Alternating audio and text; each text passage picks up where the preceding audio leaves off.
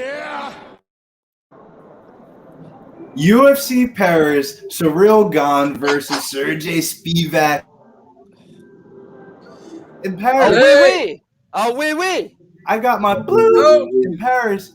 So my boys are here with me. We got the boys in the chat. Shouts to everybody. I see 2 people in the chat already becoming members. Shouts to the new members in the chat. Shouts to everybody on this nice fun Saturday. Football is upon us as well. Make sure you boys check out the new show with Low Shack and Jeff Nadu that airs at 10 o'clock in the morning. Following, we got a little UFC morning card. We early, boys. What up? We early? Was that a joke? The wee? The wee Yeah.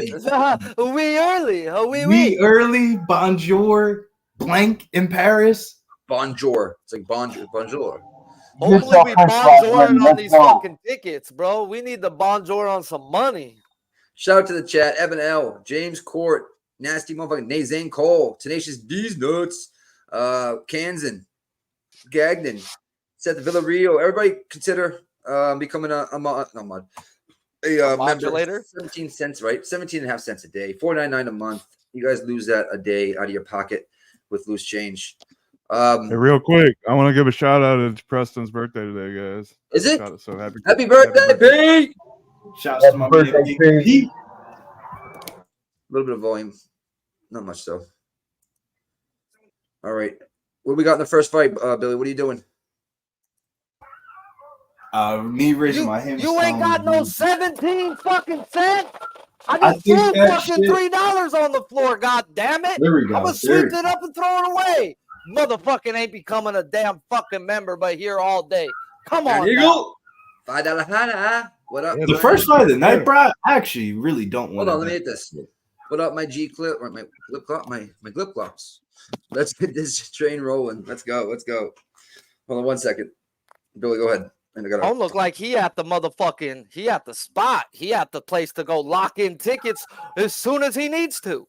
Yeah, Tone, can we get a little location drop where you at? Tell the people in the chat where you at. You got the Lakers hat on representing the West Coast. Then you got the Philly t-shirt representing the East Coast. Man, you can't come around in the hood. Yeah. You already know. I'm currently at Parks Casino in Philadelphia. You know, waiting for these fights to start. Y'all know what time it is. I have nothing on that first fight, by the way. But we'll just watch. I know, right? It's like everybody we all gotta work together to defeat. Like how we got the cash out button. Tone's sitting there waiting for his shit to cash out. He's like, I don't need to drive back, bro. We cashing. Yeah, shouts to everybody in the chat, man. The first fight under 2.5. I don't blame you. I do. What do they say on the streets and shit like that? Every UFC stream you be watching, I share the same sentiments.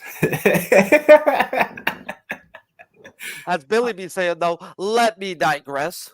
Yeah, let me digress. Oh man, you already know it's football season when we talking about let me digress, and this is very interesting. So we're on our way though. All jokes aside. You guys want to hear some real ho shit real quick before these fights start? Yeah, give us a little quick. I'm a Spectrum cable fucking subscriber. I pay $262 a month for my internet and cable, and I can't watch ESPN. I can't watch ABC. Brutal. I can't even stream the shit under my Spectrum internet. I have to turn my fucking internet off and then scroll it on my phone. What the fuck? Yeah, that's brutal. ABC, bro. ESPN. I watch ESPN at night to go to bed. What are you doing? I had to go down. You know what you should do? Soda real quick. What are you on this? Switch companies?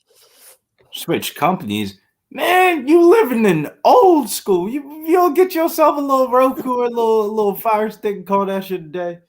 Bro, especially with the NFL show I like to do on Sundays for Pub. I gotta be ahead of everybody, bro. I got to be as live you can be when you're doing a live stream. Billy, did you say what you're doing here yet? I just go downstairs and grab my Sprite. I really want to bet the under, but like I already bet it just now. Plus 110. Under fight doesn't go the distance. -118. Okay, Tone, what are you doing? Nothing. Not a thing. You want to grab this under money with us? Come on. Big show? I I'm fucking hopping on the boat. I didn't have a bet till both of you motherfuckers said something about an under at plus money. Nah, somebody put it in the chat. I said we all got to work together and defeat the juice. James Court said first fight under 2.5. Bill Wither says I like Cavanti round 2 plus 600. And I agree with both of those comments. But to be honest with you, when they show Zyra Farm on the screen, fuck the tape, fuck the film, fuck her win streak right now.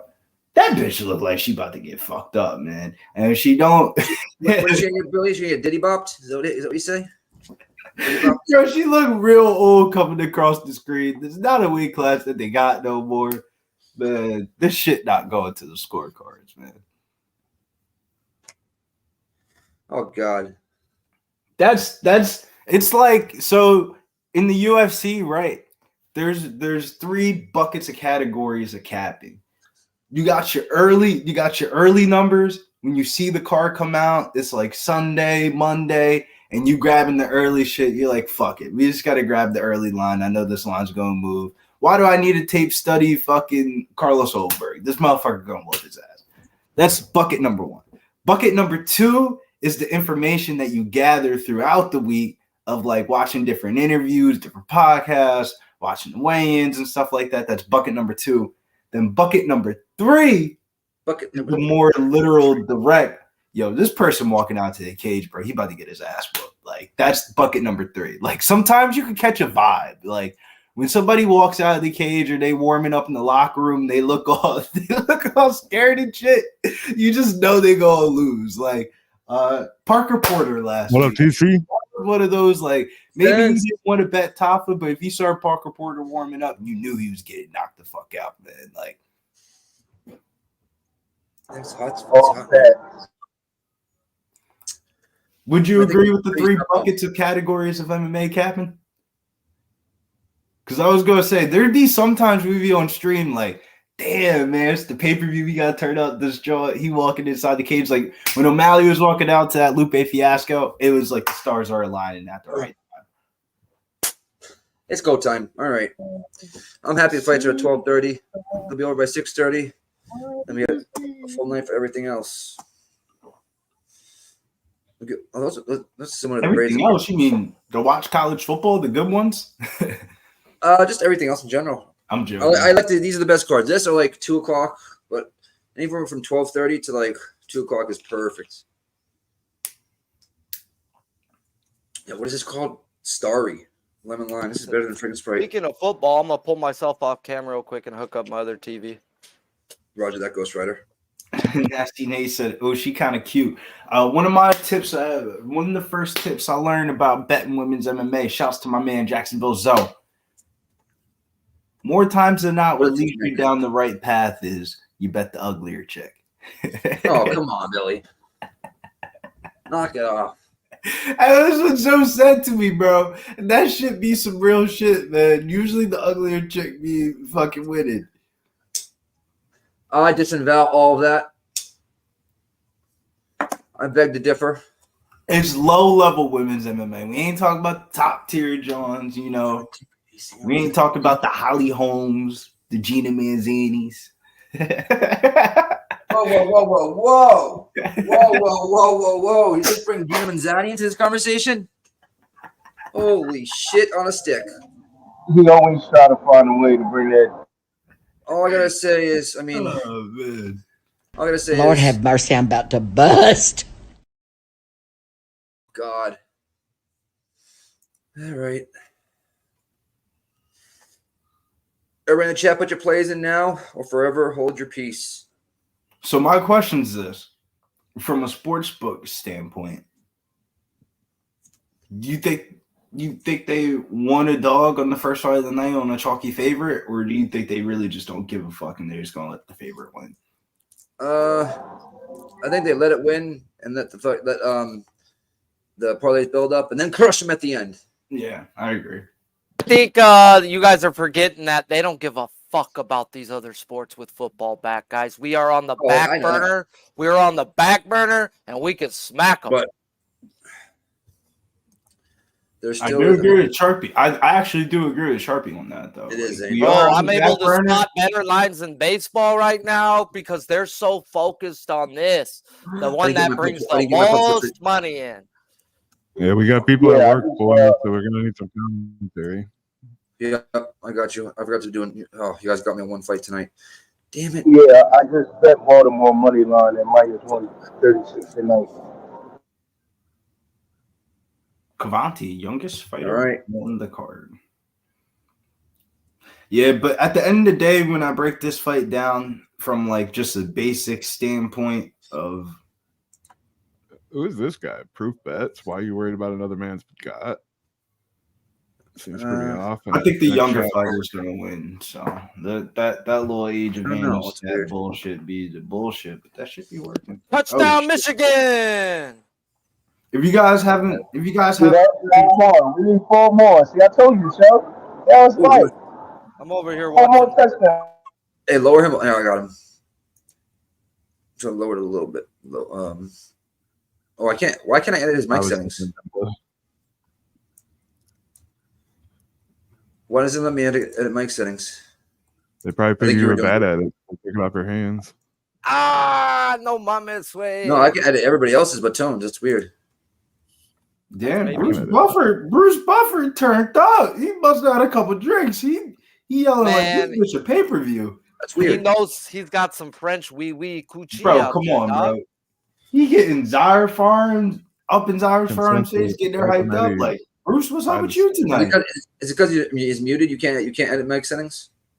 Yeah. That must be new. Here we go. Let's get ready to rumble. Commence fight. I will say the one thing that I was thinking about was a lot of these fights are favored to go to distance tonight. 5 out of 11 are favored to. Yeah, I was thinking that. That was just pissing me off a little bit.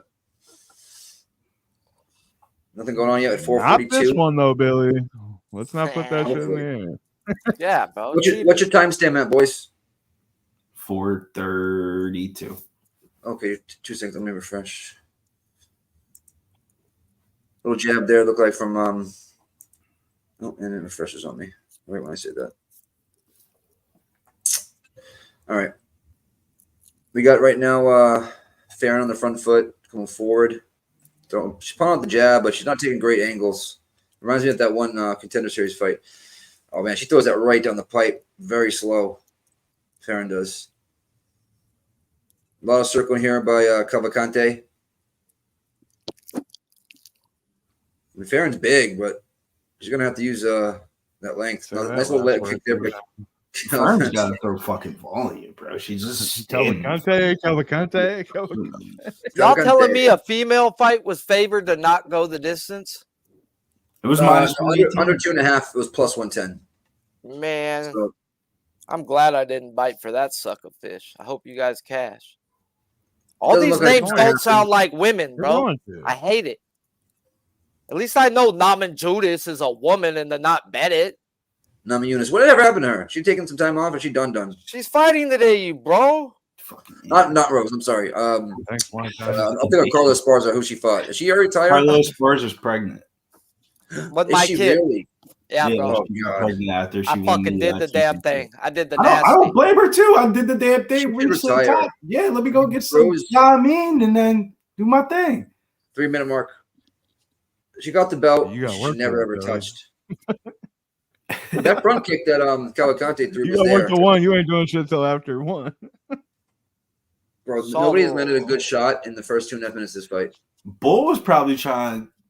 Yeah, I mean, way earlier than what she was probably wanting to, and she was like, "You want me to be the breadwinner, right? Let me win the chip first." This is brutal. This is fucking brutal. Yeah, this is probably the worst under bet I've ever bet in my life. Oh my! I'm literally saying that with 2 minutes in the fight. You still got 10 minutes. I think someone's gonna have to hurt themselves. No, somebody's got a gas. Bro, an ankle or something. No, somebody's got a gas. They're starting a couple shots now, but nothing. How big. they gonna gas with a bunch of pity patter? They doing a lot of running. A lot of running. They're just running. I mean, they got their Nikes on, but not enough. They're He throws that overhand right so slow, it's ridiculous. they're both just doing the little. What you gonna do? You So you gonna get the throw leg first? kick. I'm gonna throw first. Can't fight, can't You stand. The bitch. front leg is getting picked apart. That's how they fight. Oh, B Jizzle said I got Madison Keys. Another low ankle leg kick. That's what. This broad's horrible. Nice overhand right by Cavalcante there. Got it right Man, in the if punch zone. Madison Keys got her fucking serve, she should win. It all comes down to that. Oh, nice overhand right by Cavalcante. How about Djokovic dropping a couple? Bro, Everybody's let's not talk to me about that right now, okay? What up, Rick? What up, B Jizzle? Matt I'm a W. fucking idiot who put Djokovic 7,500 on a 3-pick, and I don't even know what he did to that 3-pick, and he made me sweat. Like what, 20 cents? She's smoking her, but it's like just not what you would think. Like nobody's getting smoked here. Smoking. Nobody's getting smoked in this fight. Bro, she's landed like 40-something strikes. Nobody's getting smoked here. It's impossible. On the judges' scorecard, she's getting smoked, I should say. She's probably losing a round, but I think getting smoked is a little bit of an understatement. 31 significant strikes to 6. That's Bad getting smoked. But they're like pity pat. You know what I mean? Do you guys? All right, or maybe I'm wrong. Do you guys think that she's getting smoked? Did Michigan not score a second touchdown? I was watching a replay. Well, Do you guys? Oh, it's a bad eye poke. That's a very He bad eye cares because poke. he's got money on it. Fuck it. Yeah. Yes, they do. Yes, they did. It's 14 nothing. Fuck it. See, there you go. If he's asking, bro, he cares. He cares. I'm joking. He's a Michigan fan. Do you guys think anybody's getting smoked in this fight right now? yes. Up until Billy, that what eye do you poke, she getting smoked. Cavalcante's eye. Yeah, there you go. She getting Telling me smoked. he got smoke in it right now. That's a clear. All right. I should. It was a horrible eye poke. It was my a middle language. finger. I It should was a middle quit. finger too. Quit. Look, that was. Oh, she double fingered her. Oh, that sounded bad, but you know what I mean. Double finger blasted. Finger bang, bang, They bang. say back all to through the 17 night. years old. No, none of We that. go to the 1 movie minute, 2 theaters. left. I believe I was like 12, 13 in a Nick, you're church the one trying band. to get us canceled. That I mark know made. Nick's trying to get us canceled, man. I wouldn't say she isn't getting. All right, let me reword myself. Fucking gutter mind. He isn't smoking her. It's just a clear 10-9. Yeah, that's better. What did the chat think? Was there any smokage going on? Smoke nothing, Rick said. Smoke these nuts, he said. These nuts. I added these nuts part, sorry. It was fun. It was good. It was a good eye. Did she? Her eye's not feeling that well. No, that great right now. Is that Quit. Sarah's Come on, Quit so we cash these unders. Quit. That'd be Quit. beautiful. Quit. Quit. Give me my All right. money back. I'm I sorry. thought you I said shouldn't you have bet should. no women's MMA. What is he doing? He's opening the tissue. Okay. I'll take my money back. Doesn't that ref look like Matt Taking Sarah's my kid? money back right now is a fucking win, man. Like, There's Matt Sarah's long lost kid. That ref. I'm if telling she you. comes back, bro, she ain't even gonna throw. She's gonna throw less volume than she was throwing Of before. course, we're fucked. Our under 2.5, light it up right now. I would literally light it up right. Well, no, that'd be pretty dumb. But all right, now say there's 8 fingers. Say 8 fingers. Now say 12. I think she guessed right. I love how they give him 2 times. You fucked up the first time. Let's do it again. 2.5 minutes she just got right there. That's the whole. That's the whole half round just about that just went by. 2:40 at this point. Yeah, but I will say the one thing, like from like a fan perspective, I love when people come back quicker. But from like a real life perspective, bro, you get 5 minutes. I'll take all 5 minutes, man. Well, it depends. If Not enough you're people do it. if the person you're fighting is gassed, you don't want. Oh, okay, big shots then at the end. But if your opponent's gassed, right, you don't want to give them too much time to, gather I'm their. taking all 5 their minutes. wits. Nope, I'm taking all 5 minutes. Even if you got your opponent gassed and almost out of the fight, you're still taking your 5 minutes. Taking my 5. That your fight IQ is just phenomenal. Bro, Colorado's looking kind of good for how much people bash them this year. Oh, No, Deion hey, Sanders is coaching them, right? Yeah. What's the score? What's the score, Sharpie? 7-7 Colorado driving. Well, Second quarter. I was saying the tone. We knew the offense was gonna be all right. It's just the defense. We don't know about that. Like he said, bro. I'm bringing my luggage, and it's Louis Vuitton. He brought in 60 players. They brought in 60 fucking studs, bro.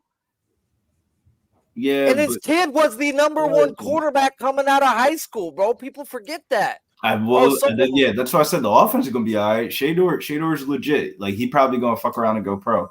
Colorado, he wasn't coming if he didn't have a defense, bro. I just don't see Sanders setting himself up, and he got God on his side. Bro, the only reason why I said that is because the other school they use at Jacksonville State, bro, their defense is trash. Yes, bro, but what type of recruits are you getting at Jacksonville State compared to Colorado?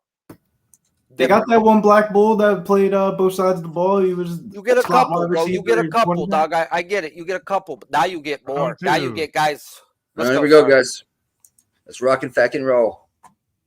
Round Deuce of the most boring fight in MMA history. Oh, no, it's been worse than this, but 448, 447, 446, 445.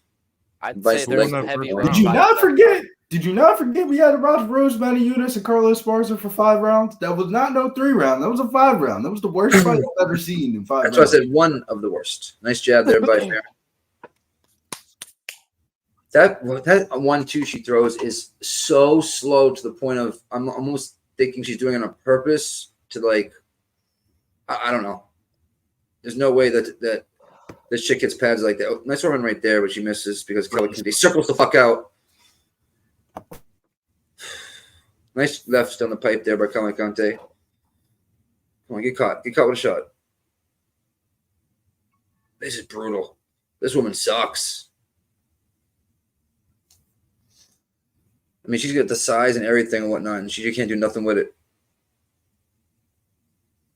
350 mark.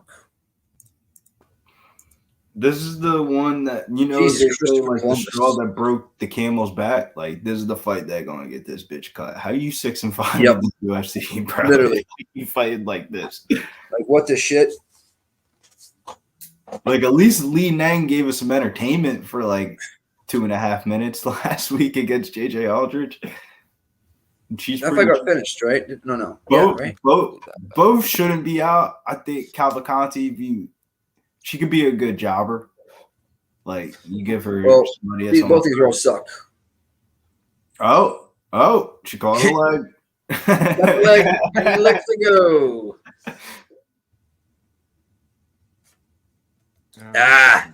Oh, he got that shit.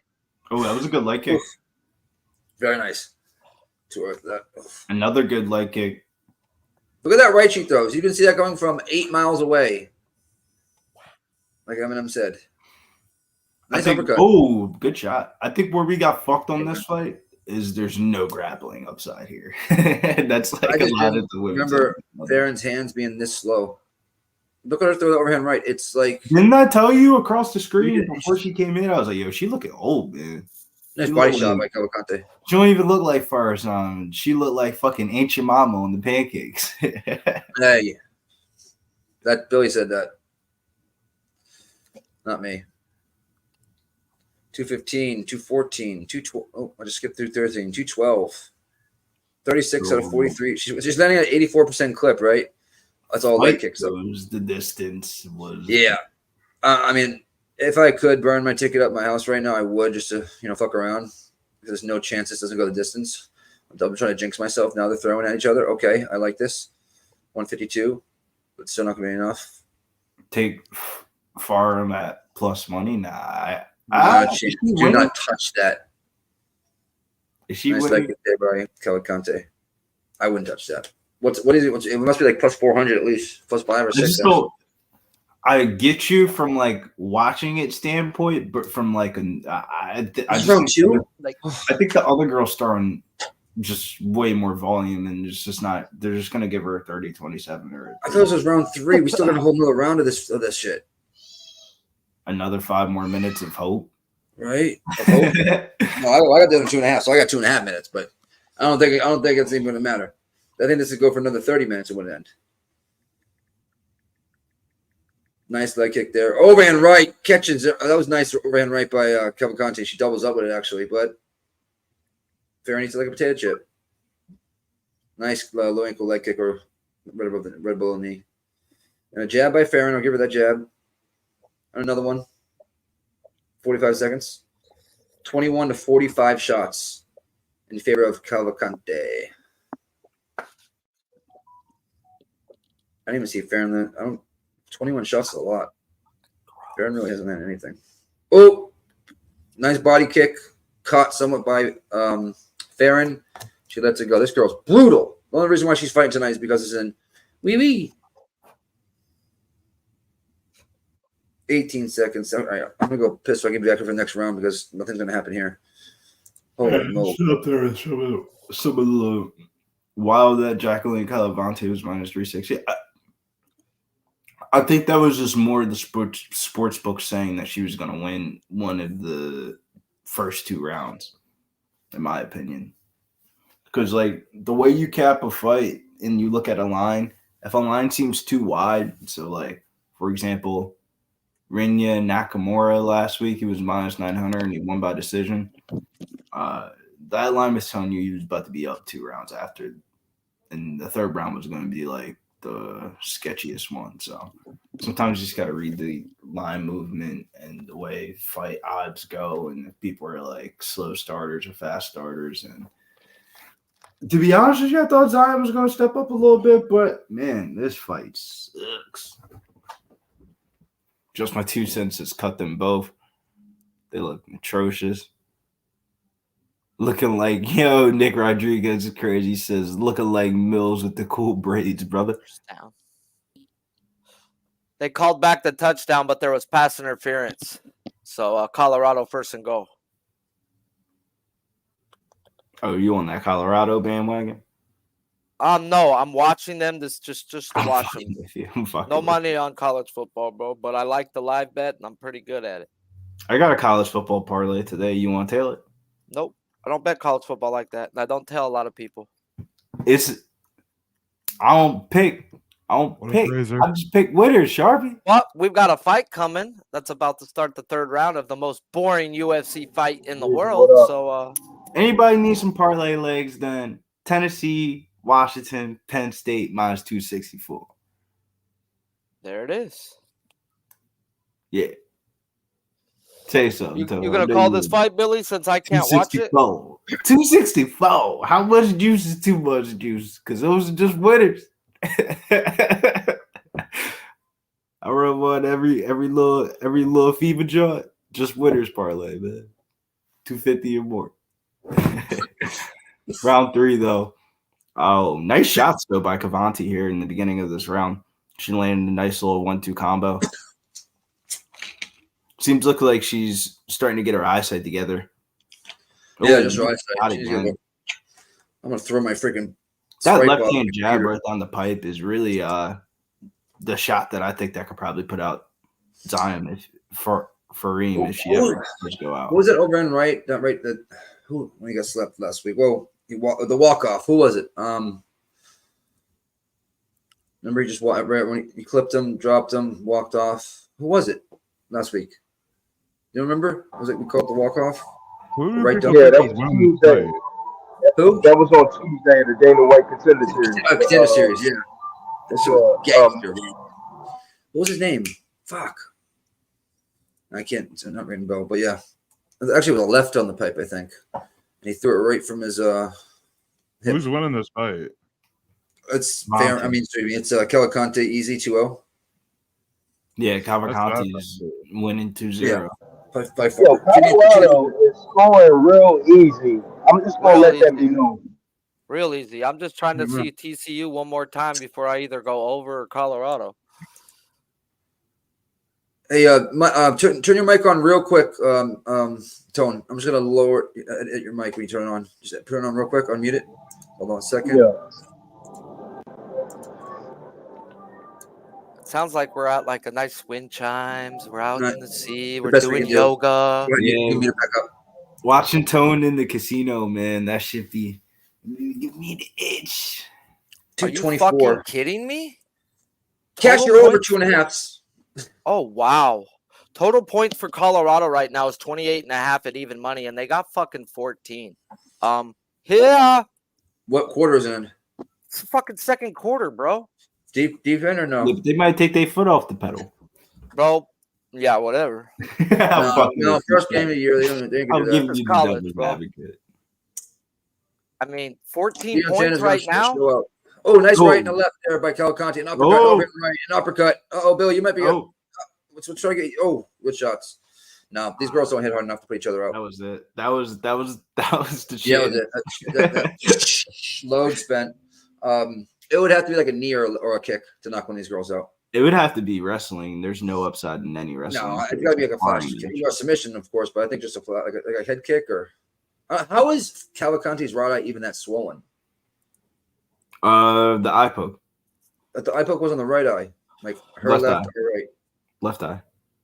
Now, if you're looking at her, it was the right. Oh, big overhand right by Farron misses with 1:10 left. Well, If you don't get those 15 minutes back in your life. No, you don't. And if Farron raises her fucking hands after this fight like she won, I'm gonna flip out. That was She's pouring it on at the end here, though. She's going for it, but too little, too late. Day late, and I doubt that's short. Going for it. We got 44 seconds left, guys. That fight sucked, though, bro. Oh, this is horrible. I shouldn't even put that bitch on the card. This shouldn't even be on an LFA card. Nah, and you know what, bro? You know how people be shitting on Bellator about the post limbs? They should have had a post limbs and do that shit on the post limbs. You won't watch Look it. at that. She shoots. Look at this. She shoots for a takedown with 23 seconds left in the fucking fight, let alone a round, and she doesn't get it. She's about to get taken down. In fact, nope. Was out and overhand right lands by Cavalcanti with 10 seconds left. Wow, that's some fight IQ, guys. She needs a knockout. Nice check left hook over top right there by Cavalcanti. 2-1. Big overhand rights by Cavalcanti. Easy dub. I'm calling it unanimous. 30-27. Clear 30-27. Yeah. Clear. She raised her hands like she won. I knew it. It bugged me. Why do these girls do that? Yes, 2 cents. The nightmare is over.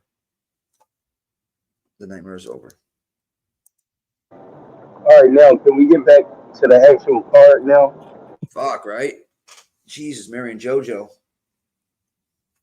That was brutal. I know, bro. That shit got me yawning and shit. I'm like, yo, that was bad. That was bad, man. It just wasn't a good kickoff. You know what I mean? Usually they're good at that, at least. You know what? Want to start going over Basharat and Rodriguez before it takes off everybody's cards? Yeah, I'm gonna blow my nose, but I'm gonna keep my camera on. I'm right there. He said blow his nose, but his camera. All right, we got Farad Yo, Basharat. mute yourself, dog. Mute yourself. I don't want to hear that shit. Yeah, he's muting himself. He said, I think, at least, hopefully. Let's pray. All Sean. right, that's Nikki, bro, that we got to worry about. Fuck you. The hell are you talking about? Maybe it's been a few years, but Wait. I would burp and not say excuse me. Fucking 2 years ago. God. Oh, strike I thought me. we were talking about pissing with the fucking microphone on. No, that was never me. That's somebody else you're talking about. That's why we used to use the. That's why we used to go, oh, whatever that fucking shit is, and order food. Alexa, order me some Chinese food. She's off right now. No, it's when I used to go down and get a beer. You guys used to do that. Nah, man. Mm-hmm. All right, anyways, in the background. Is this guy really trying to say he was never a mic pisser? This motherfucker is he's trying to say, bro, that he wasn't find me, a mic all pisser. right, find me a clip. I'll pay you $20. No, this is Discord, bro. When we were in the Discord all day, we never said when we hung out on camera all day. I was gonna say you would go walk away and piss with your microphone on. Yo, facts. I mean, but Billy, you've done that 100 times too. What are you talking about? Yeah, we're not and saying Sharpie that, would yell at me. He'd be like, "I know you're not shit." We're in a locker room, men. All right? Hey, I'm a think pisser, bro. I walk straight to my fucking sink and piss whenever I want. Sorry. Okay. So, Rodriguez, what are you doing? -400, come back at +310. I've got a parlay to pay out with tennis already cashed that even money for me with this -400 favorite that everybody's on. I'm gonna take a long shot in this. I hope you lose this fight. I'm feeling the long shot vibe in this fight. Chase plus 125. And you know what?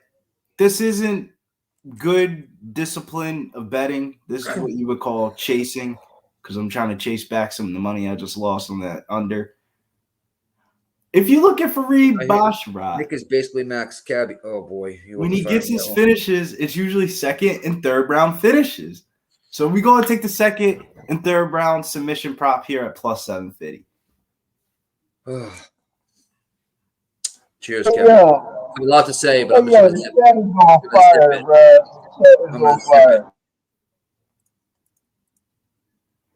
just gonna Yep. They gotta have more alcohol. Oof. The scoop. Kevin likes to talk over people. Number one. Number two. Ask weird questions to only fangirls. Number three. Oh, wait. Yeah, somebody got that parlay right there, the scoop. That's you, show? What? Yeah, Bro, that's the podcast. Oh, no, that's the locker room. Yeah, that's Angles. What is the odds come to? Plus 133, is that what say, or 139? 139.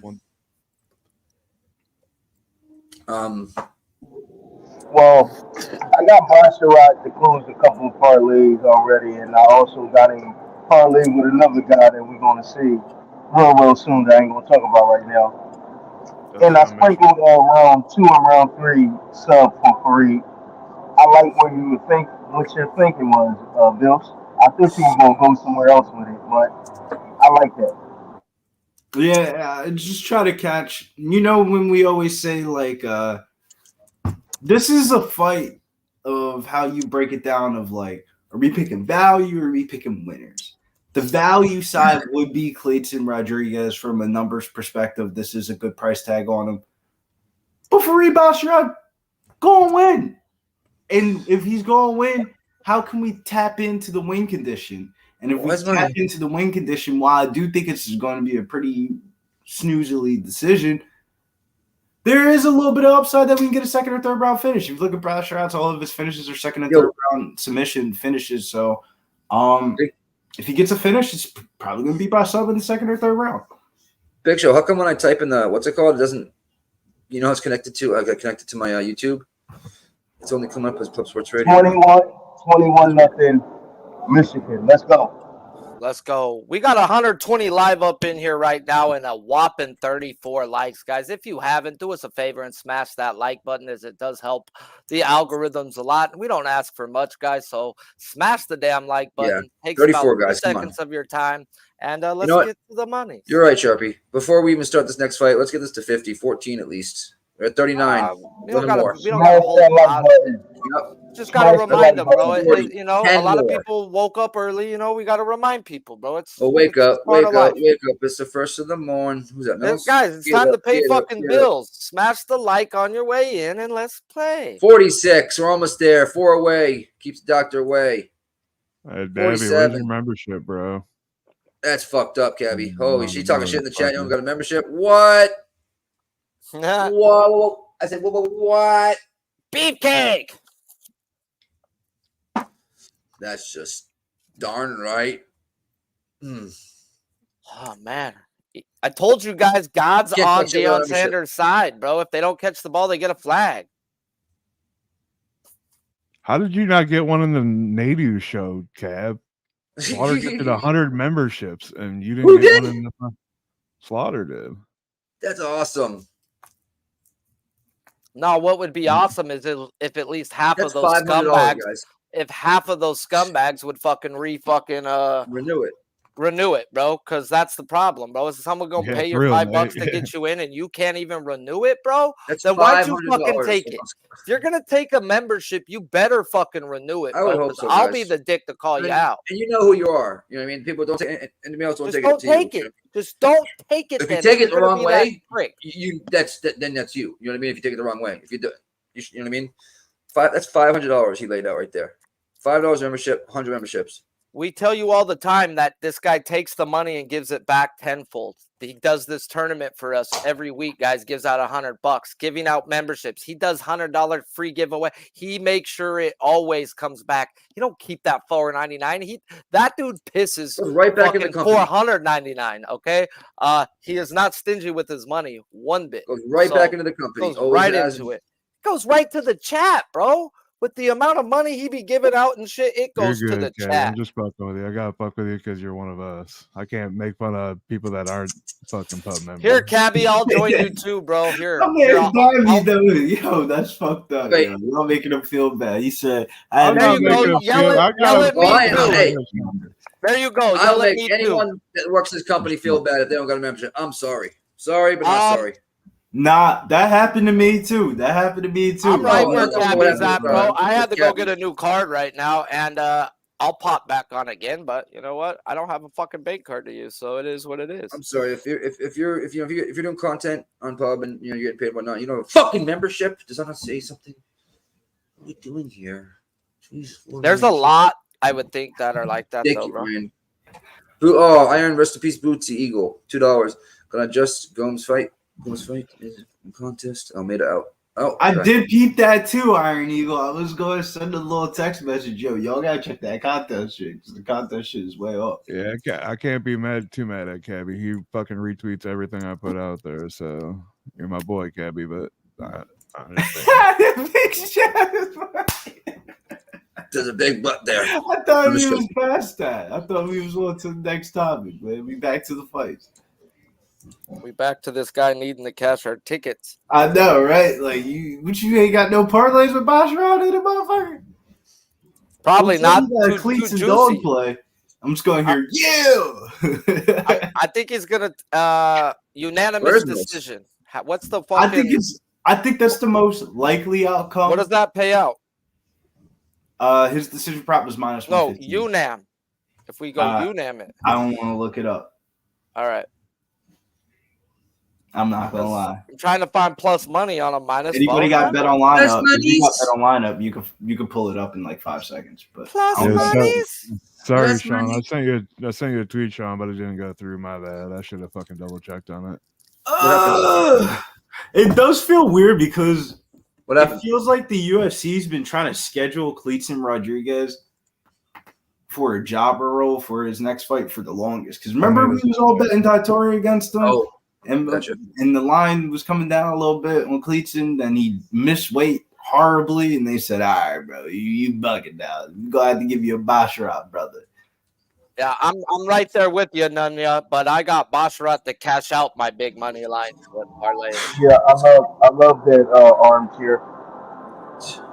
Basharat, ITD plus 200. I got the submission prop round 2, round 3 plus 750. Come ride with me. I'm doing the Billy Bills. Come ride with me. Come fly with me. If you want to come and take a ride with me, take a bet ski with fucking Billy. Oh, you almost got us copyrighted there. Hey, bro, fucking word for word. That doing perfect, bro. word for word. Hey, I might or might not have had a Band-Aid under my eye growing up. Yo, I ain't gonna lie though. Oh God, no Puerto Rico was wild tonight, man. Nelly was that dude back in the day. Yeah. He's got some great country shit out right now. St. Louis. Big leg kick. He popped out when everyone was doing gangster rap, and he did his own. Bro, he's got some dope songs out there right now. Cleetson's coming out hot. Basharat early takedown. Cleetson funds takedown. That's good. That's what we want. We want him in gas so we can sum his ass. Around 2 or around 3. Let's go. Rodriguez is looking for that neck right now, but I think he's going to use it to transition here to the back. Yeah, you just got to be careful. Yep, he tried, but good takedown by Basharat. We might be on the wrong side here. Basharat on Don't top. say that, coach. No, I think we're all right. Well, I'm not on the side. I think Basharat's the pick here. It's the first round, bro. The first round's going to be the sketchiest round of this fight. Cleetson Rodriguez. Big Show is behind you, Nick. No, is he? Oh God, what just happened? Now I'm really behind. My shit just flashed and froze. So refreshing. 341, 340. Whoa, I'm at 347. Are you serious? Shit. Yeah, I love this. I'm just making a shit up, You know, He's lying all over the YouTube stream. Rhetorical question. I got 331, 330, 329. You can see the way Rodriguez is hipping out, even though this isn't like a traditional choke series. He's definitely uncomfortable. Hey, what's your time? Show 315, 314, 313. Yeah, identical. He's in mount right now. Short shot to the side of the head with 305 left. Oh, that was a nice little like short uppercut. Oh, good roll though. Wow, that was okay. I'll give him that. That was a hell of a freaking transition there. That was a hell of a sweep. In for a double leg. Fiorot with the good hips here, with an overhook on the right side and an underhook on the left side. Good knee though by Rodriguez. Fiorot now turns Rodriguez against the cage, going for a single, and he's about to dump him. Nope. Yep. Nope. Oh, big overhand right, just misses. He tried to go for the leg. That was actually pretty. Wow. Look at his balance. Oh, takes him down finally. What did he have? His leg for 25 seconds in the air? Shit.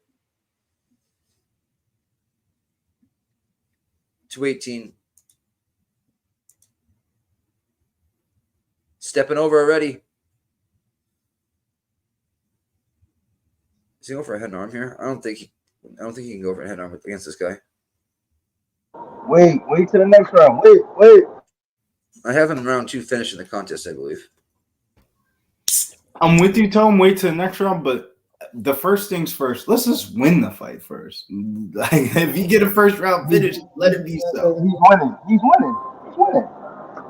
Nice elbow by Fiorot, 144. He's trying to pin the arm down, overhand right there on top by Fiorot. He's inside right now. He's winning, but Rodriguez did have he did have his moments. You think oh, big elbow. You think the judges remember that shit? No way, Jose. Yeah. Big elbow. Look at the elbow by Fiorot. Oh, it was nasty. Oof. See, he posts up and throws an elbow. Beautiful. Wrist control here by Rodriguez. Short elbow by Fiorot. Now he could be going for a head and arm. I see he's trying to lock that shoulder in. He just half guard cruising. He's staying half on purpose. He can control him here. He won't get swept. Oh, here's the head and arm. Oh, there it is. Come on, baby. Let's go. Cash it. Let's go. Yeah, let's just cash all that money, man. Let's go ahead. Cash all that money. Let's just cash the ticket. Pay me. I wanted to round 2, minus round 400 3. cashes, and I'm praising and singing Good I don't give a fuck. As long as I win, right? Good shit, Bill. With Sharpie on that. No, I didn't get the round 2, round 3. I'm just saying. I thought you bet. Take some shots at me for screaming about a 400. Round 2, round 3. I'm going to the car. Head arm was there. Charge this. Good money though. You know someone's coming in loud.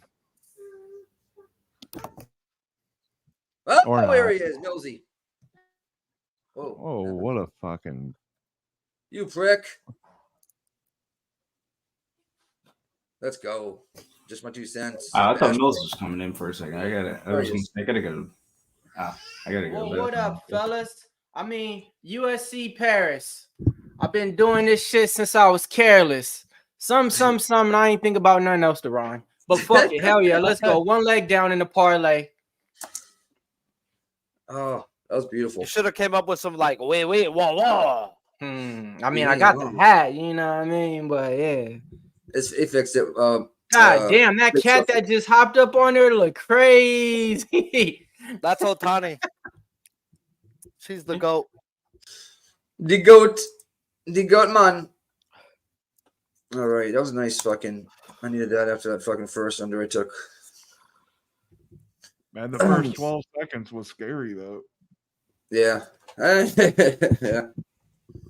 It was. I hate the first part of the parlay coming and just starting like that. You just want the first one you just want to see dominance. You know what I mean? Like, that's true. Yeah, facts. He looked like a minus 400, yo. You did? Yeah. Bro, he took him down. He softened him up with some nice elbows. As soon as he had that had an arm. He went for it, and it was a wrap. I mean, that was a pressure choke. That wasn't even a I'm out of air choke. So that's how tight that motherfucker squeezes. You know it, Sean. Fiorot brothers looks as advertised, man. He had a close fight against excuse me. Who was it? Blackshear last time out. But this one was just a dominant showing, man. And this is what you want. This is why this fight was on early on. They were trying to appeal to the Middle Eastern market out here because that's where he's from. So yeah, man, he's definitely looking good for the Fiorot brothers. The Fiorot brothers. This next fight, Mills. Tell me they're going back to the women here. Are they?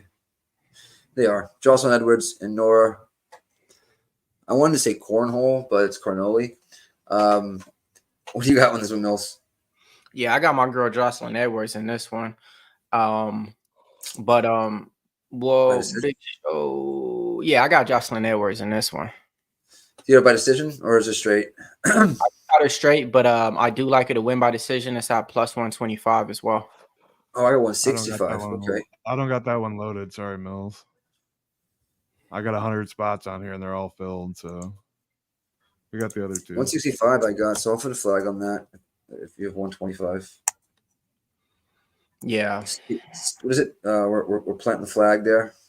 Michael Buena Edwards decision plus 165 as well. There you go. What about our video? Armchair says, I don't think it would be that fast, but at plus 200 inside the distance, I feel like he was going to beat him up and break him down for the sub. Consensus, 68% Edwards, 81% by decision. So consensus is Edwards by decision at plus monies. 1 second. I like that. 1 second. I knew Colorado was going to cover that 21. They going to beat TCU outright. Man, hopefully y'all took that plus money with them, man. Colorado's going to put an upset of the week. On top of that, they definitely going to cover that. As you say that, they just fumbled the ball on their own 30. The Mills curse is even God, live. Mills, stop. Damn. Even in I college. need Colorado. That's I'm crazy, hoping they Mills. say he's down, That's bro, crazy. but I think that ball's out. I think the ball's out. Damn. I had to come smoke, y'all. I had to come to the well and smoke, man. It's How the casino treating you?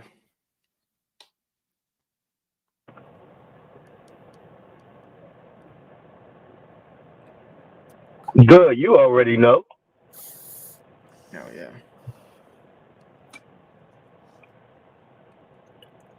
Not bad. That Fareed was the first leg to cash some shit. And now I need one more. And then we lobbed that through the stream after that. Yeah, a lot of people was talking about, Jocelyn Edwards, the way that she looked on the scales. She looked great.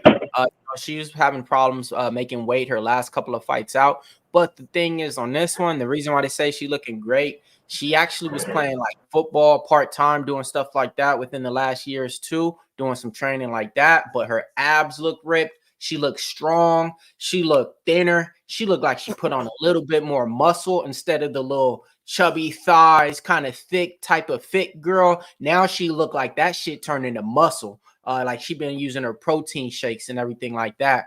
Her opponent's making her debut. She gonna have the crowd behind her. She's a strong chick. Kind of reminds me of like Jessica Andrade with her body form. I'm just going off of this. I think Jocelyn Edwards going to be able to keep it out range, stuff a few takedowns, and add up all those striking volumes. She's one of those fighters that love to throw leg kicks time and time again. She has no knockouts. All of her 6 fights went to the distance. I think this one she might be able to get her first finish. So I'm gonna go ahead and say Jocelyn Edwards might be able to get the KO in round 3. But yeah, man, I like Jocelyn Edwards in this spot. Got her at a minus 110. She's all the way up to a minus 125, minus 130. People start betting it after the weigh-ins. But yeah, I like this one a lot. I'm completely off this one, boys. I don't want no action in this one. Let's see who the chat got. I got Jocelyn Edwards in like 3 DFS lineups. I like their format, weigh-ins and stuff like that. She didn't look like she struggled. Looked like she had a good camp. So, that's the way I attacked her this time. I ain't got no actual action on her. Got it. Yeah, Mills curse is real. Yeah, it definitely is. So, man, bro, I was the guy. Y'all remember that Yankee game this year when they were up like 7-2, and then they blew the league in the 9th inning? Yeah, I was the guy who told my coworker. You fucked me, bro. That was me. I told my coworker, and Miami. I brought it out right Marlins. before that inning because I was like, I think I feel good now, right? And bro, like it's real. This shit is real. So yeah, they scored 1 in the 8th and 5 in the 9th. Couldn't even believe off Holmes, off our fucking closer too, bro. To where I was with 2 outs and no one on.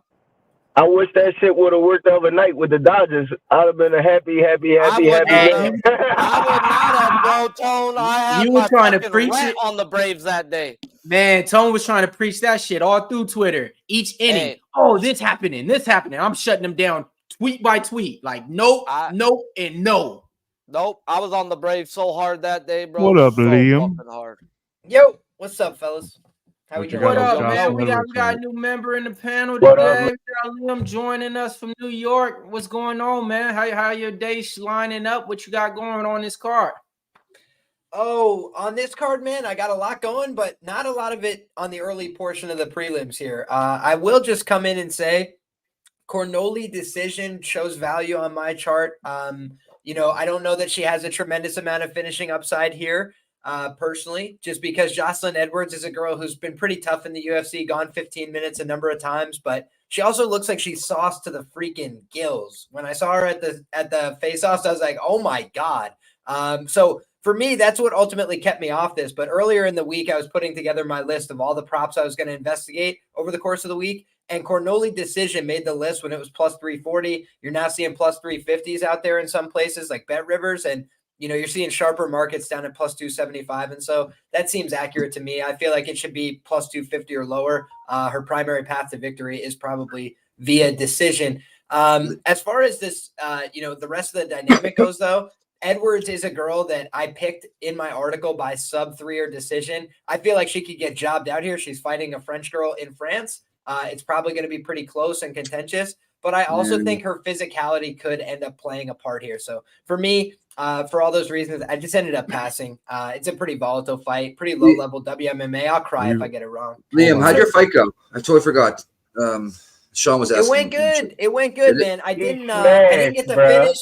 I was disappointed, brother. I didn't get to finish, but it was a tough guy. It was a good opponent. Good to be back out there competing again, and it was a blessing to have the opportunity. Did you still get the W even if you don't finish them? Was it like 12 points? Yeah, there's still a judge's decision. I did get the decision there. It was funny. I felt bad actually because the guy after was like, "Hey, that's unsportsmanlike." I was flexing on him a little bit at the end of that. But the truth is, dude, I want to explain this.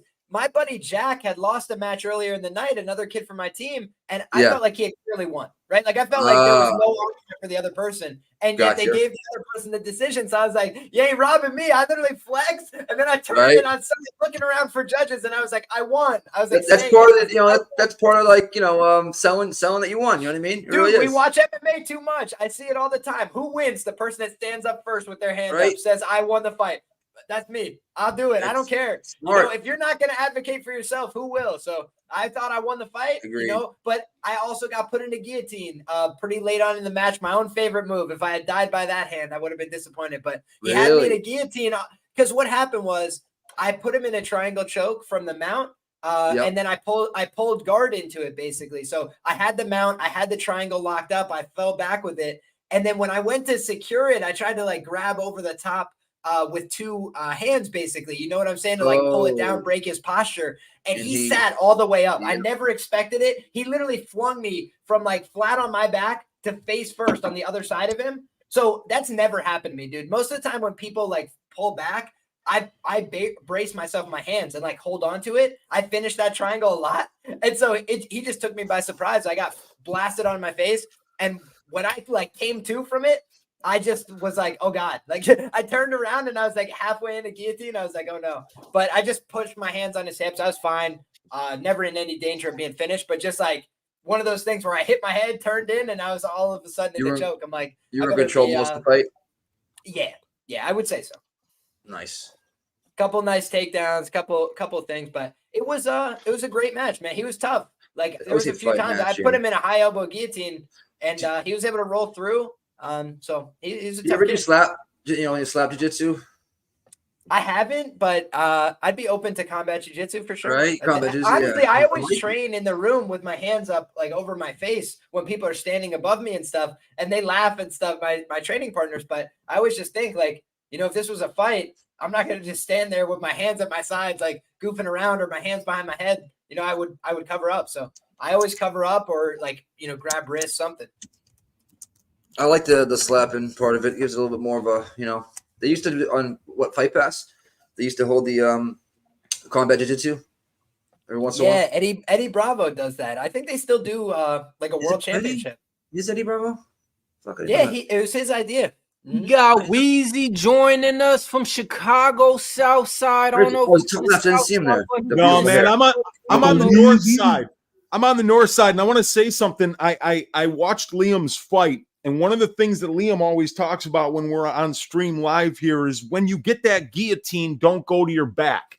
And you can watch a man practice what he preaches in that fight where he gets the high elbow guillotine, and when he realizes it's not quite going to finish, he's right back on top. He's right back to a hip. And that's the difference between a guy like Cody Brundage, who's pulling guillotine and winds up on his back, then getting his head down to the canvas. And a guy that knows how to use that guillotine, not only just to try to finish the fights, but also to have that plan B if it's not going to finish, to get back to a dominant position where you don't wind up on your back. So yeah, great job in that fight, Liam. That was a really good match. You dominated it from pillar to post. Great decision win. Well done. Where can we rewatch it? So I did post it on my YouTube. People can check it out there. Liam Picks Fights. If you're interested, it's a jiu-jitsu match. There's no punches and kicks, but it is, walkouts included. I think it was a fun time. It's a short enough match that I think even if you're not a huge grappling fan, if you just want to see two people scrap, we brought it into wrestling watch. As well. I didn't mind it.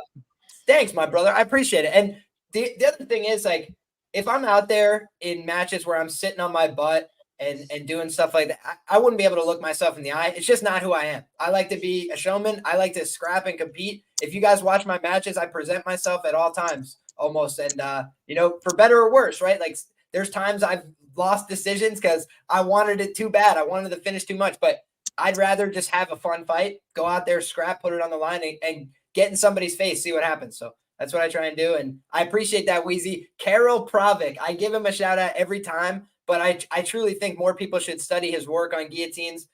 Fascinating guy. Silver Fox BJJ teaches Aaron Blanchfield and the like. One of the best jiu-jitsu instructors out there. His guillotine fundamentals, I steal them all and put them into good use. And so shout out to him. I know nothing. I just know that I'm smart enough to know nothing and learn from Karol Pravic, the Silver Fox. Silver Fox.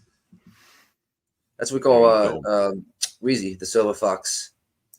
Yeah, man, I've got like those mandrake streaks, the gray streaks along, and then my entire beard is going gray, man. It's absolutely terrible. The only advice I could give the rest of this crew is just don't get old. Don't do it. Die young and leave a pretty corpse. It's much better. You'll be remembered in a way that's fantastic, and you won't look like your Uncle Weezy here. I have brown hair and I have white hairs. I don't have any gray. Like it's like I skip gray. It's either brown or white. Weird. It's like bright tan hairs. They're not really gray, man. They are white. It's weird how it works, dude. It's wild. Like what is Bruce Buffer wearing? Is he going to a wedding right after this? He might be. Fudge. He's got like a friggin' what's trending on I'm getting Twitter. wrecked, bro. Spanky. People are clipping me now on all these streams, bro. I got too many screenshots out there. I'm a dead man walking, dude. What happened? You know With what? all these things, man. I'm just sitting here existing. I'm getting caught every which way, dude. That open mouth, like laughing, joking. When I did the thing of the girl looking like a ghost, people clipped that too. Oh God. Stuff, When I said Amanda Lemos looked like a ghost, like people clipped that out. That's when you know you made it. That's when you know you made it, though. When you got they're clipping it and putting it into like a bad context almost. Is that what you're saying? Yeah, not in a bat, just to make fun of me, which is completely fair and within bounds. You No, douches. I mean, dude, you gotta be able to laugh at yourself in this life, right? Yo, I'm super literally on pause screen in the going, chat. "Oh!" Man. Super pause in the chat. Somebody said Wheezy's sexy as fuck. Pause. Billy, pause. For reading it, pause. I'm saying. Fight source. Fight just starting. Fight just starting here. He's like, fight just started. Let's get the. Yeah, man. Got Jocelyn Edwards and Nora Cornhole. Gonna see who wins this one. Edwards gonna try to keep it standing. Cornhole gonna probably try to get this into the clinch and on the ground. We'll see who did you guys have? I'm picking Cornhole by decision, but I don't have any bets here. I took Edwards. See, what happened was I ended up falling on Cornhole as my last player in my single entry. Yeah, and then that'll happen. That'll happen, especially when you're not sober. Cornhole. So I bet it. I said, you know what? Fuck it. If I have daily fantasy exposure in it, I'm gonna bet the money line. So I got the money line plus 108. Okay. Bill, you fell in a cornhole? But when I do one of these, this is just a bullshit bet. It ain't one of those bets. Yeah. Like, it's just a bullshit bet. Like, we're just having fun with the boys. There we go. I'm gonna waste 15 minutes of my life watching it, so I might as well have something to report. I hear you too, us degenerates. Oh, Jocelyn just landed kind of a pretty crisp left hook there to Cornhole. Oh, great. What's the record with girls wearing t-shirts?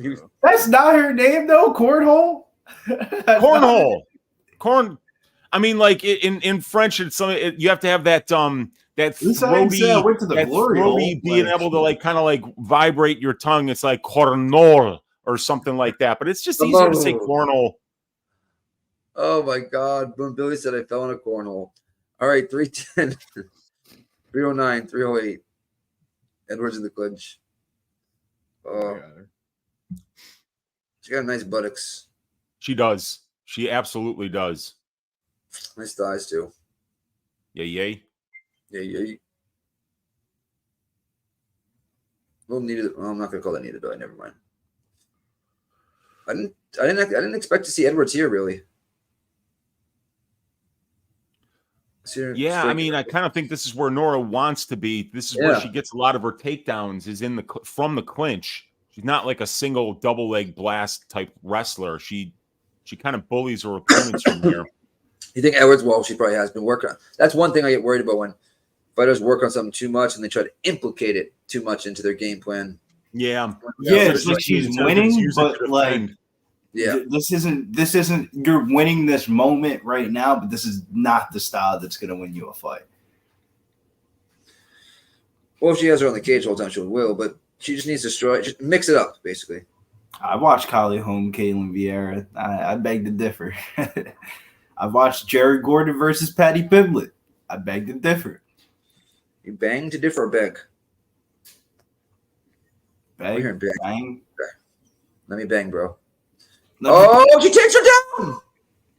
Wow. Jocelyn Edwards with a takedown. How about the evolving of the game here for Jocelyn? Just saying, Jocelyn Edwards sub or decision was on my official picks for Riders today. No, I didn't bet it. Nothing like that. Just the reason being is because of the size, dude. Like you see one girl comes in and has these freak abs a little bit bigger against a French girl making her UFC debut. I'm like, if she goes for a takedown, she's probably gonna get him. That was my whole long and short of it, right? There was no technical sophistication at all. It's just like Jocelyn Edwards looks like she's on steroids. Yeah, she's saying heavy and tough. She's the right thing. Steroids. That's what you call black jeans, man. She just got a thick ass and some thighs to her. Dude, those abs, bro. Go find me another UFC fight where she had abs that looked like they were cut from marble, like Ciryl Gane, bro. She called around. Oh, she got rolled. Back on top. That was good. She posted and didn't let her roll through with it. That was impressive. That means she has been working hard at this. 38 seconds left in the round. 35. Skip 3 seconds. She's trying to roll her again right now. And she's going to end up doing the right thing there. See, this is the thing, though, guys. Never forget this. Never forget this. When you've got a girl like Jocelyn Edwards and she decides, I'm going to start going for takedowns. I'm going to mix it up. That is no guarantee that she's not going to make terrible or boneheaded mistakes from the top position. It's like there's the wrestling. She got that. But then staying on top, she literally was just in the most dominant position in MMA. She wins the round, though, right? Instead of going wide knees and just letting her roll around underneath, she was like, I'm going to go tight knees and then get bucked off. It was just unfortunate decision making. I think she probably won that round. Yeah. But it does make it so it's like, you know, now you have to be more worried. I said from the outset, it's like Cornoli in France. She just got to do like a couple little things. You know, she got to get a couple moments. She got to make it close enough, and they could rob her. The bookies don't know who won the first round. The live line is minus 134 plus 104. What? That was Jocelyn's round for sure. That's the case I'm putting a bet right now. I don't. Yeah, I think so. I think that was Jocelyn's round. I got a pick up. You're right. We got right now. Blank in Paris. 16 significant strikes versus 4. The control time, though. I mean, on the cage, then on the ground, the takedown as well. I mean, it's all about what you remember last, and she got flipped over last. The last, what, 18 seconds or 13, whatever it was? We got blank in Paris. Well, it was enough time, and she didn't really do anything on top either, so. It's 1-0. Yeah, Chris, I agree. 1-0. Underbet, any underbucks. I think it's 1-1. It's only 1-1. Yeah, great if it was. Oh God, you scared me, Mills. Oh, I got you there. All right, picked it up. 45 seconds. I'm sorry. I thought the Frenchie won the first round. You got to also account for the crowd. The crowd's probably cheering in the Frenchie favor. You thought Cornell won the first round, huh? Yep, 1-0 Cornell. Wow. If Edwards won the first round, that line would be minus 150, minus 160, minus 175. So no, fuck the line, right? It's not about what I think. It's about what I see, and I see the line, and I think it's 1-0 corny. Okay. Ooh, good one too by Cornhole. Every time you say it, I don't know why it's funny. 420 Blaze up. We got Edwards on the front foot here. Oh, somewhat now. I mean, I think that takedown alone might mess with Cornell a little bit, so it might open up Edwards striking. Oh, that was – if she gets this trip, that is fucking phenomenal, Edwards. Wow. Yeah, that's – Well. Let's take one step back and I'm going to rephrase that as Cornole. What the fuck? Because was that outside leg chip? He reached behind one leg and blocked off with the forearm and just ran her backwards, and the girl was like, and fell over like it was in slow motion. I was like, wow. I mean, anything that works, God bless you for it. But that I don't know if that one's working in Renzo Gracie Warwick. That's always my standard. I'm like, would it work in the training room? I'm like, that I don't think that one's working in Renzo Gracie Warwick. I hear you there. Dude, but Jocelyn's judo coach, Liam. 385 now. She was a 115 45 seconds ago. Jocelyn's judo coach just said, she just hit an uchigari. Did you see that, guys? Did you see that? She just hit an uchigari, you know? He would never admit that Nora just fell on her ass there, you know? He's like, we worked on that all camp. Somebody's going to have video of them working on that in the back. Yeah, grab the far ankle, run your hip sideways, and she's going to fall over. From that takedown, she went from a 115 to a 350 and a 385. Well, it just doesn't look like Cornhole is getting up, and it looks like Edwards just a gun taking down, Billy. Billy, it looks like Edwards is throwing volume on top, different than what she did in the first round, in my opinion. But if you think that she won the first round, then that doesn't make sense. We're back up halfway, and now we're looking at a half a back take here from Jocelyn she going to get that left right arm underneath the neck? So you shouldn't be able to finish from here because she actually doesn't have the other hip exposed, but she's doing a good job just peppering away with shots, and she's going to want to peel her off the fence because if she could do that, Cornoli's in a lot of trouble here because Edwards does have one hook in, but Cornoli did everything right there. She controlled two hands on one wrist and turned to face. That's the right thing to do. Edwards, don't get overzealous here in this fucking clinch. Oh, tell me you're going to fucking do it. Oh, she just got the head wheel. Edwards' judo coach is celebrating right now. They are dancing in the streets where he's from. They're back up. But hey, for the people out there, I got a question for y'all. And I'm gonna know the answer if y'all really know. Do y'all think Jocelyn Edwards has a big butt? Put 1 for yes, put 2 for no in the chat. No, and I'll correct you guys. It's her thighs that make she her does ass look not. She does not have a big butt. Sir. My man Nick. There we go, Cornoli my just man. landed a good shot, and of course she forced her way into the clinch and got taken down right away as a result. Sometimes in MMA, guys, you can't even help people. She just landed her best punch of the fight, and do you know what she did? She said, "I'm gonna go right back where it was going wrong." She can put that arm. She is underneath in a dangerous spot now in this Alexei Olenek side headlock. Right? Well, that's not a Gatame position for the judo people. Going to be underneath. So right here, this is more of like a scarf hold type position. Yeah, she get her back. Get them out. That's beautiful. We're getting there. There you go. There you go. The bulldog. Look at that. Yeah, she passed into half. That saves her from getting her back taken here. Great work by Edwards. Oh, she's working back up now, though. Oh, she might actually now back taken. Man, she ain't got a big booty. Now cornhole's on the back. I just she gets a hook in. There's no cuff. It just goes straight in. There's no cuff under that butt cheek. It's all leg and shots turn into her. Do not let her get that other hook in. There you go. We get it, Bills. She cannot win this round with doing this in 30 seconds left, in my opinion. No, I don't think so. Unless she actually, gets really close on a submission here. But yeah, dude, she's winning like the last 25 seconds of the round. Yeah. But before that, it's all Edwards. So, but cornhole finishes on her back with the body triangle in. Yeah, there's no choke in here whatsoever. She's even trying to turn into her. What's the large lines at right now for the people? It's got to be, I want to say minus 400. Better be. Because I minus 150. It's back to 115. Are you fucking joking me right now? I got minus. What did you say? Yeah, it's a pick 'em. I got minus pick 'em. Yeah, I got minus 330. Man, I'm not betting this fight, but I'd put a unit on fucking not cornhole, but Edwards. I'm thinking cornhole because I'm picturing Edwards' ass. Yeah, I get an update. Hey, I'm not made of stone over here, all right? Now she's minus 200, guys. I got minus 330 on FanDuel. Okay. Shitload of money just came out of Edwards. That's what happened. That makes sense. Everybody thought what we thought. Like, how was that a pick 'em? I have Edwards. Bonjour, BJ says. I think she's up 2-0 pretty easily. I mean, easily.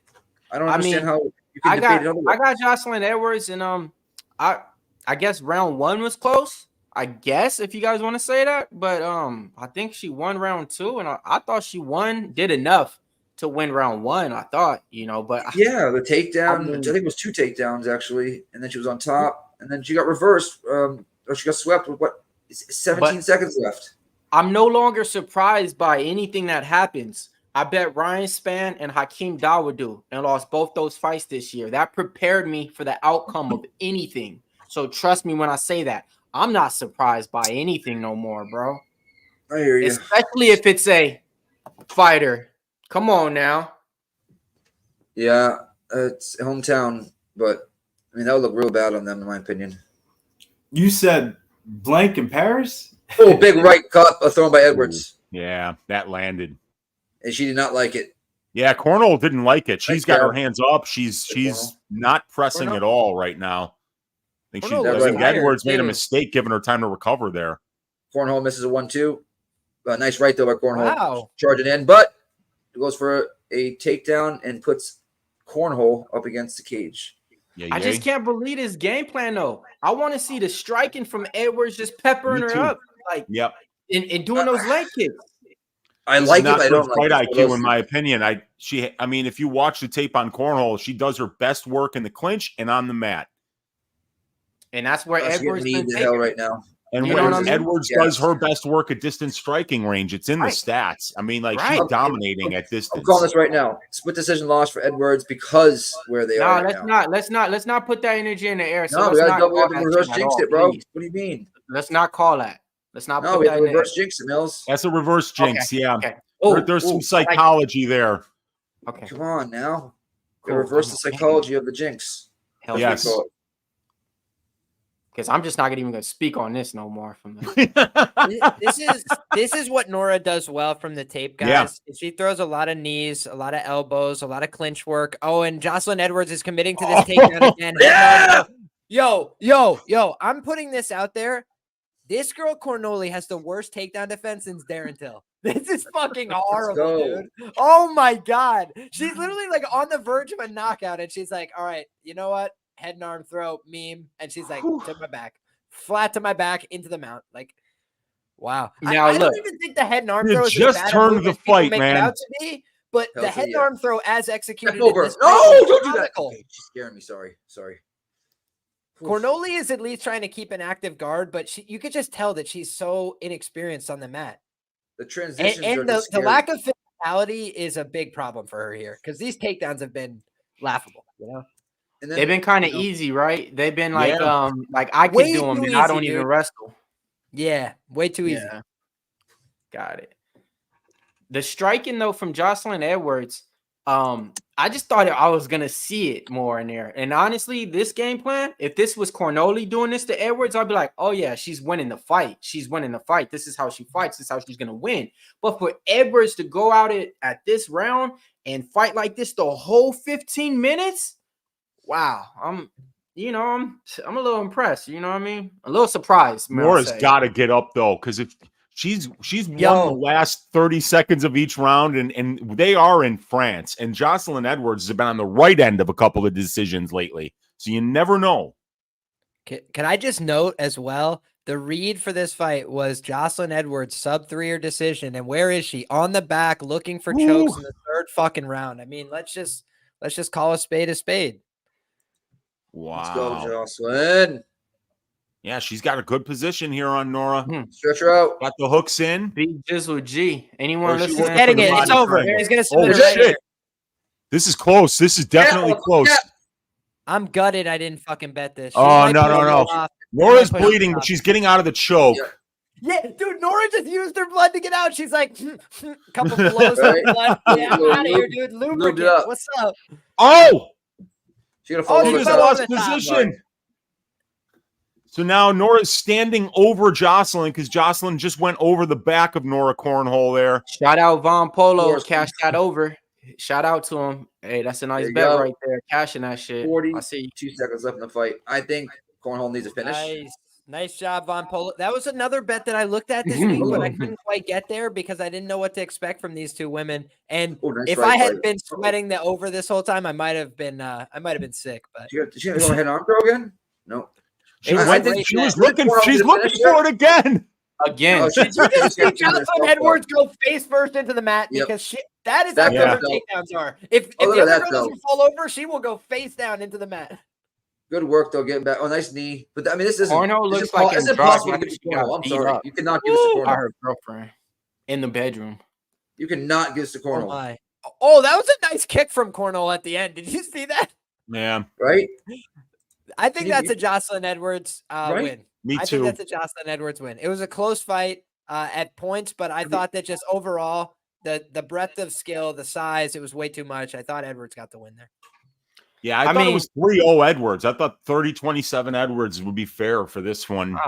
A rare close 30-27, but I agree with you, Weezy. That's kind of how I felt too. All close rounds, but Yeah. all close rounds that I probably would have edged Edwards. And no money on the fight, by the way, guys. I Yeah, I me neither. thought about betting Cornhole decision, but I couldn't get there. I want to hear what the guy with the money on the fight is. What did happen here, Mills? I missed half of it. I mean, so. I agree with Trap God. I got it 30-27 in there. I just think Corno didn't do nothing to really put a stamp on either round. Round one, maybe close if Literally. you want to judge it by that because it's just beginning. No But stamps. anything else besides there, 2 rounds to Edwards. I mean, and just being honest, man, Corno, I'm never going to bet her. I'm probably going to fade her for the rest of her 2 fights in the UFC if she even gets those. Wait, they're calling her Cornhole on the broadcast. Why are we calling her Cannoli? They're actually calling her Cornhole on the broadcast? Damn. 30-27. Is that official? Let me see. Let me get real quick. But I mean, I'm not, like I said, I'm not, man, bro. Like, I don't know. I just didn't see enough, like, at all. So, I mean, I'm not, whatever, man. I want to hear this shit. Mute y'all.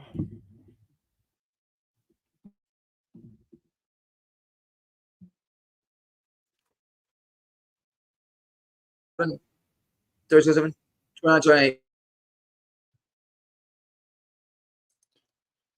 Nora Cornhole gets the win.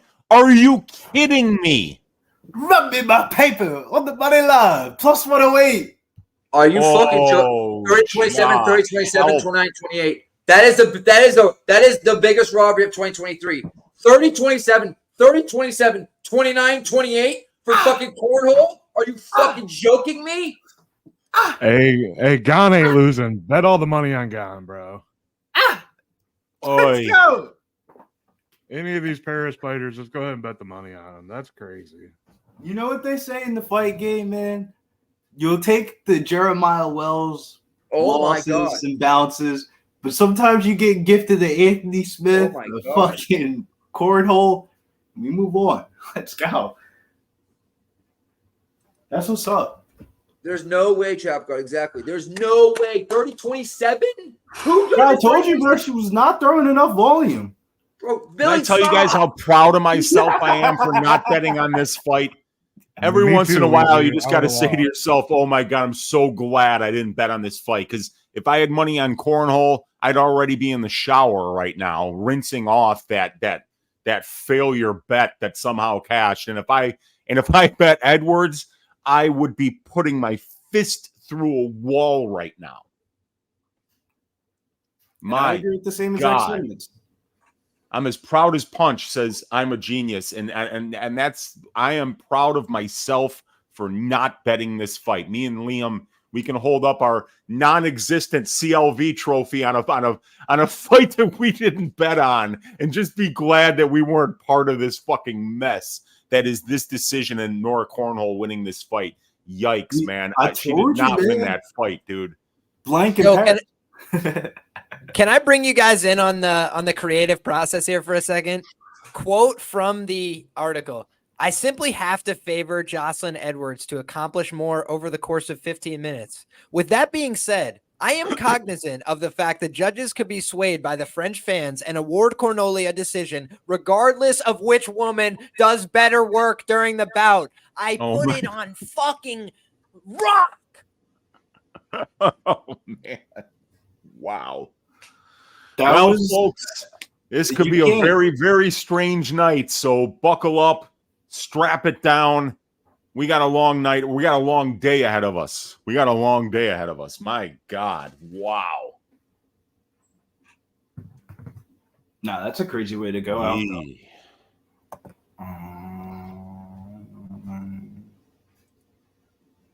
Wow. Fucking bullshit. Oui. Bonjour, as they say. Crazy, bro. I'll take it, right? You just beggars can't be choosers. And how about these decisions in Jocelyn Edwards fights?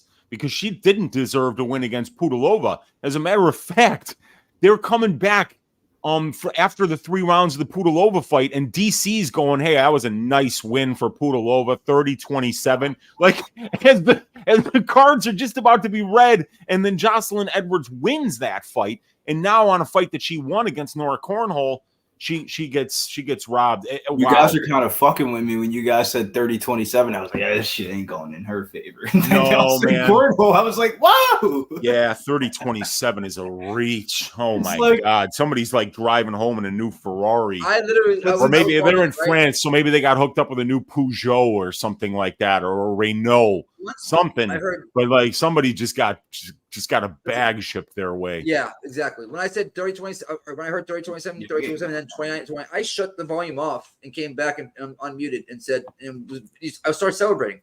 And then I hear Weezy say corner. I'm like, wait, what?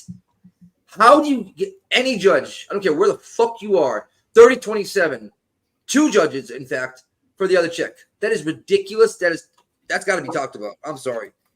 That needs to be fucking handled. Was that a Citroen, says Bled. Yeah. Man. But I told you, I thought Shorty won the first round. You was looking at the live line. She went to 385. You was looking at me all crazy when I said I thought Shorty won the first round. Cornhole. We're crazy. I'm sorry. So are the judges. Sometimes you got to think. You can't think with an MMA mind. You got to think with a Sal D'Amato mind. No, but you weren't thinking with them really judge mind. You were more thinking like, I thought the bet was fucked. If you asked me what were my thoughts in that 3rd round after that last takedown, I thought the bet was fucked. Wow. I'm so fucked. I'm stunned. I mean, 30-20. Also, all I had here was 30-27, 30-27, and like, there's no way they can give it to homegirl. This wasn't even a split decision. It was a unam 30-27, 30-29. All right, and whoa, that was a unanimous decision. Unam.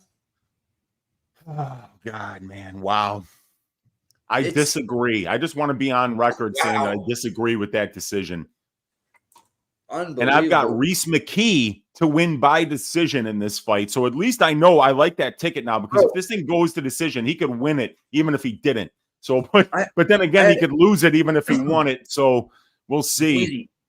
I had Edwards by decision at plus 165, and I had her live at minus 115. Oh, it's fucking brutal. All right, Angie Lusa, Reese McKee. What are you doing here on this one again, Weezy? I've got Reese McKee by decision, half unit plus 380.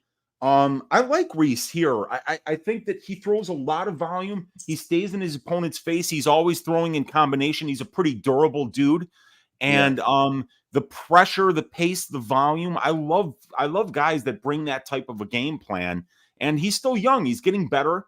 And I think Angelusa, while he's going to have a definitely a path to win minutes with the grappling, because Reese McKee has shown pretty poor takedown defense and a pretty poor get-up game, it's not necessarily Ange's game. That's not really what he does to get wins. So I think that this is a good spot for Reese McKee to come through as an underdog, either at like plus 150 on the money line, or I got plus 380 on the decision prop, because Angelusa is very, very durable. So I kind of figured that Reese's best path, even though he's never won a decision in his career, would be to win the minutes of this fight. Okay. Billy, what are you doing? Billy's not even on screen. Liam, go ahead. I'm sorry. I'm fucking disturbed right now. I'm like that movie Disturbed. Holy shit. So I have no bets on this fight. Much like the last fight, I definitely had this one in my consideration. I had Reese McKee by decision plus 360 circled here this week.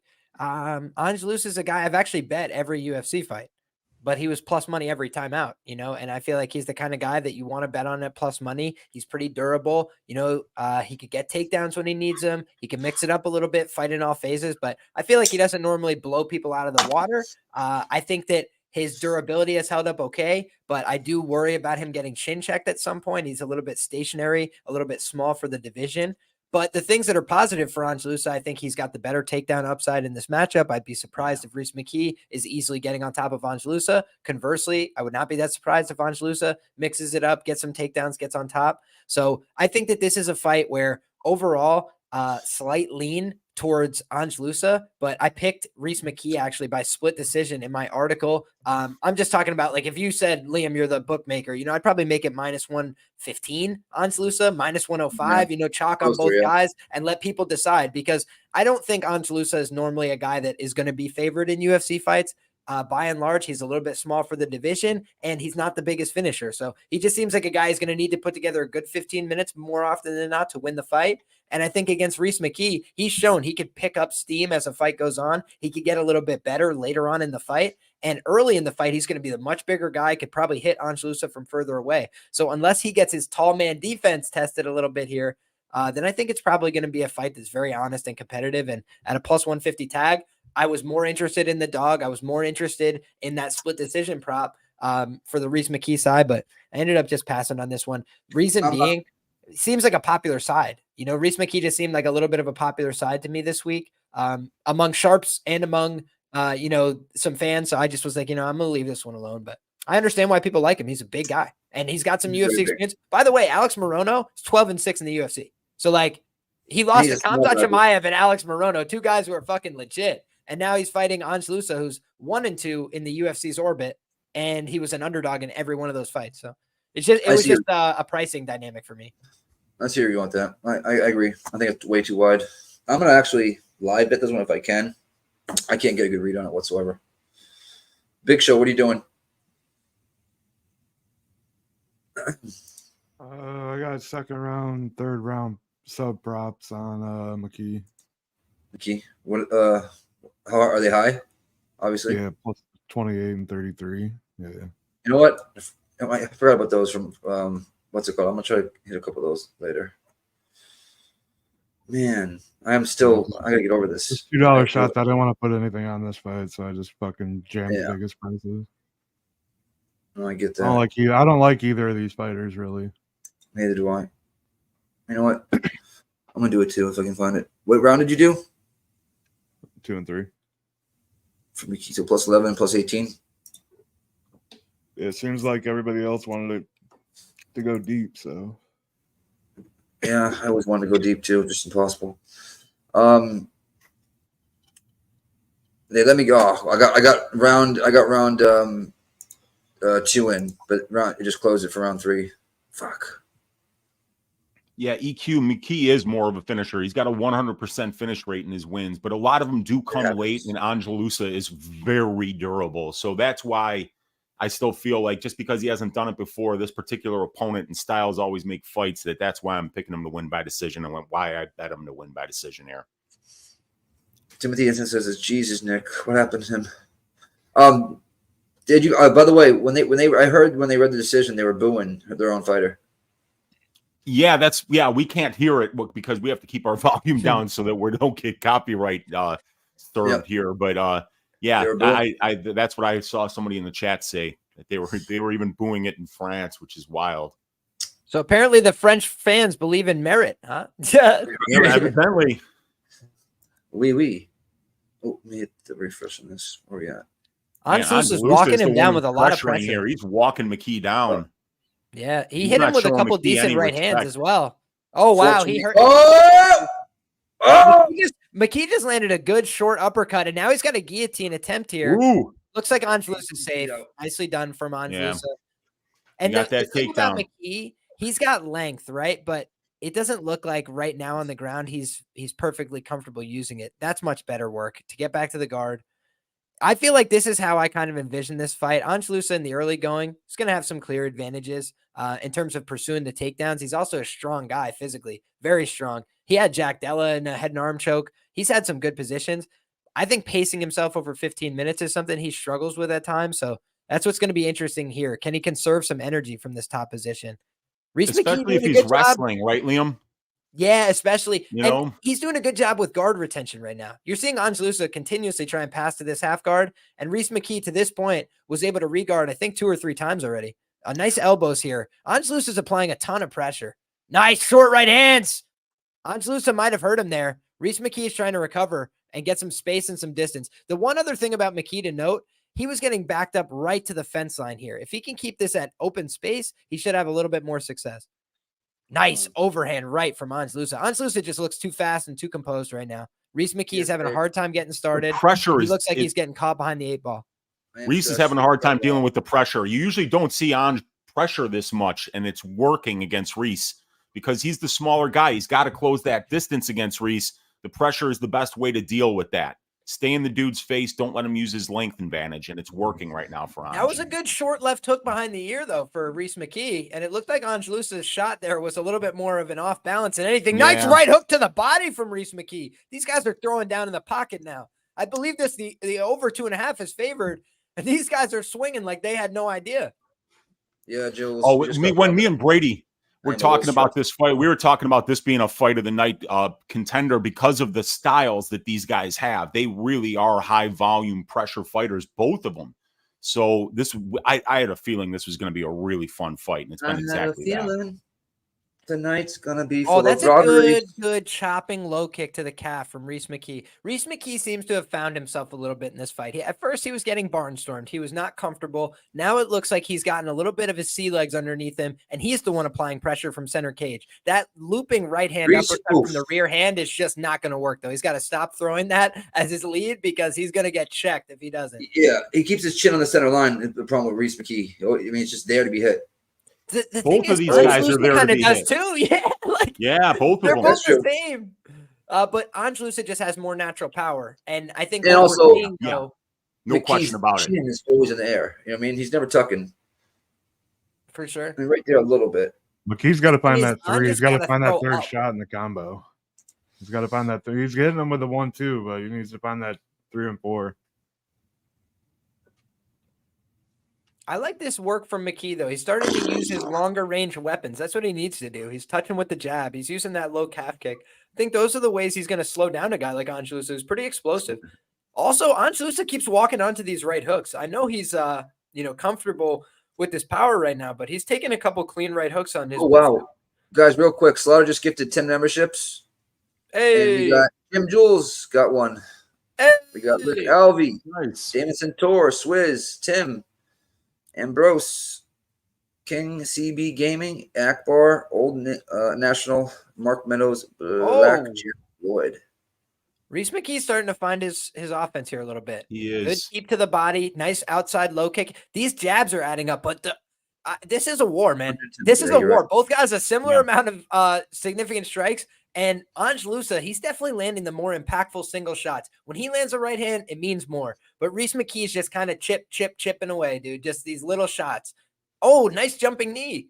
I feel like Reese McKee's mixing up his targets better. That would be the thing I would give him to his benefit. He's gone to the body, leg, head.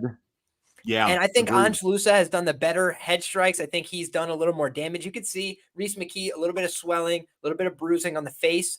And I think that it was a great round. I don't know who the hell won it. I don't have $1 on the fight either. That was a hell of a scrap. I'm going to say Reese McKee because I have a half unit on Reese McKee by decision. Yeah, that's well, live lines but there was a clear McKee round, everybody. He's Lusa's 165. I know what 135 just went down to. So who we got rocking with us, man? We got Bled Creations, we got B Jizzle, we got Jim Jules, we got Swig Beats, we got Nyanya, we got Flapjack, we got Nasty Nate members, Evan L members, we got Timothy EQ, we got who else? We got Chris K rocking with us. Appreciate everybody rocking with us, man. Live and early on this Saturday morning, man. Everybody's been getting it. Got a lot of new shows coming on Pub Sports Radio. Check out all the college prediction shows they got out on the video, man. Money's out there to be getting. So, hey, appreciate everybody rocking with us. And another Jeff gifts another 10 memberships. We have 110 memberships gifted, guys. Just make sure you renew them if you can at the end. Oh man, I'm not gonna be able to get over that last fight. What's happening in this fight right now? I missed the whole round one. I was out there enjoying that. Probably by a smidge. First round. Okay. I don't know actually, really. 445 right now. We got Reese on the front foot here coming forward. Lusa. Split round, split round, I would say. Yeah. Big overhand right just misses there by McKee. Lusa. Nice low ankle leg kick there by Lusa. 425. Nice head kick. Yeah. For McKee. That's been a consistent weapon for him. Lays up. Oh man. McKee's starting to land in combination. Oh, big right by Lusa. Yeah. Ate it though. Shit. Yeah, both of these guys are durable too, you know. Dude, Angelusa has landed like 3 or 4 like just committed right hands to the head, and Reese McKee is no selling them better than a lot of people would. That's crazy. I mean all right, we got Billy saying Billy W saying 1-0 Losa, but he's gassing. One thing I'll say, I don't think Losa be gassing. I've seen all his fights. He usually goes the distance. He just looks like that. It's like a Dricus Duplessis thing. He'll still be there in the later rounds to fight. Maybe the value might not be there, but from what I'm seeing, Reese McKee's looking good. He's the one leading the dance coming forward. So if I'm the judge, I'm looking at this as he's the one throwing more value, and coming forward. Even though he might be getting hit with the harder punches, he is the one coming forward with punches. Polo. If Reese McKee had a better jab, he would be a much better fighter. His jab is a little bit one note. He never doubles it up. I think that if he was doubling up that jab, he would have a much better. Oh, there it is. Oh, that nice he was like, you know what? Oh, and then he double jabbed himself into a multi-counter combination. Oh, and easy Lusa just got a nice takedown there. Easy takedown. Nice. Yeah. Smart by Ange. He didn't have to. He got the takedown. He passed right to half guard here. Let's see if McKee can get the hell out of there now. All right. Yeah, he's regaining guard here. He's pushing off. Let's see. Get up, Reese. Get up, baby. Come on, get up, son. Oh, right into right into half guard. Right into side control. So, from what I've seen of my Reese McKee tapes, when he gets taken down, he does not get up. He's Curtis Millinder on the ground. Shout out to my boys fighting tonight. Yeah, and it was by some smaller dudes. There we go, Reese. Oh, damn. Anj got back to his back there. Damn it.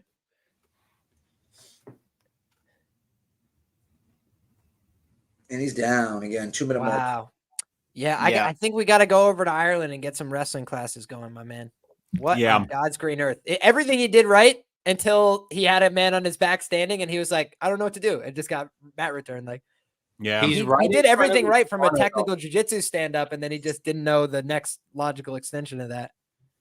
Oh, there's a couple great shots from Anj here. Anj working him right now. He's hurt. He's got to be hurt. Get out of there, Reese. You got to get out of there, nephew. Oh, he might be finished right here. Oh, boy. Oh, fuck him up. Oh, he's hurt. He's hurt. Come on, he's out. Stop the fight. What are you doing? Ref, stop the fight, please. Get out of there. There we go. There we go. These refs are so biased. Oh, man. Oh, my gosh.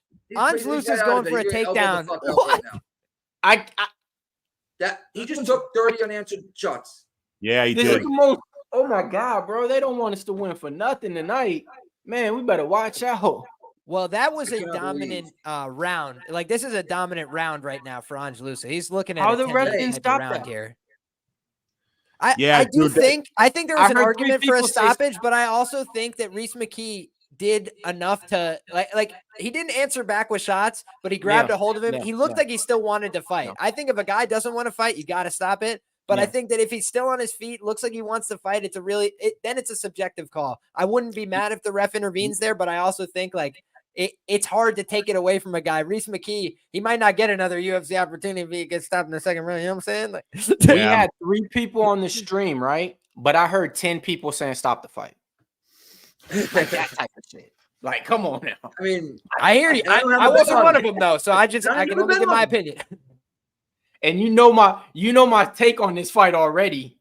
So of course, I'm rooting for you, man. I have not a dollar here. I'm rooting for you. I don't get this. Like, I think Anj is winning this fight in this round. You know, I think that this round was like a clear Anj 10-8 round.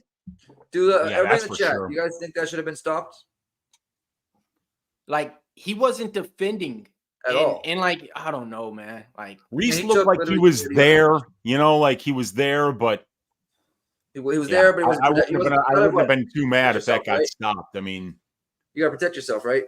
And he was not. He was just taking shot after shot. He was keeping his hand down so that he wouldn't get kneed.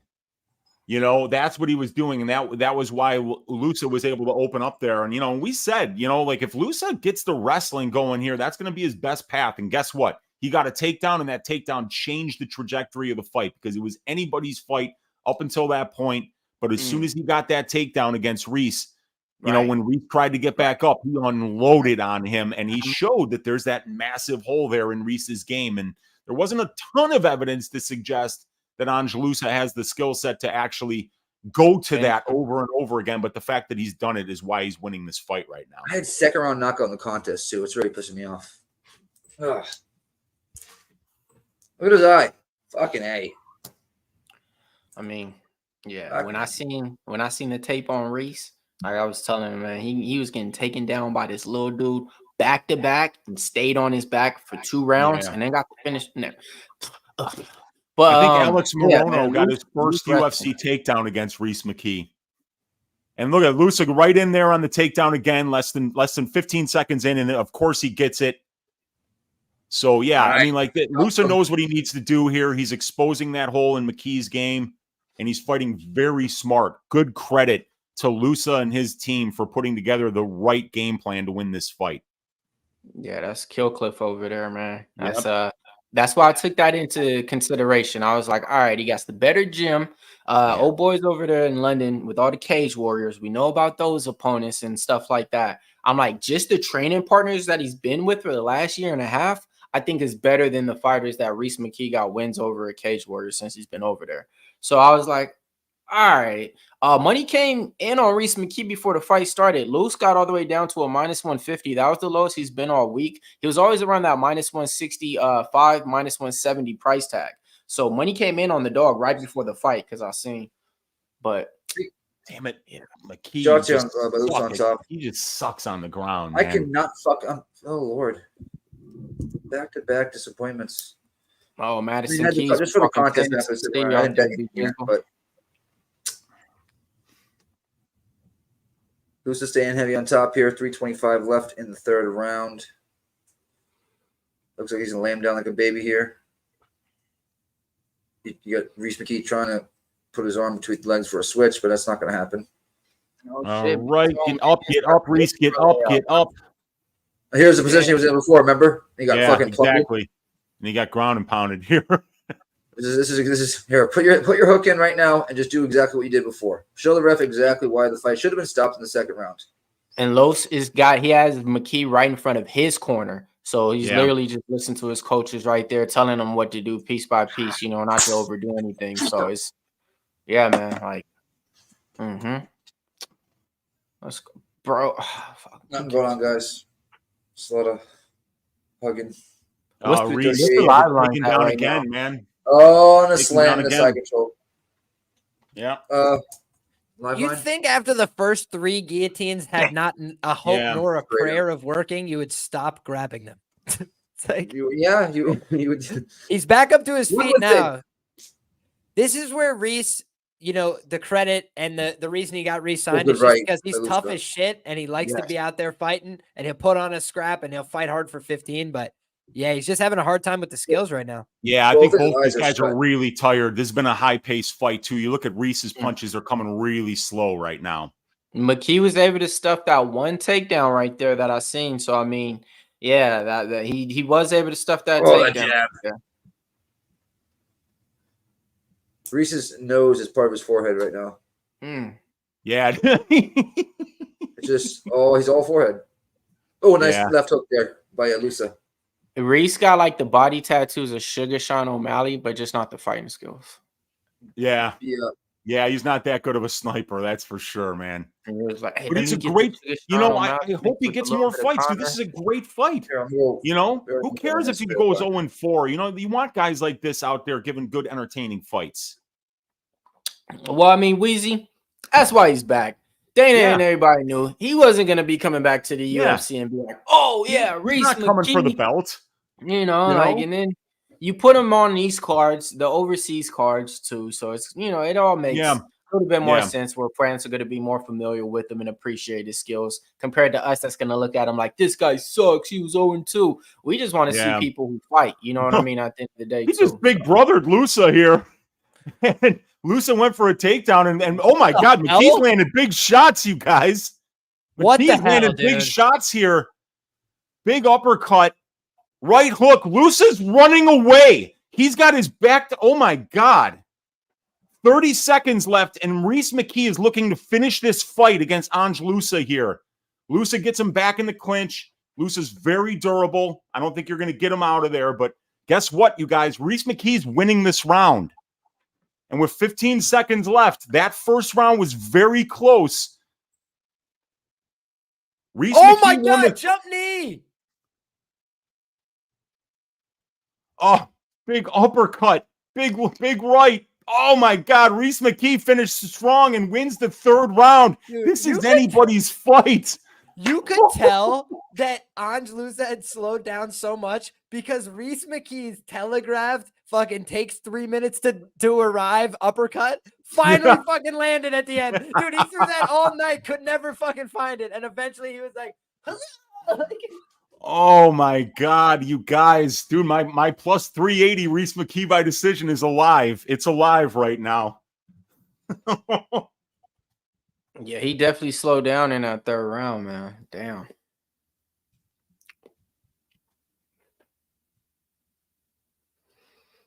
He got caught with everything, man. Once McKee got up, it was all those takedowns. He just kept taking them down. And once, Rhys McKee, he shot for that one takedown, and once it got stuffed, it was a whole different story for that last minute and a half.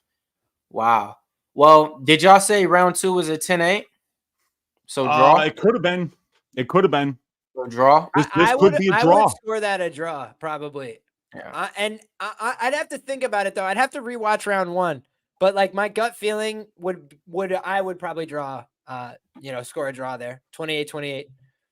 That was a fucking hell of a fight, though. I got to say, that was a hell of a fight. That was, yeah. I knew that was a potential for a fight of the night, and I think it could be fight of the night for sure. Back and forth war. Both guys did a ton of damage there. What a second round by Angelusa. That was fantastic. Almost stopped there. Great fight. Let's see who gets the nod here. And I could see this being the draw. I already know, bro. It's just one of those days. I feel you, Nate. I feel you. It's just one of those days, bro.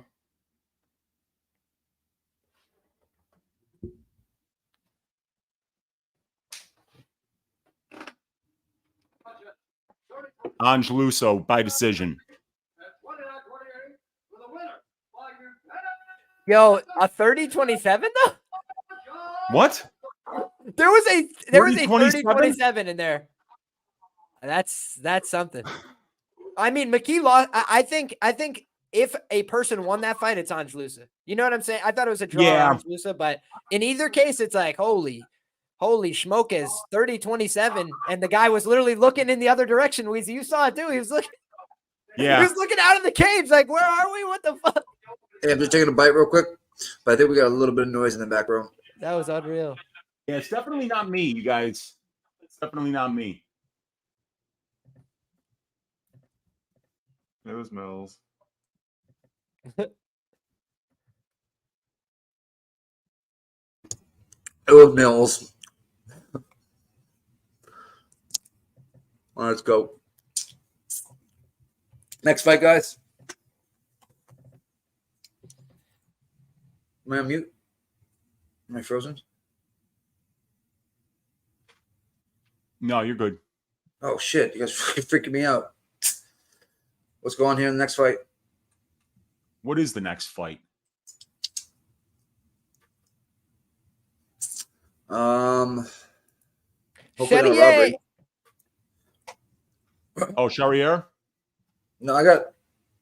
I thought it was. I could be Thiago wrong. Lapalus. No. Oh, you're so right. It's the two Irish guys in a row. Forget what I said. Fuck what you heard. I thought I fucking missed. Fuck what you heard from wrong. me. It was wrong. Lapalus against Keelan Loughran. It's gonna take me just 10 seconds. I'm gonna grab my dog. 1 sec. All right. Man, this fight's going to be a potential fight of the night, I think, in this one. Both these fighters had different opponents on there. It's weird. Loughran was a minus 300 favorite against the guy that he was fighting. Now he's a plus 145 underdog. Lapis, I think he was, I forget what he was. I think he was a minus 220 favorite against his opponent. Now he's like a minus 160 on there. I think both these guys are good. I'm a fan of both these guys. I'm actually mad that they got faced up to give one of you guys the L. What do you guys think is going to happen in this one, Wheezy? So I got nothing for this one, you guys. This is one of those spots where you got a last-minute change for both fighters here, for Lapalus, for Loughran. They didn't train for each other. With Loughran, you don't really know what you're going to get. He's a Cage Warriors champion, looked really good on tape, loved the ground game, like the wrestling. Hated the defense, though. I mean, his striking defense is not particularly good. And then with Lapalus, you got a guy that's just way more experienced, fought the way better brand of competition. He's just been around a lot longer, better striking for sure. So I like Lapalus to win this fight, but I just don't put money on fights like this. There's just so much variance. New opponents for both guys the week of the fight. You know, and I don't even know what the hell Loughran's manager was doing. You had this easy fight against Ghemmouri, who wasn't going to make weight, and you somehow get talked into the UFC by the UFC brass into taking a much tougher fight. You know, when win bonuses matter for your career and for your. True. And do you think that they might do something a little bit more, Weezy? Give a little extra cash? Yeah, I think that's probably. I mean, like if I were his manager, I wouldn't even be taking Dana White's calls on fight week. When I've got a signed contract with an opponent, it's like, dude, cram it up your ass. Find somebody else to take a Lapalus fight on 3 days' notice. We have an opponent, and we're going to beat this guy. You know, so yeah, very, very strange. But I'm really looking forward to seeing Loughran make his debut. Kid talks a lot of shit. That was great at the weigh-ins. He's flipping off the crowd. This is going to be a fun fight. I'm really looking forward to it, and I'm proud of myself for not having money on it. I took the no distance at plus 125. Mills, what are you doing? So, man, I love Loughran, man. I love his character. I love everything he's walking out right now. Like I said, I'm a fan of both these guys. I'm actually a bigger fan of his than I am of Lapilus. Got a bet on Lapilus. I just think he's a better fighter. But this guy, Loughran, is the fucking truth, man. I'm just trying to tell you guys that. He's walking out right now. Even if he gets a loss, man, whoever bets on this guy, man, y'all got a good bet no matter what, man. He's that guy, man. Man, bro. I just like him a lot, man. I'm mad that I'm betting against him. He went by submission, knockout, decision. He usually subs people. He's good at ground and pound too. He's a wrestler. You know me, I love betting wrestlers. So I'm gonna need my boy Lapilus to really shut down these takedowns and keep it on the feet. But I actually think this is gonna be the best fight on the card, folks. Right here. This is me stamping it. Mills, because of you, I just went submission second round on the UFC contest for Loughran. So I can blame you if anything happens otherwise.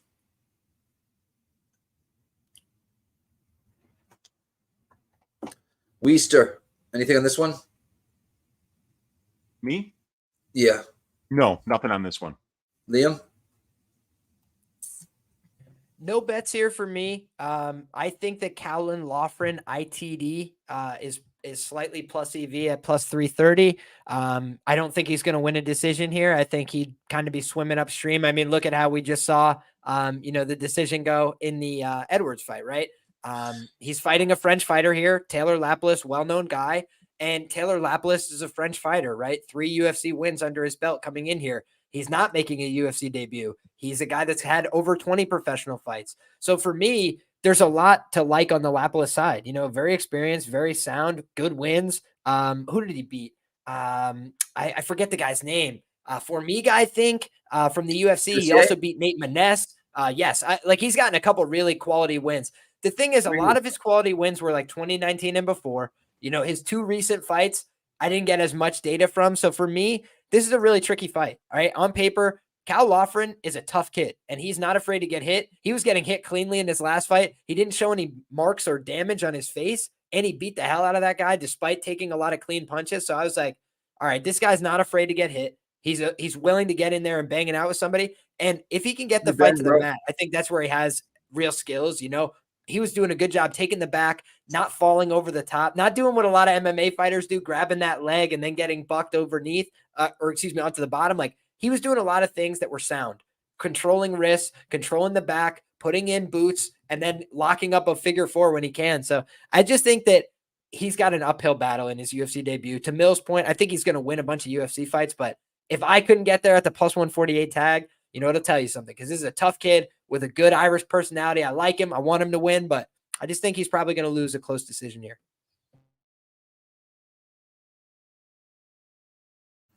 Everybody in the chat, what are your sides, props, over-unders? I'm going to take the no distance at plus 125. I know it's not going to be a popper pick there, but I think Bill Withers actually hit on something as well. I put together a document every week where I go through like props that I find valuable. And the only props that I found on this fight were Loughran, sub, and ITD. Those were the only ones I investigated. There was a little bit more EV on the ITD lines. But in any case, Loughran sub at 13-1, I think that's a little wide, because I don't know how else he really wins this fight. Lapilus never been finished before, but if he was ever to get exploited, you'd think it would be on the mat more often than not. And a guy like Loughran, he's proven he's willing to go out there and look for those. So wait, sub in general was plus 1200-ish? Plus 13 for Loughran. Yeah. That's fucking high. I mean, Lapilus has never been submitted before. He's never been the first for everything, right? I don't know. Yeah, but that's why the odds are the way they are. That's all I'm saying. True. No, I know exactly. So, but I think it's like I would say 700-ish. I feel like it's a little bit too high. And you said Loughran, how many subs does he have?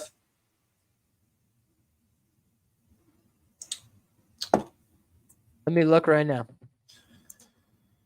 I just know from watching his fights that he's willing to go for him. You know what I'm saying? It's there. He has it in his arsenal. You know what I mean? He has that. You know what I mean? So Loughran has 2 career wins by submission, 5 by knockout, 1 by decision.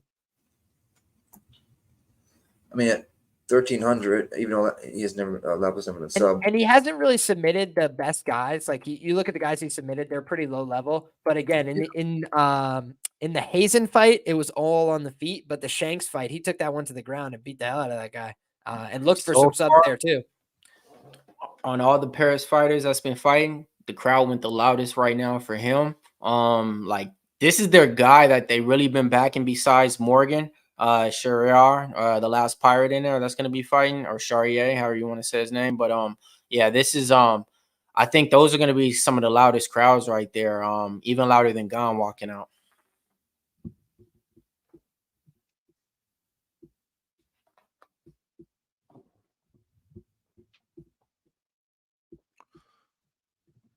Yeah, both these guys are listed at 5'6", but I predict that Lapilus is taller.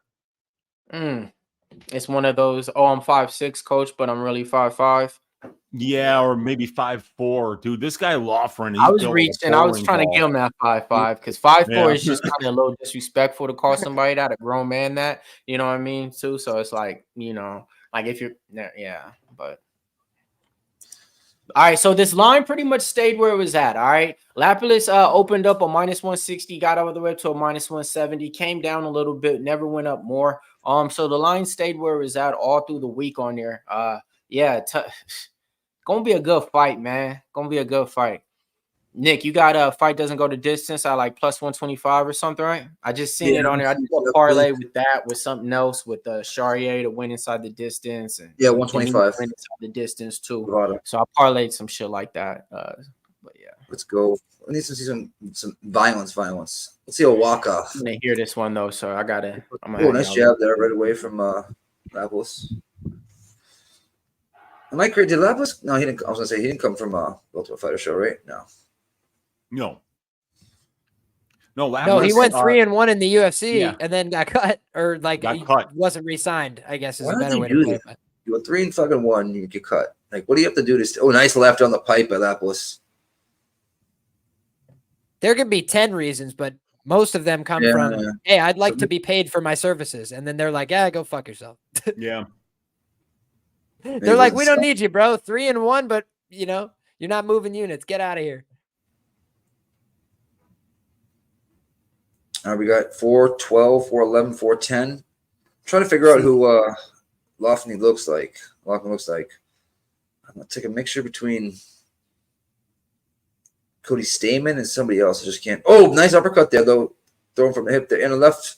Oh, big left there by Lapilus. Lapilus is just so fast and precise with his striking, and Loughran is just a little too hittable right now. So I think for his own sake, it'd be wise for him to try and get down with the wrestling sooner rather than later and make Lapilus work. Because right now he's just walking onto too many big shots early. And there it is, the first takedown attempt. I said he needed that. Got caught that check he was starting to understand that things were going poorly there. He's like, you know what? It wasn't even a counter. The way he leaves his chin there is bad. I mean, bad, because he'll strike awkwardly, one strike thinking something, and his chin is so out, and his hands are nowhere near in front. So, it's that was my early read right there. Like Aljo against Sean. Good hip switch. Good hip switch. You switching the hips. It's beautiful. I know I would take him down, but he does have the leg right now. Nope. Good hips by Lapilus. He's got that right underhook right now. He's using the right underhook on the wrong side. Yeah. Right. It's like switch. I don't know why he doesn't switch it up. It makes no sense. The reason that had happened is you use that kind of like cross pressure to threaten the choke. So when he was first, leaning down like halfway bent at the waist, see how he's going to do it again. That threatens that ninja choke setup. So guys are a lot more cognizant about dipping their head and really committing to that takedown. On some of the people on panel, if you can, one by one, mute it for a little bit. This crowd is like the Chinese and Japan crowds. They're cheering everything that's happening. Like it's crazy right now how loud this crowd is right now during this fight. Like I just want somebody else to notice it a little bit. But Loughran's been talking a ton of shit about France and French MMA, so I'm not surprised that this is the one where the crowd is really behind Lapilus here. Yep, he's made himself the heel. Yeah, he said, and I quote, "French MMA is shite." Everything, a little jab That land. sounds about Irish to me. It's fucking straight lad. 144 left in the first round. I feel like Lofty's gonna dip into one of those knees that Lapis throws. Nice It's a good jab. right hand. I gotta say though, this kid's pressure is crazy because like Yeah, most people after they got hit by so many clean shots would have been like, yeah, fuck this, and start backing up. This dude is like, nope, I'm here again. Good body shot. Hit Is his me eye again, fucked up? tube sock. Is he Like, cut? Name on that left eye. Oh, nice left on the pipe by Lapis again. I mean, Yeah. not cut, it would be remarkable. He's been hit very many times in the head, neck, and chest. I'm gonna see him. I think he's definitely cut. I can't see Yeah. it, but he looks cut to me.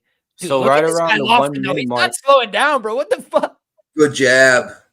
he hit him in the body too. I want to see Lapis start going to that body. He Okay, barely nice hit him in hand. the body with a nice jab that I want to see. him start Takedown. doing. There's the first takedown. That 53 was seconds. beautiful. You know what Loughran did perfect there? He punched into a takedown.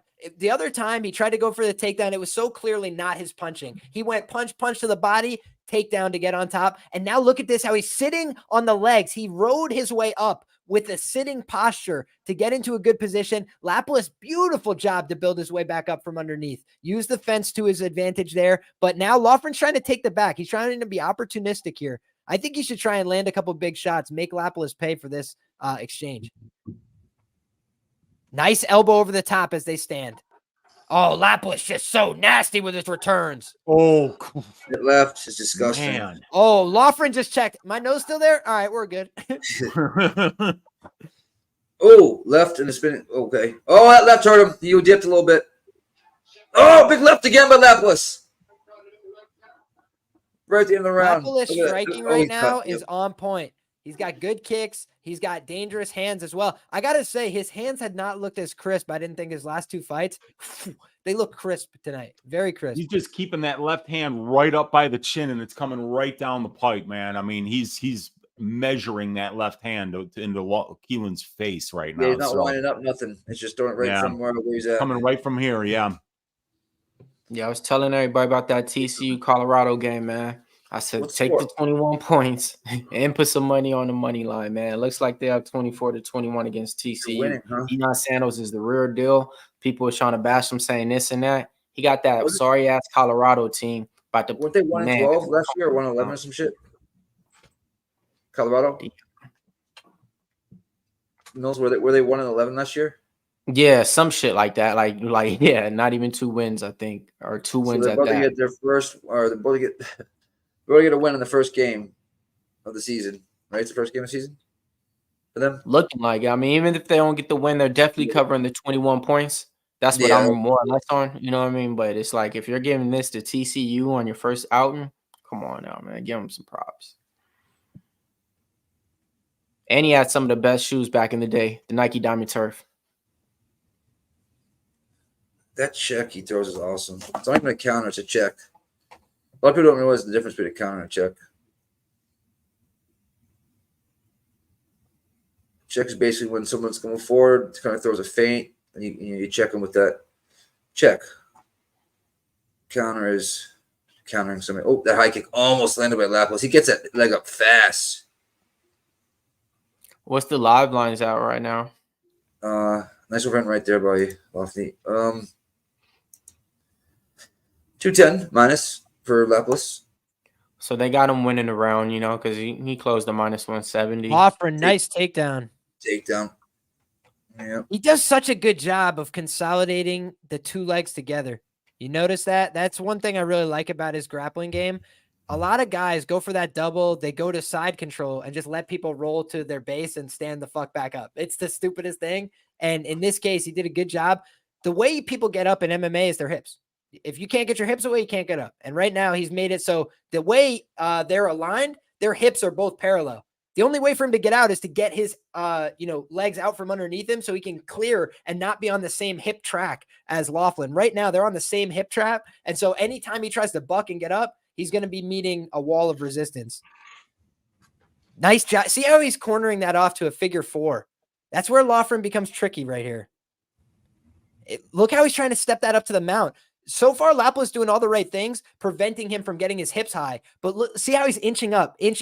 He's not trying to rush it. He's not going all the way. He's just trying to inch his way into a better position while maintaining that control of the legs. Smart work here from on top.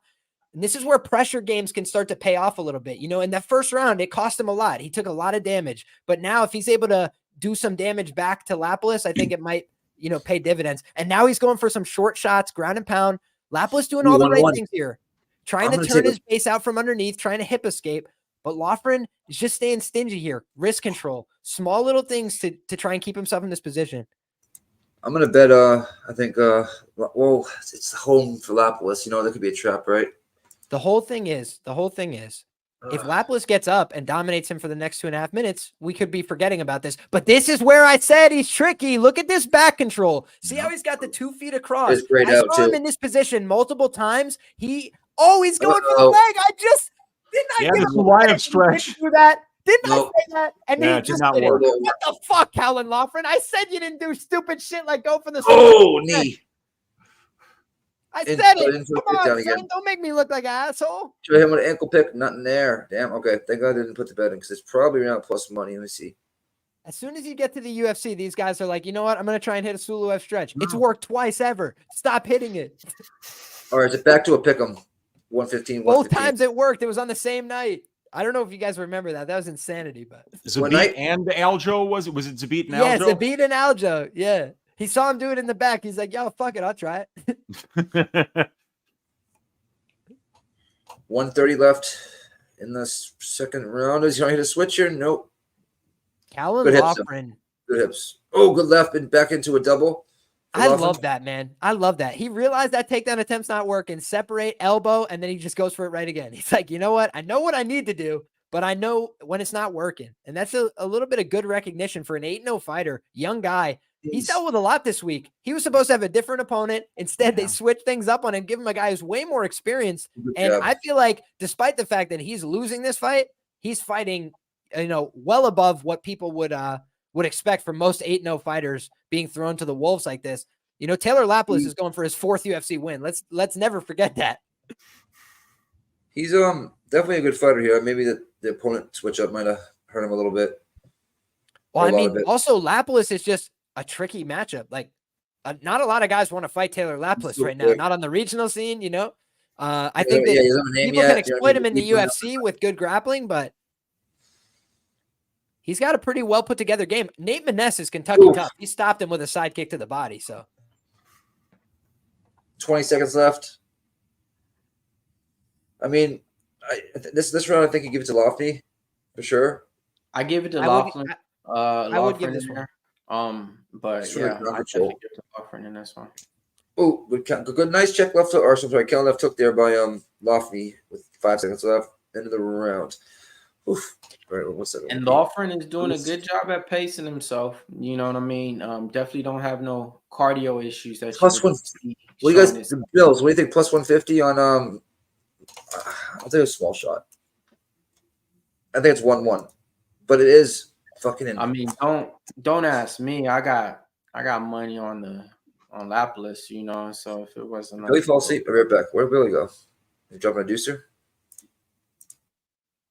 But yeah, I think it's 1-1 in there. Like I said, man, this is gonna be a good fight on there, man.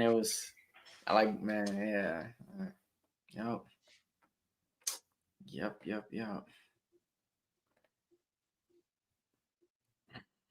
All right, Liam. My man Preston said he needs 1 pick tonight to pay for his celebration tonight. So go ahead, man. Give him 1 pick that you like tonight on the card, so he can, you know, get his. All right, here we go. I'll give you one, and listen, it's a tricky one. It's a little bit less plus money than I got, but I'm going with Yanis Ghemmouri because we've seen a lot of these decisions be finicky tonight with these French fighters, right? But it's hard to rob 2 Frenchmen. There's 2 Frenchmen going against each other. They're both kind of guys that fight to close decisions, in my view, and you're getting plus 175 on a guy who shouldn't be higher than plus 150. I think that Gomis, fine fighter, but he won as a dog his last time out against Francis Marshall. He has beaten he's beaten opponents with a combined UFC record of 1-4 or 1-3. it's not like blowing guys out of the water either. He's losing third rounds. He's putting himself in dangerous sub attempts. So I don't think he's a bad fighter, but I think this other guy is coming in on all steroids. He looks like he's got decent skills himself. He's got some ability to strike on the feet. I saw him deal with adversity on the regional. So I feel like it's a fight that probably goes to decision more often than not. Two French guys, big plus money number. That's kind of where I'm leaning. He's one of my favorite dog shots today. I took a 1 unit stab at plus 203. It's collapsed a little bit to a plus 175, but I think that it's probably the right side above like a plus 150 personally. There we go. There we go. But I'm also a guy that always looks for dogs and looks for a little bit of contrarian shots. So I'm not the guy with the, one pick to get you rich, bet it all on this money line. That's just not how I roll. But, I always tell you guys how I feel, how I see it. Loughran fighting very smart, just like Angelusa did against Reese McKee. Yep. Although some people would say Jocelyn Edwards tried the same game plan and came up empty. Oh, come on. I tried to I got over that. I didn't get over it, but I'm sorry, brother. I'm sorry. Just ripping that Band-Aid off. I'm saying I thought Jocelyn Edwards won the fight. I'm saying these judges, they didn't give her credit for the grappling work. And that's the one thing about Loughran. He ain't from France either. They might be like, yeah, grappling's nice and all, but you lost 30-27, brother. Like, Sal I wrapped up that Edwards one like this. I lost they flew money Sal on that, out there. but I know people who lost their life. I just got robbed in that, but I know people who got robbed in real life. You know what I mean? So, like, life's a gamble. Some things you can get back. I guess a bet like that I can. I try to look at a bigger picture in life and have me manifest like that to come back and say, hey, it's just money. It's just a bet. Absolutely. Wow. Taylor Lapalus showed off some pretty sound defense there. Good takedown defense from him. In the first round, he was creating way more footwork problems for Loughran because he wasn't just standing right there. Now he has his back up against the cage a lot throughout this third round, and it gives Loughran an easier plan to just shoot him up against the fence for the takedown and press him up against there. I want to see him move around the cage more like he was doing. He was popping that jab out a lot quicker in that first round than he is now. Loughran really needs his takedown. And I think he's aware of that fact. He just stopped to gather himself for a second, like, fuck, I really need this one. Like, and spinning elbow off the break. And he's right back in on the he's getting so desperate for the takedown that he's like firing himself like a missile. There was a kid in my old wrestling team who used to do that. And the problem is when you start firing yourself like a missile, one good sprawl and you land face first on the ground. With another man's weight on top of you. It's no fun, dude.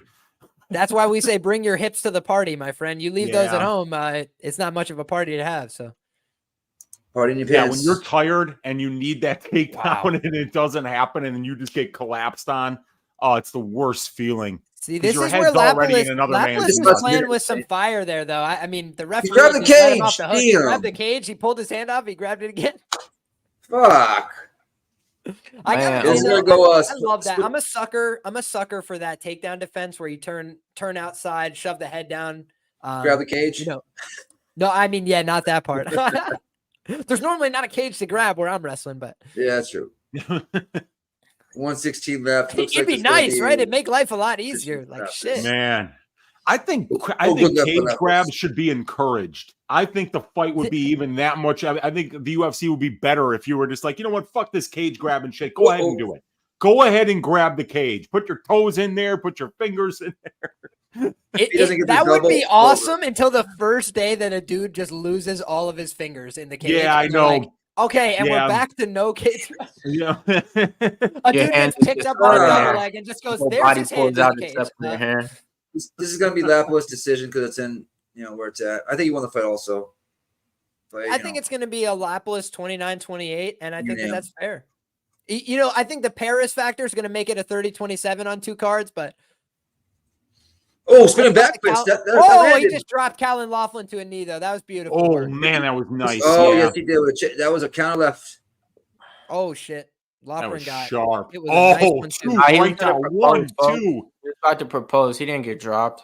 Loughran's tough. He saw his girl on the crowd. He was like, fucking canvas. I love you. Give me that. Let me get that quarter. I'm always telling me if I see a quarter, pick it up. All right. I started hearing boys to men, and I just got down to a knee and like. Oh man. Decisions tonight, huh? Decisions. Yeah, man.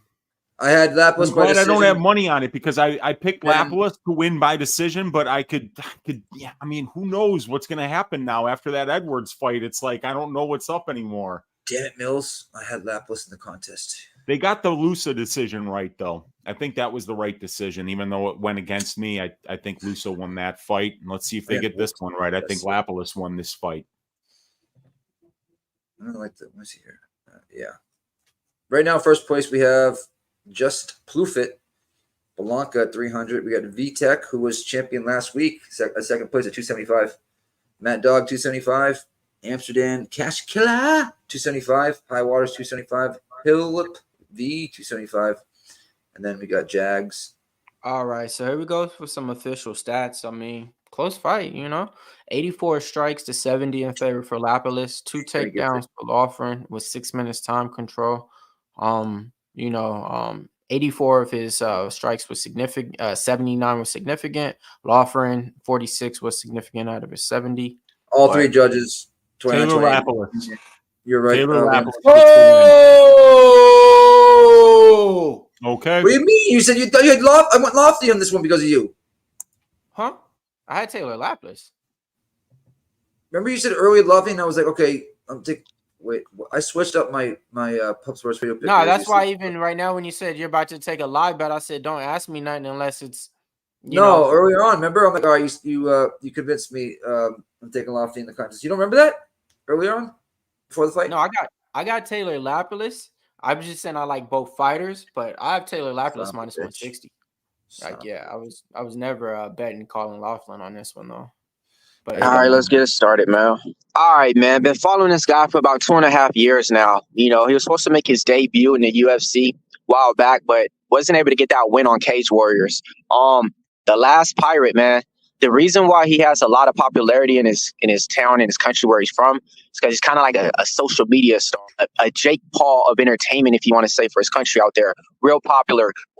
This is what he did. He connected with this guy who was overweight, a popular guy on Twitch or whatever, and he told him to come over to his house and trained him for months, made him lose weight, made him build self-confidence and everything, and they were doing it live. He didn't charge him anything, and that's kind of how he blew up about 2.5, 3 years ago off of something like that. Real good guy. I'm on him, man. I get it. This is the thing. He's not. Let me not say it. Yeah. He's not the best, technical fighter. He doesn't have one great thing. He's kind of good at a lot of things, more of a technical. No, I wouldn't say it's. Yeah, he's not going to go out there and give you a brawl. He's not going to go out there and wow you with something. He's just going to go out there and fight. The losses that he got, that's the thing that kind of, hampers. He's never been able to just get on the right side and figure out everything. He'll go on a 2-fight win streak, win one, lose one, win one, win one, lose one. Same shit, same type of cycle. When it comes down to he's a big favorite in this spot. He was a minus 300. Now he's up to a minus 350. The guy that he's fighting likes to come forward with pressure. He throws wild and stuff. I'm not going to tell y'all to parlay him at minus 350, but I did parlay the last Pirate on there. And, yeah, man, like I said, I'll just take it off like this so I could go ahead and get my clip out, man. But yeah, man, the last Pirate, he's coming on to put on a show right now, man. So for all the people out there that don't know, hey, man, tune on in to this week's Paris card. He's been waiting to make his debut. Y'all won't be definitely disappointed, man. The last Pirate's coming to get the win. You heard him. The last Pirate.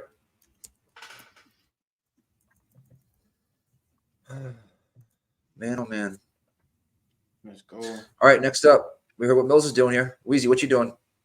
Nothing on this fight. I looked at Charriere by decision at plus 800 earlier in the week, failed to pull the trigger, and now all the money came in on it. My prediction is Morgan Charriere to win this fight by second round submission. But I have no money on this fight.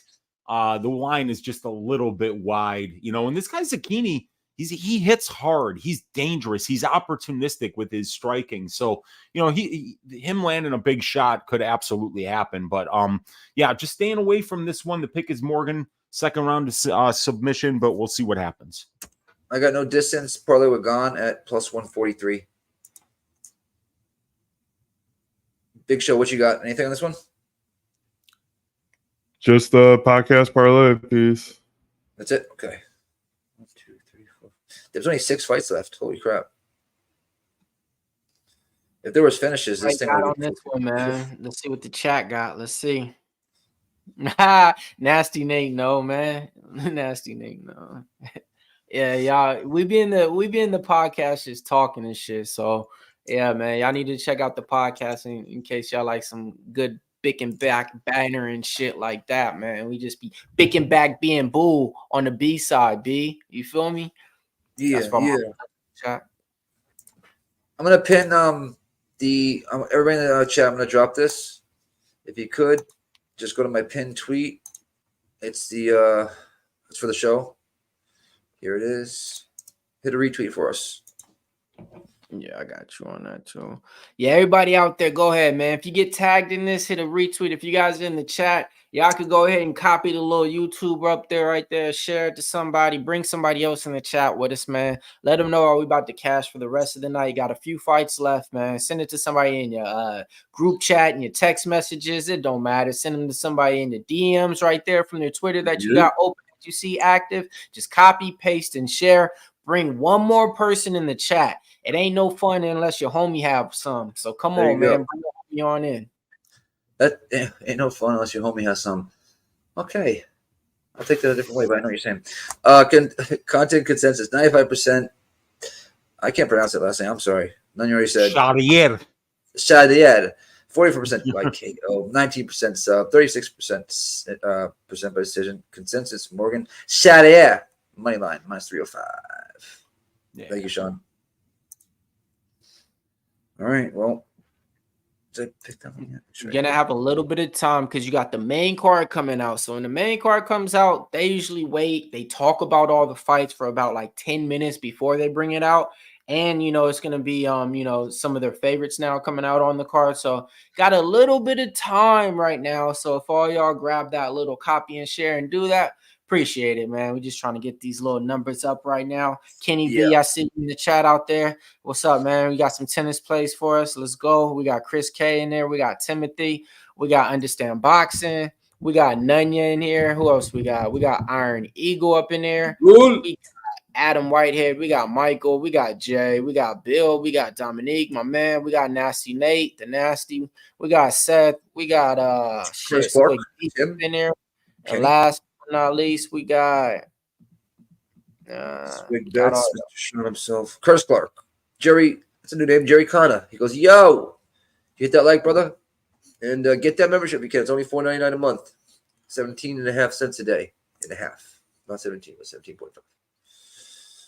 All right. So far, no retweets. How many likes we at? 88. Let's get to 100. We can get 12 right now, right? Before the fight starts. Let's get some, and then after that, let's get some contest updates, man. Let's see who's doing what with what. I just gave one, but I can give it again. We got first place right now at the refresh. I've seen if it changed. Blanca. I say Willie Gomes real quick. Willie Gomes or Manon Fiorot. Either one of those. So if you were on Fiorot, then yeah. If you were on Rose, then no. But if not, then I say William Gomes for a parlay piece with we got Blanca first place at 375. VTech in second, last week's champ at 350 with Matt Dog, Amsterdam Cash Killer, High Waters, Hill PV, and then we got Jags in second alone at 330. Then we got a bunch of 325. Air Dog, Bill Withers, Ramon Scott. You're always in the top. I've been seeing that lately. And then see a new person, CS14999. And on the panel, we got Wheezy, it looks like, at 275 at the highest. And Liam. Big Show, you're 230. I want to read mine out. That's horrible. All right. Sorry, I was muted. I got the cornhole fight right, so I'm at 275. I should be 3-2 on the day, but I'm 4-1. Y'all leave me alone, bro. Y'all just leave me alone with that. Like, trust me, Mills, I feel you. I feel the pain. Like when they said 30-27, I'm like, cool. We're good. We're 30-27, cool. 29-28. I agree. I got you. Yeah, right. Like, could have given her one of the rounds, I suppose, but I mean, my God, that was ugly. That was so ugly. Stupid. The fact that they never even said this, Jocelyn Edwards, Nora Cornrow, split. Like they didn't even go back and forth. Like like I was sold. All right, nigga with the big dono though. Fuck my feelings, man. Let's get out that shit. We only gonna talk about Willing. Gonna ride with Zecchini. Nah, that ain't how you say his name, but that's what I'm gonna call him. Zecchini. For Bootsy pick here. That's for you right there, Weezy. Yeah, he man. got Zecchini. He's riding with Liam. Liam like Zecchini too. But man, I really like William Gomes, man. I like his striking. I like how he's not there to be hit. I like that he can mix in takedowns too. But yeah, man, it's a close fight.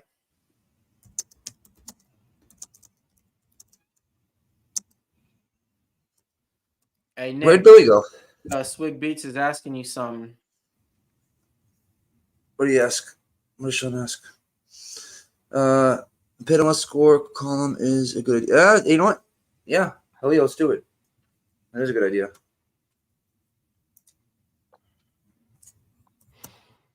Oh, I didn't know that. Job God, yeah, I didn't make a bet since that. I understand why. I mean, when you hear 30-27, 30-27, you watch a fight like that, there's just, you know what? I'm not going to talk about it anymore, so you get me upset. Yeah, it was, like, I mean, other ones was like, whatever. All right, so look, I'll be honest. The Cub Swanson one, Hakeem Dawodu, was way closer than that. So I guess, you know, so that one didn't, it hurt, but it was like, all right, whatever. But this was like kind of, like, what did the girl do? Like, she was on her back most of the fight. Some of these guys, they take like the damage component too seriously because it's like, okay, maybe Jocelyn's on top. She's not landing a lot of ground and pound, but it's 4.5 minutes.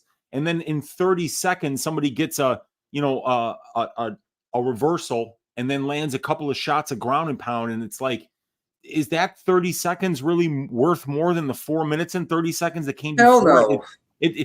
And I mean, when you see fights getting judged that way, it looks like the judge is rooting for a fighter because they're willing to throw out, you know, what would actually be 90% of the round, 4.5 minutes of the round. That's the problem right there. To say that the 10% of the round that went the way of the other fighter was somehow better, you know, and it makes you look biased when you say that because when they start to say just, oh, who did more damage? Well, it's like damage is part of it, but so is octagon control, you know, and it's not like you can just throw out octagon control because the fighter that you're rooting for did damage in 10% of the round. Right. This scenario, 30 seconds, right? Of pure damage, right? Just pure damage at 100, just pure damage. And then the rest of the fight, they lose. Like, what does that damage even mean at that point? Yeah.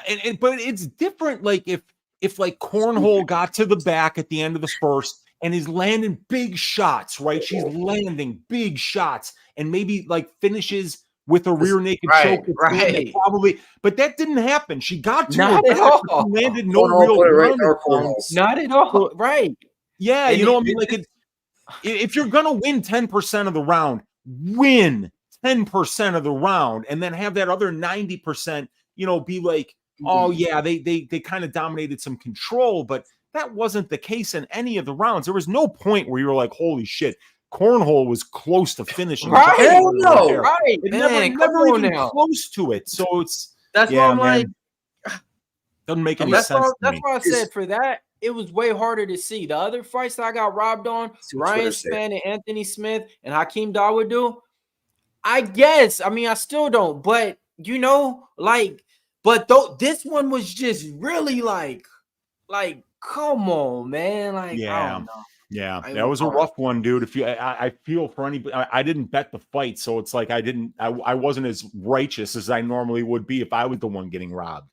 And Weezy out of all bets. So this was my most confident bet, meaning that like it was the lowest price tag and it was the most confident I felt about her and her opponent. So meaning I bet my most amount on this bet, and it's the first one to start off, and it's just like, so. Oh my god! Yeah. I'm gonna screen share the scorecards. I can do that, right? Yeah. Oh yeah, I think you can. Yeah. There's nothing wrong with doing that. Here it is right here. 1 second. Because they had a 30-27 cornhole on 2 cards. Yep. I mean, that's what. That's unbelievable. Do you see us? It is unbelievable. I'm like, what the fuck? She was breathing hard. Look at this Ben shit. Cartilage is going to be driving a brand new Peugeot, and Clemens Warner also maybe like a Citroen, and then they're going to give Damian Glusky like a Renault for that 30-27. Look at this. Look at this shit. This is fucking phenomenally bad. Damian Glusky, fuck yourself. Ben Cartilage, fuck yourself. Clemens Warner, you can fuck yourself too. You gave 1 round away, but you can fuck yourself too. Damn. Oof. Son of a bitch. Now, I have to go walk my dogs real quick. I have no other choice. Sorry, guys. I'll be right back, okay? Yeah, no problem, man. This Zecchini's a handsome kid, man. Beautiful head of hair on him. Strong jawline. You know, let's see what he's got for this Paris crowd here going up against the hometown favorite. So this is a tough, it's really tough, man. Making a UFC debut is always going to be something that's just, there's a bunch of adrenaline and nerves involved with that. It's a new experience. It's the biggest crowd you've ever fought in front of. And then you're doing it in front of a hostile crowd who doesn't care about if, they don't want you to win. So we'll see what he's got because, this is a debut for Charriere as well. So all that shit that we're saying about Zecchini, that pressure's right there on Morgan as well. But he's just 28 professional fights for Morgan compared to like 8 for Zecchini. So, that's why Charriere is such a big favorite here. Keep telling them some stats that you did some digging on your show over here, man. What'd you find out about these guys, like as far as finishing and upside and like that? Should I be playing fight go the distance, or should I be playing my usual round 3 to start? Well, so with these guys, we don't have any UFC stats. We've got to absolutely go with what we already know about them, and that's what we have on the regional scene. And the way I like to break down fighters, Mills, I think it's a great stat, is tell me what they are to the decision, what they are to the knockout, and what they are to the submission. If before we watch any tape, that's the stat set that gives us the best idea of what these guys' paths to victory and how they lose. And with a guy like Charriere, 3 wins and 1 loss to the submission, right? So very good. 10 wins and no losses to the knockout. So this guy's got power, right? And then he's 5 wins, 8 losses, and a draw to the decision. So a guy like Charriere is very, very durable. He's got 13 finish wins, and he's only got 1 finish loss. So he's finishing fighters at a 73% rate, but he's only getting finished at an 11% rate. So with Charriere, you got a guy that is a knockout artist, 10-0 to the knockout. You know that he's very durable, but he also does have more submission wins than he does losses. And with Zecchini, you got a guy who's 8-1 to the knockout, right? 8 wins, 1 loss to the knockout, but 1 win and 1 loss to the submission. So when I see that, I see like, well, that's the weak spot there, because he's not weak to the knockout. 8-1 is great. He's 1-1 to the submission, and he's 2-1 to the decision. So the worst part of his record, the 500 part of his record, is that submission.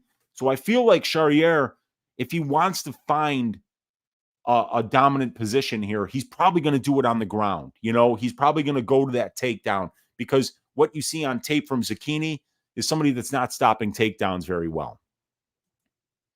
So this is going to be an interesting one here. You know, like the path of least resistance, in my opinion, for Charriere is to go to the grappling here, because this kid Zecchini, he hits hard, he knocks dudes out, and that's what we know about him. There's not a lot of tape to be had, though, unfortunately. You know, some of these regional scene promotions in Europe are very, very small. They don't have a lot of personnel. They don't do a great job of getting their fighters, you know, and promoting them and getting good tape out on there. Yeah. Tape, you know, out to the masses, making it available for free, you know. A lot of that is very important in order to promote the fighters so that they do get shots in bigger promotions down the road. I just took round 3 to start -120. It's time for some Insta props to get going. So yeah, man, I'm gonna take round 3 to start in here. I just think 10 minutes. I think it could go at least 10 minutes in there. Yeah, so yeah, I need the 10-minute mark on this one. Yeah, so let's go. I need to fix my goddamn TV because somehow something just happened. So I can't even see what's happening right now. Or anything. No, dear God, no. My old TV that I had for like 12 years just broke like a week and a half ago. You should have seen me. I was crestfallen. But we're good now, by the way. Got the new TV, and then my setup here in the office is always rocking. So Zecchini versus Charriere. They're about to start here. Man, Zecchini with that Anthony Hopkins haircut as Hannibal Lecter. He's got that Hannibal Lecter haircut, right, man? Yeah, dude.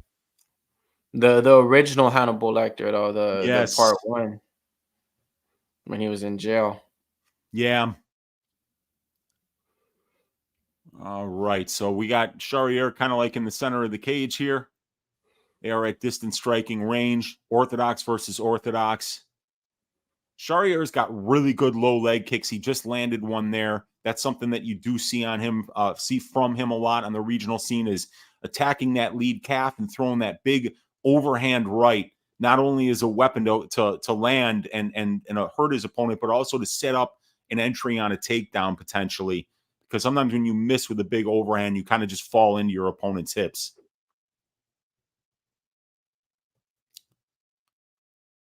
Neither guy really is pressuring here. They're kind of just they're basically rotating, you know, in the center of the cage here, sitting on that monster logo.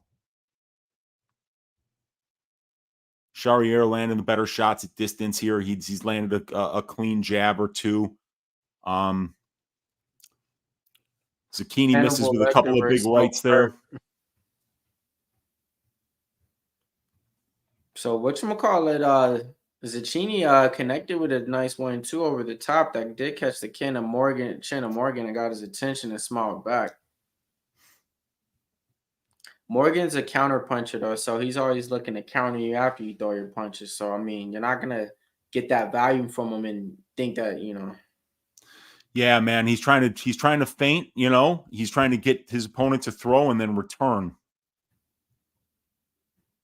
He also looks like triple extension, triple XX RP. Ooh, nice little counter. Did catch the Ken of Zecchini on there. Caught him in his marks a little bit. Charriere looking pretty sharp right here so far. Zecchini kind of having a little bit of a problem closing distance. He's swinging a little bit wild here, while Charriere is kind of like straight to the target, and you know, he's beating him by being first, and he's also countering straight to the target too. So he just seems to be getting there a lot more often than Manolo does. Zecchini throws a weird kick that's just nobody there for no balance, falls to the floor, gets back up though.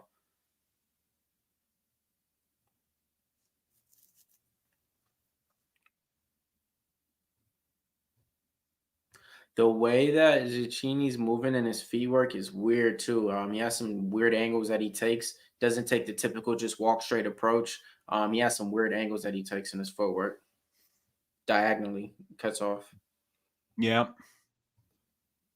And this one is just taking place in the center of the cage. You know, oddly enough, neither guy is really pressuring here. They seem to be pretty happy being at distance striking range.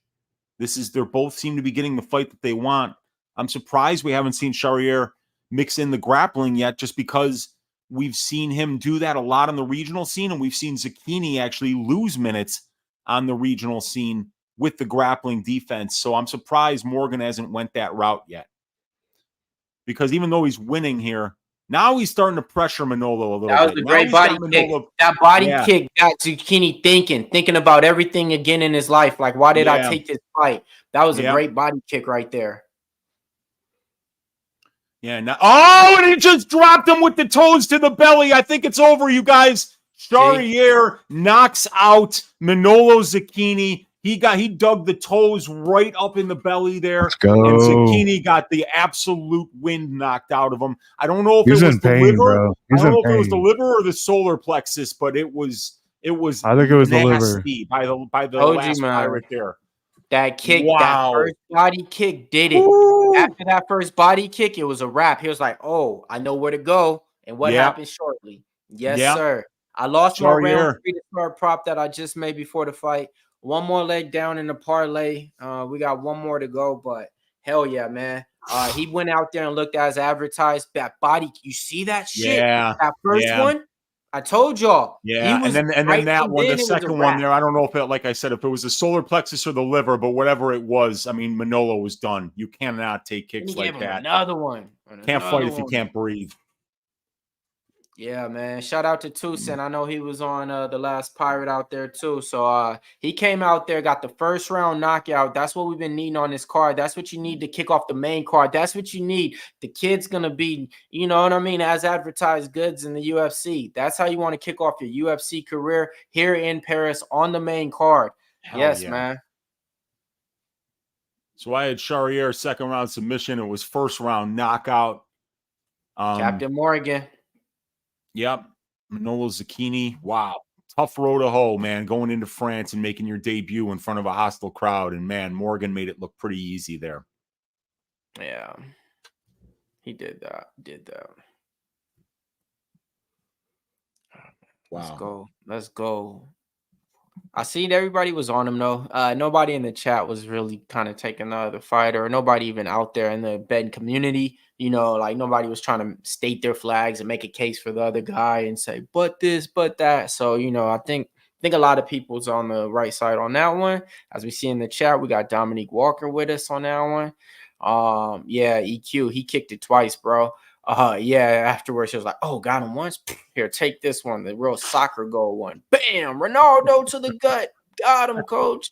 But yeah, that's what you want to do in your debut, too. Like that's the name. That's what I'm saying, man. This guy I've been following for like 2-3 years, man. So he was supposed to be in the UFC back then, but when UFC Paris came out there, Cage Warriors had an event that Friday, he lost. So it was one of those things to where it's like, all right, man, we're not bringing you in yet. So, but so let's keep it going. He's really kind of like fought the who's who of the European regional scene. And I mean, like, this kid has got 28 professional fights in over 300 minutes, over 5 hours of his life spent in the pro cage, Charriere. So, and he's still only 27 years old. So, yeah, man, even though he's 18-9, it's not the greatest record. It's not the kind of record you usually see in the UFC, making a debut with 9 losses and a draw. But this guy, like I say, he's taking really tough fights. He's going 5 rounds, and his last 4 losses, I believe, are all by split or majority decision. So even the guys that are beating this guy, it's razor close. This guy's ready. He can win minutes, and he can just prove that he can win moments at this level.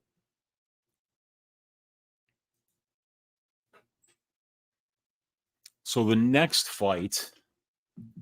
Yeah, I want to listen to it real quick. William Gomis versus Yanis Ghemmouri. So finish? We got to finish? Yeah, dude, body kick. He landed a big body kick, and then when he got Zecchini backing up, and then it was the toes, either to the liver or to the solar plexus, but whatever it was, I mean, like, it folded him. Zecchini was done. So what do I have there on this contest? Well, now I just need Gane to close out that plus 143 parlay. I had no distance parlay Gane. What do I have here? Oh, they got a perfect on that one. Let me see. Why can't we see our fucking what's called? All right, let's get to the next one. They might roll it up. A lot of decisions today. Gomis. I'm not gonna even pronounce that last name. Ghemmouri. Weezy got a better one for it. It's Ghemmouri. Yanis Ghemmouri. What are you doing here? Nothing on this fight. It's another one. It's like the Keelan Loughran fight against Lapalus. You know, both of these guys trained for different opponents. You know, the kid Ghemmouri was supposed to fight at 135, and now he's fighting at 145. And instead of fighting a 5'4" Keelan Loughran, now he's fighting a 6'1" William Gomis. So it's weird. I don't like these last minute changes. I think that sometimes around the opening lines, maybe you can get something that would make sense. Yeah. But like I just didn't. When it's that late in the week, I don't want to start researching another fight, especially when I know that fight is going to be high variance because of the circumstances of which it's taking place under, which is brand new opponent for both guys, new weight class for Ghemmouri, even though he fights at 145. Let me ask you a question, Weezy. What's that? Right, opponent change, different weight class. Why is no distance so high? Plus 170. Yeah, that's odd. That is odd. But it's probably because what we've seen from Gomis so far at this level is that he doesn't do much. A little bit different, right? The circumstance is a little bit different here, though, with the weight change and the opponent change. Yeah, right? yeah. And when you always would rather be on the plus money side because especially because what were we just talking about? These are high variance situations. It's hard to be sure about what's going to happen when both guys have a brand new opponent on fight week. So. Yeah, man, we could see a finish here. Absolutely. I mean, I wouldn't be surprised to see one. I'm jumping on it. Plus 170. The under 2.5, I think, is 210. Let me see. 190. So 20 cents, 2.5 minutes. You take that. Yeah, that's not bad. I can tell you how many times, according to my stats, the debutante has been. Ghemmouri been under 2.5 rounds in 9 of his 13 regional scene fights. And for Gomis, it's 5 of 9. So we're looking at 14 of their 24. So it's a little bit over 50% of their fights finish under 2.5 rounds in their career. Great at plus 170? Yeah, at plus 190 on the under 2.5, you're looking at a 34.5% implied probability. But the numbers tell you that these guys have been there 14 of 24 times. I like that. Divided by 24 is 58.33%. I mean, come on 58 now. compared to 35 is what you're looking at. So there's some value just on the on the EV side of what these guys have done. Yeah. Consensus is Morgan Charriere, my line -305. 4-2 so far. Hey, Sean, what is the totals at? Like, unit wise, consensus, all that kind of stuff. Oh, plus there it is. I'm sorry, 4-2 plus 2.73 units. That's all right. So the last 2 weeks, consensus have been positive so far. We got Matt W. Gomis round 2 finish. Sense going Gomis decision for the contest. No action though. And we got a parlay. Basharat, Charriere, Gomis, plus 139. 2/3 of the way there. Looking good. So what was it? Plus 139? Yep. Plus 140-ish, I think is what it was. Yeah, so 139, yeah. Gomis round 2 finish. We'll fight about this. Boxing, a 225 fight to go decision. That's a little steep, in my opinion, with the percentages that Weezy just wrote out. Then we got the change in opponents and a weight class different. You know what I mean? I feel like we have a lot on our side there with the no distance, but we shall see. Oh, I just saw the kick. Holy shit. Oh, the body kick from Charriere? Yeah, dude, it was nasty, disgusting. dude. Yeah. Yeah, I don't, and like I said, would you think that was the liver that got touched, or you think that was like a solar plexus? That looked like it could knock the wind out of you. Like it landed right underneath the rib cage there. It probably touched a lung. I'm going back right now. Hold on. What did it happen? Like I'm at 323, 322. Oh, let me look. It happened at the 351 into the round, so with a minute 19 left. Okay, so 1 second. Oh, I got to come right here. I'm at 218, 217. There it comes. Nice jab, overhand right. This is the fight before, guys. Yeah. 2-minute mark right now. So look, it's about to come up here. Huh? What fight are you calling? No, it's the one from before. We're reviewing the kick. Oh, I'm like, bro. I'm like, what the fuck? I'm like, my shit. 150 mark. 148. 147. Oh man. Let's see how he sets it up. Nice jab.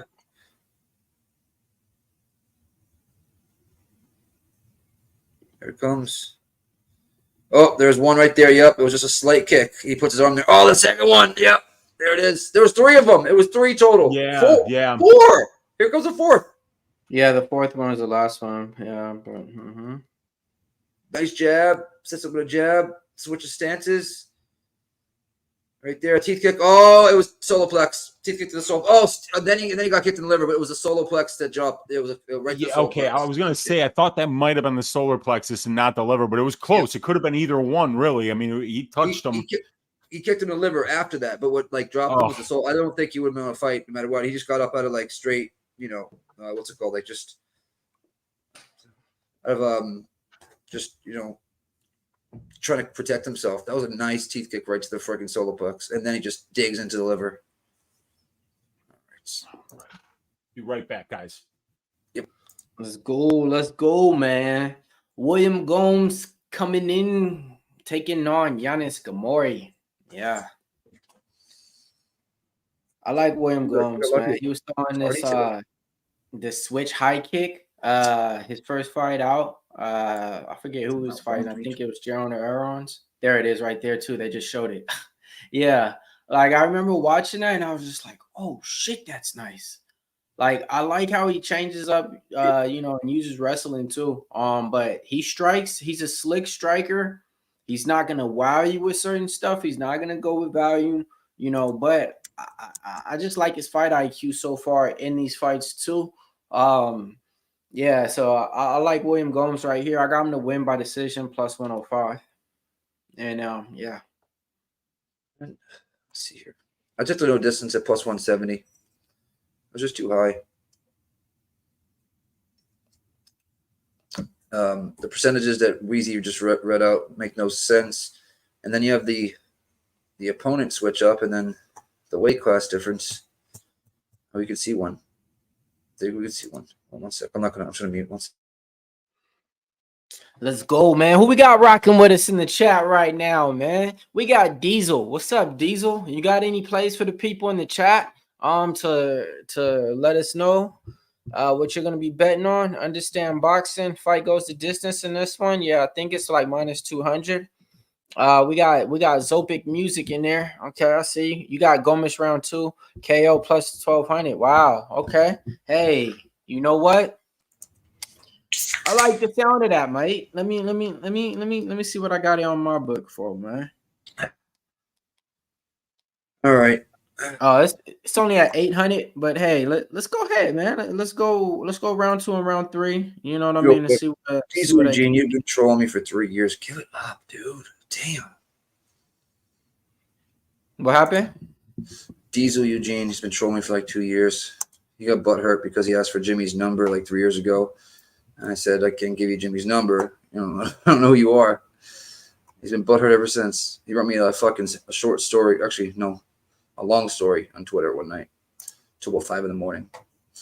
Bye, buddy. Yeah, let's go. A+. Yeah, man, I'm from Cali, man. Over from Long Beach, but I moved over to Lake Elsinore. So, yeah, Cali. I can't believe how many people are on Spivac tonight. 32% of the entries. Yeah. Am I crazy, or I feel like Gane should be able to piss through this guy? Yeah, I'm just crazy. I mean, if it stays on the feet, he's gonna do it easy in the first couple of exchanges. Spivac, I think he made his debut against Walt Harris, and Walt Harris starched him. And then I think he got starched by Aspinall. Both those fighters are good with strikes. Aspinall's in the superior. Walt Harris ain't all that, but superior, is Ciryl Gane too a little bit, but he doesn't have a lot of power like that. So if they were able to kind of touch him up like that, if it stays on the feet, Gane should be able to do that too. But I'm on the polar bear in that motherfucker though. Polar bear. Everybody in the chat, what are you on? Now and clear. I'm on the polar bear, Nick. Now and clear. I'm on the polar bear. Now you know how it is. Like you probably just heard because I was talking about the other guy. You know what I mean? If I like a fighter, even if I don't, I'm gonna say good stuff about him. But I like Loughran. But I bet Tyler Lapis minus 160 and shit. And that was the one bet I told people when I sent it to him. Like, hey, I'm 50-50 on this one. So do what you want with it. Like I like the other guy too. So if you pick and choose, hey, it's on you. What does this mean? Right? Chance goes that honey pepper pimento looks like vomit. What is it like? Probably watching commercials and shit. You know how it is.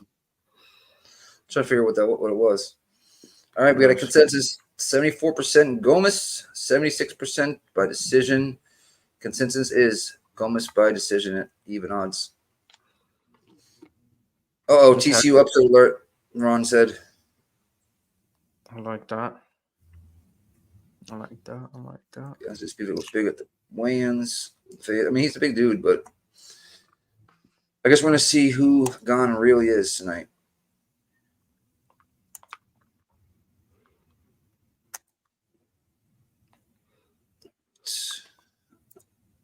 Oh man, the crowd should be going crazy right now for him too. Let me see. He's one of those fighters that they're backing as well. But like I said, man, like I remember I liked him, but I went back to liking him again when I just had to watch tape study for somebody who fought 2 weeks ago. And I was like, oh, William Gomis, man, he looks so good. And it was his opponent that I was supposed to be tape studying. I remember telling somebody, man, I really like William Gomis, man. And then come to find out, I knew the Paris card was coming up. I'm like, all right. Then I seen he was fighting. I bet him minus 140 against his original opponent, but that opponent got pulled out. Now we opened up a minus 220 in here. So, it changed up the betting and everything, so I didn't take him on that straight play. But yeah, I mean, I don't know.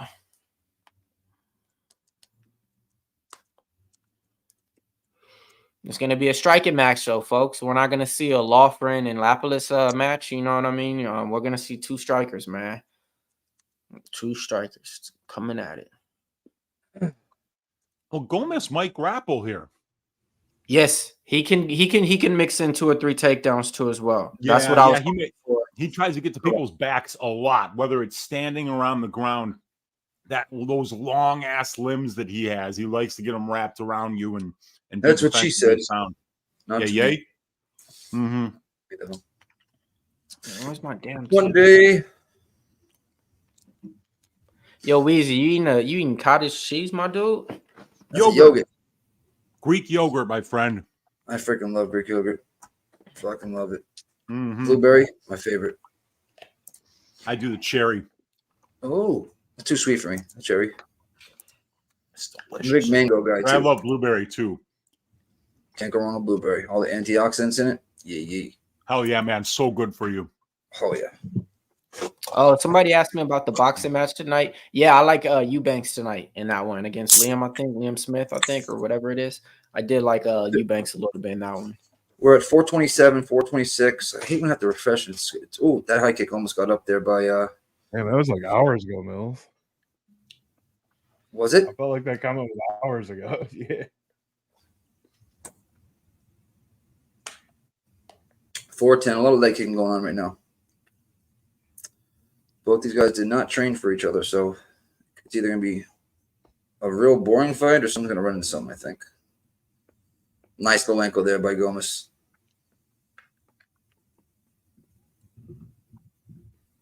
What's going on here?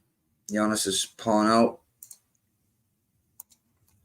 Tries to go high with a high kick. Oh, so does Gomis. Just misses. You can see the difference here in sizes, for sure. He's definitely a different weight class. $335.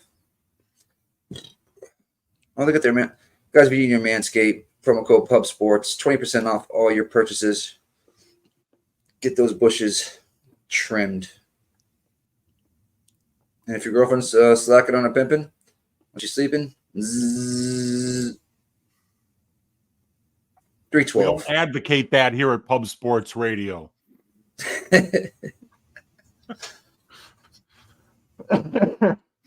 Oh shit! 3-minute mark. Hilarious.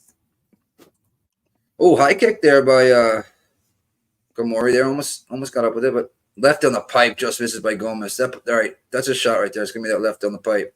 And you see Ghemmouri's always going straight back. He's not taking angles. Body kick, Gomis, 240. He's that back foot. He's just waiting to land that somewhere. 230 mark. Come on, run into a teeth kick. We'll do a Frankie Edgar teeth kick, or was it Frankie Edgar? Yeah, Frankie Edgar and Tony Ferguson. Those pictures of them when they get killed, their friggin' face looks like. I always thought it was fake. That shit ain't. Their face is folded. Their face is folded up. 209 and counting. It's raining here already. When he tries a crescent kick, nothing there. Or an axe kick. All right. Well, this is not looking good for no distance. They're not engaging.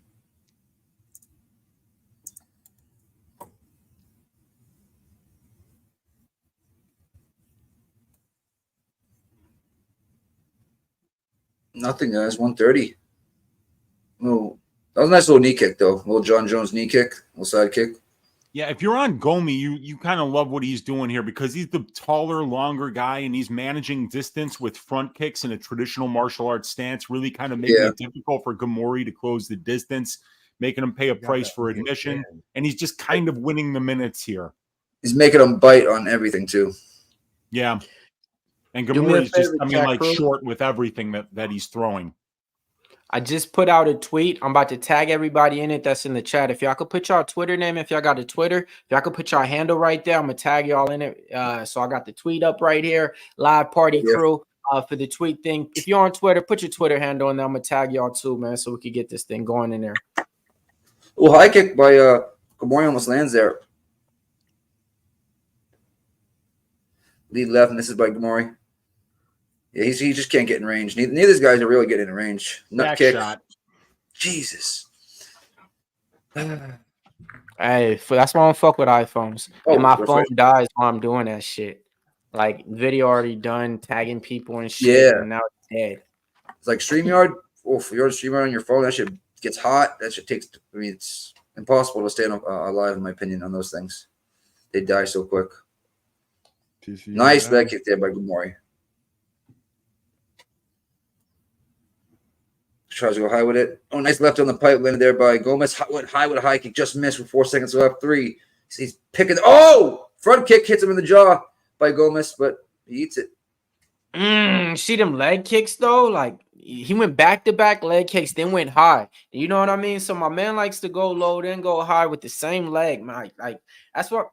Like me, I love martial arts, bro. So, like, whenever I see high-level striking and different stuff, that's what I like to watch, you know, on some old-school Taekwondo probably moves and shit like that. But when I seen him, I love this striking, the way that he does little certain things. But, yeah, so I like those kicks, man.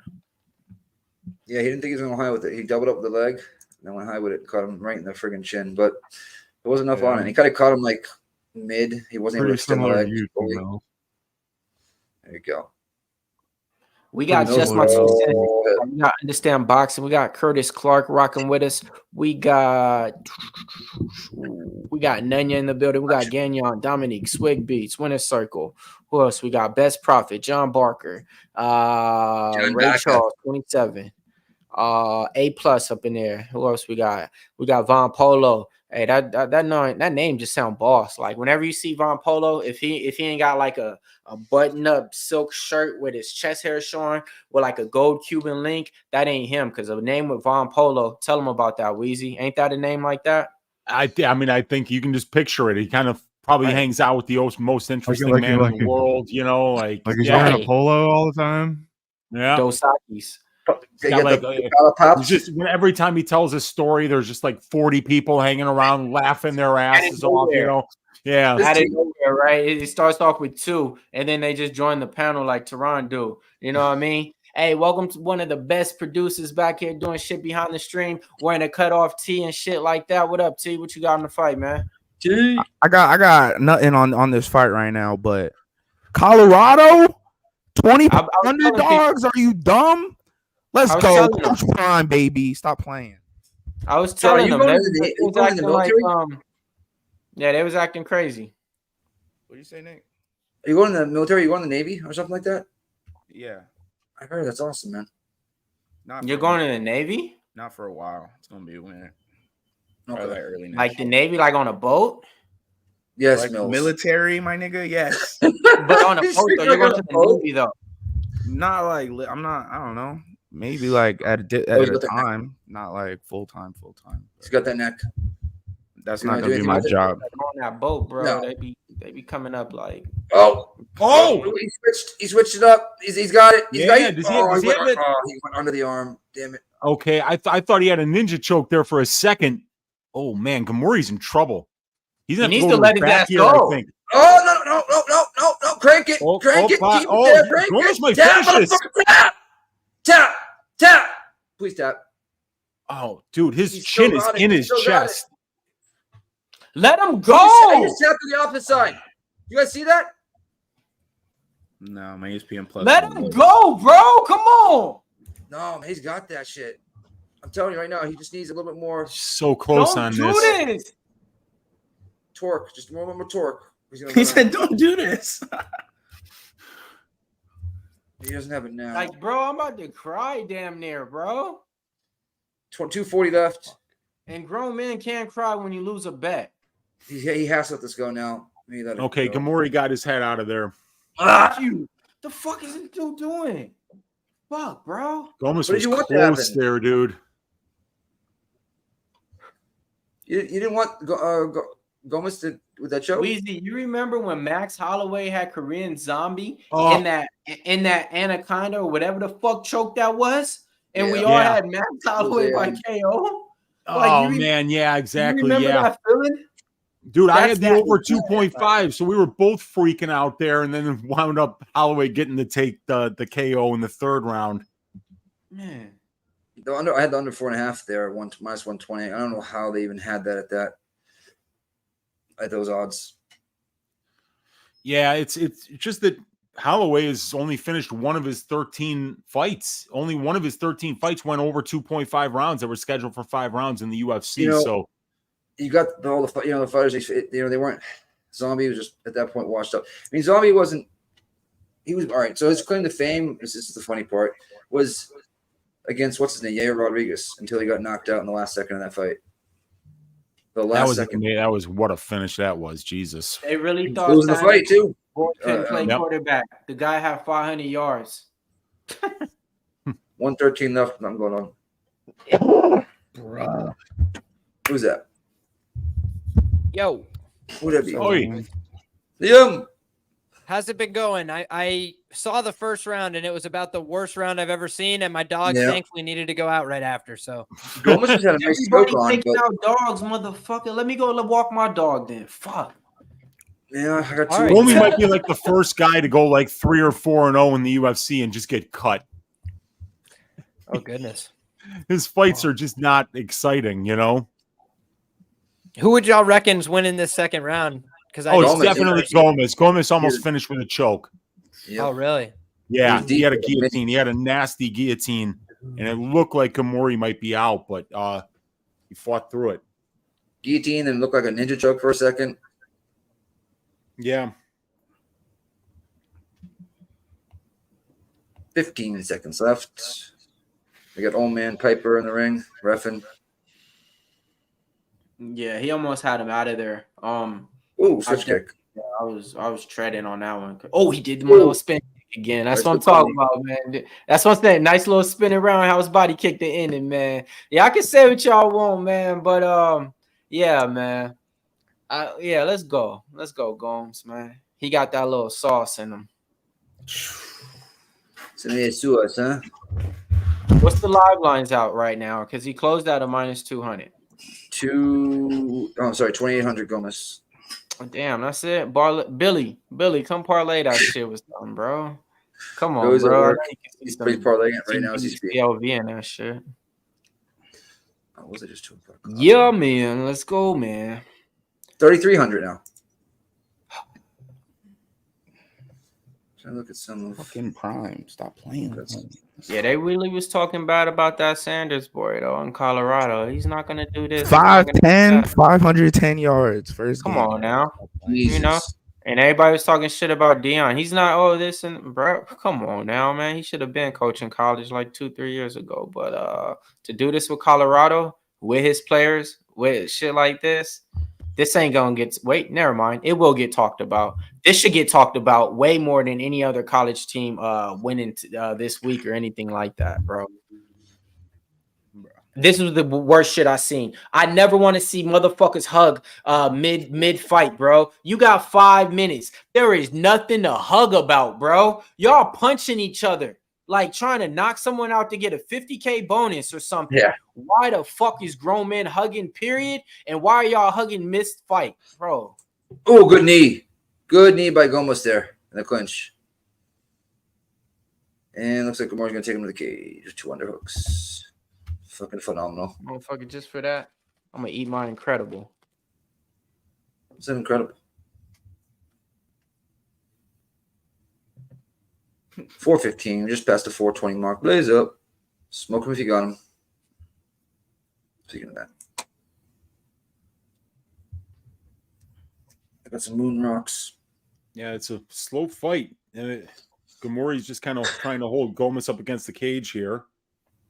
Well, now I know why. Now they're in the center of the cage. I don't know why I was able to get a plus 170 on no distance. Yeah, Gomi doesn't do a whole lot, but he was close on that choke. He was. That was close, man. I mean, if you bet that over, you were freaking out when Ghemmouri was in that choke, dude. Because you laid juice too. You laid like -200. 225. So yeah, it's a big number, you know. But yeah, Gomis is decision maker. But he's got that arm on. He's looking for the neck again. It looks like here, and I don't know why Ghemmouri's trying to take him down. He needs a finish. I mean, exactly. He absolutely needs a finish here. So I don't know what this is. Curtis Clark said in the chat that Ghemmouri's just happy to be here, and you know, he's kind of fighting like it now.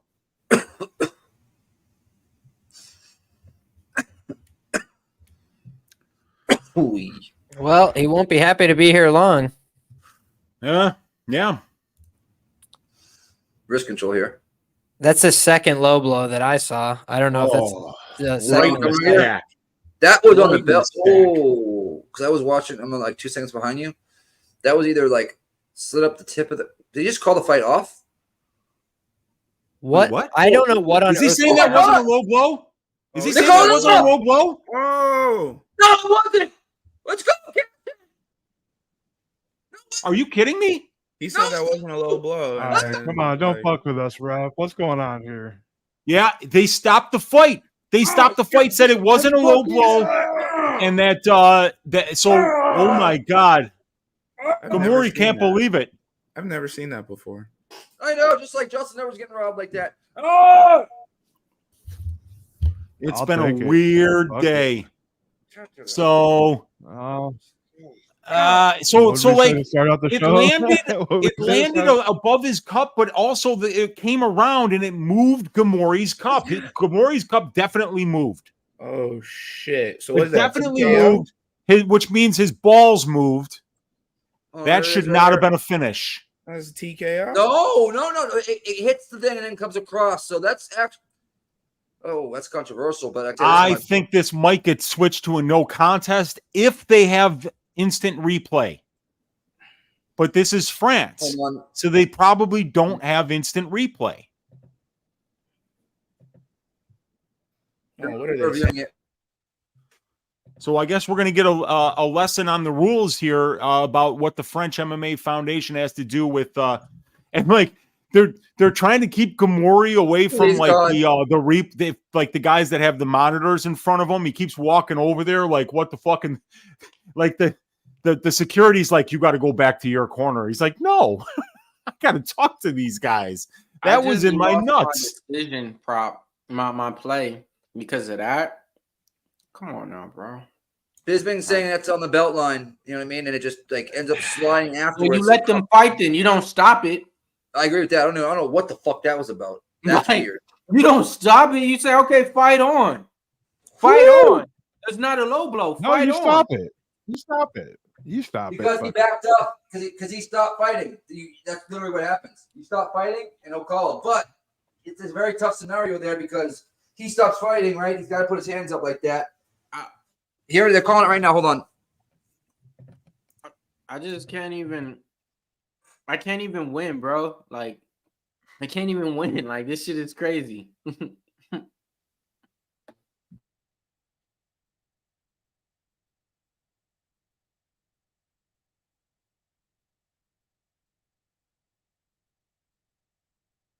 Third round knockout, William Gomis. TKO. Oh my god.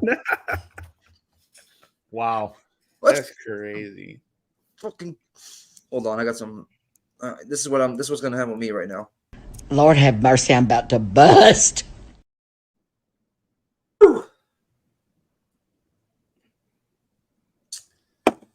Let's go. There you go. There's your parlay. Cashed.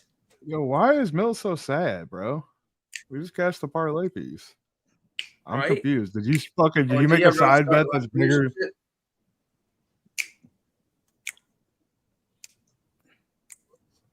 What the fuck did you go and bet? I had Williams going by decision plus and I have people to where it's like they're not gonna understand this was this, like they lost the bet and da. So like, yeah, like I'm happy we cashed the parlay like a motherfucker. Plus 138 locker room parlay, we came through. Shout out to everybody who tailed it, but it's like bittersweet. Like, cause I like, bro, like, come on, man. This is crazy, man. That's fantastic. They made up for what's it called? The bad Edwards decision. On my part, I know you have fucking stupid. What's it called? Oh, my dude's crying up here. What's going on? That's how I feel right now, a little bit too, bro.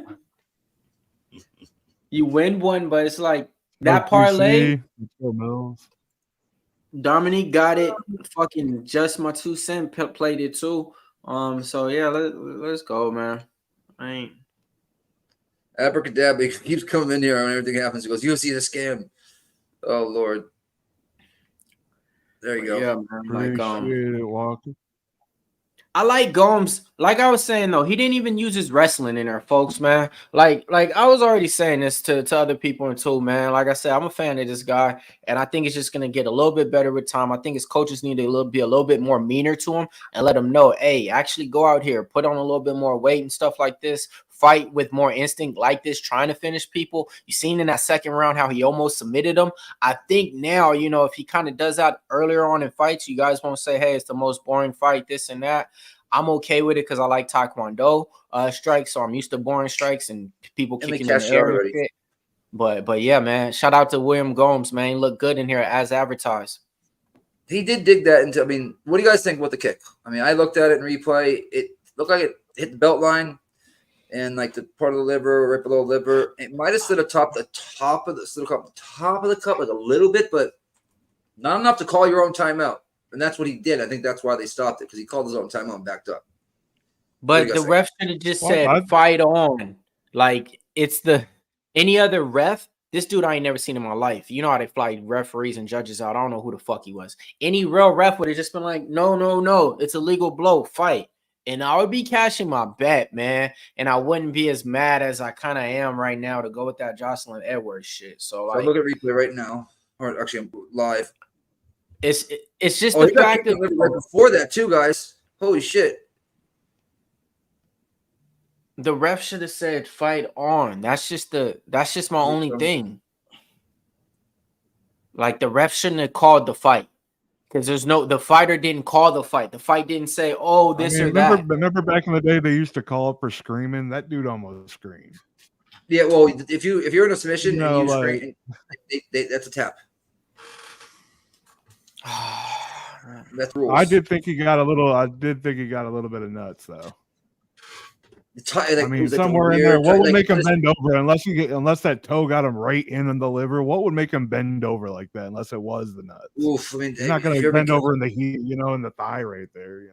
That's where. About to watch the. Look parallel. Look parallel to the belly button. What are we doing on here? This Comes right here, boys? 1 second. Oh, all right. So there's the kick. Live time. It was hard kick. Very hard. Oh, he bends over and turns his back on the ref, and that's why he calls it.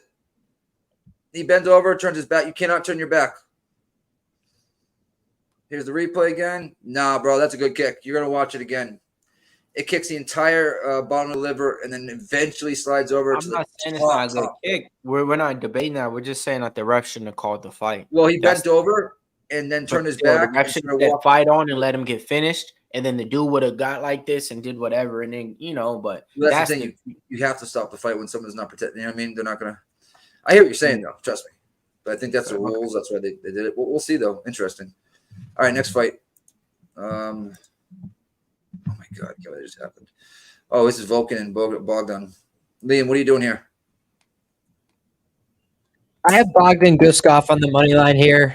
Lean is towards the under 1.5. I think that overall, Volkan's just been regressing a little bit lately. It's not like he's a terrible fighter, but he kind of got a ton of praise and love and whatever, and got positioned in the top of the division on the strength of a 3-fight win streak. Beat what's his name? OSP by split decision, 2 quick knockouts. Then he got embarrassed by DC. He's 3-5 in his subsequent bouts. He's not that high level in the light heavyweight division. He could still beat a guy like Bogdan, but Bogdan coming in with a lot of unknowns, you'd feel like he should be a higher dog, but he's not, which for me is interesting. On top of that, he's coming in at the plus 160 price tag with a BJJ brown belt with a ton of wins by knockout. Volkan hasn't knocked anybody out since 2019, so it just seems to me like a volatile fight.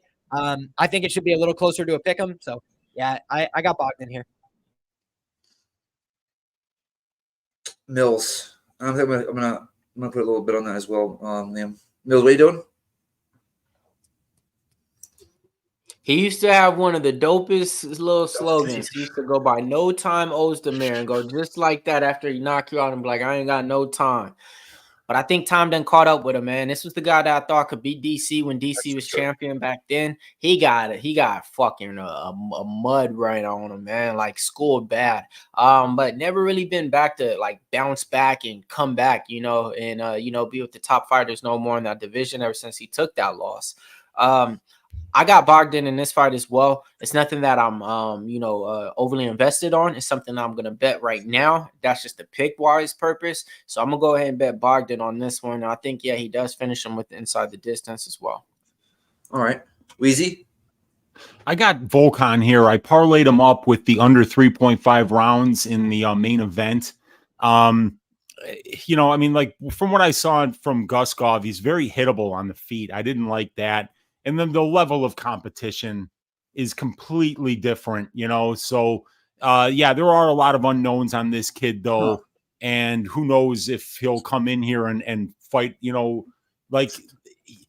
one thing you really don't know is when you see a guy like Guskov sleeping a bunch of low-level regional scene guys, is like, was he doing what he was supposed to do, or is he just beating up cab drivers? And we don't really know until they get to this level, because some people who you think are fraudulent wind up knocking dudes out when in their first UFC fight, and other ones wind up, kind of doing what you expected them to do because they didn't fight a good level of competition. So, yeah, and we have seen Guskov get knocked out by guys, that are regional scene guys that are shorter, that were at a reach disadvantage. So, yeah, I think that this is a huge step down in competition. I mean, like Volkan was supposed to be fighting Azamat Murzakanov here, and now Guskov is taking this one on short notice. So, yeah, I mean, I definitely like Volkan here.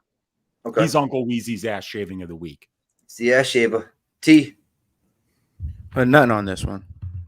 Nothing. Ain't nothing but a G thing, baby. Big Show, what you doing?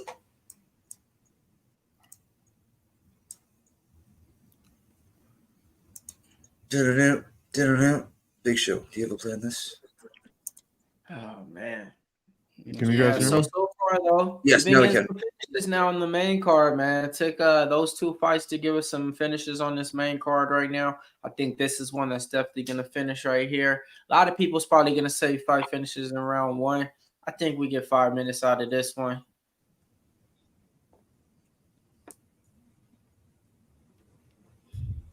What you got on this Big Show? I got Volkan by KO. I wouldn't be surprised if he gets dusted though. That's tough. Knockout round 1 EQ. Boys walking out like he's ready to rock and fucking Go ahead roll. and pay some bills though. Boy. Yes, sir.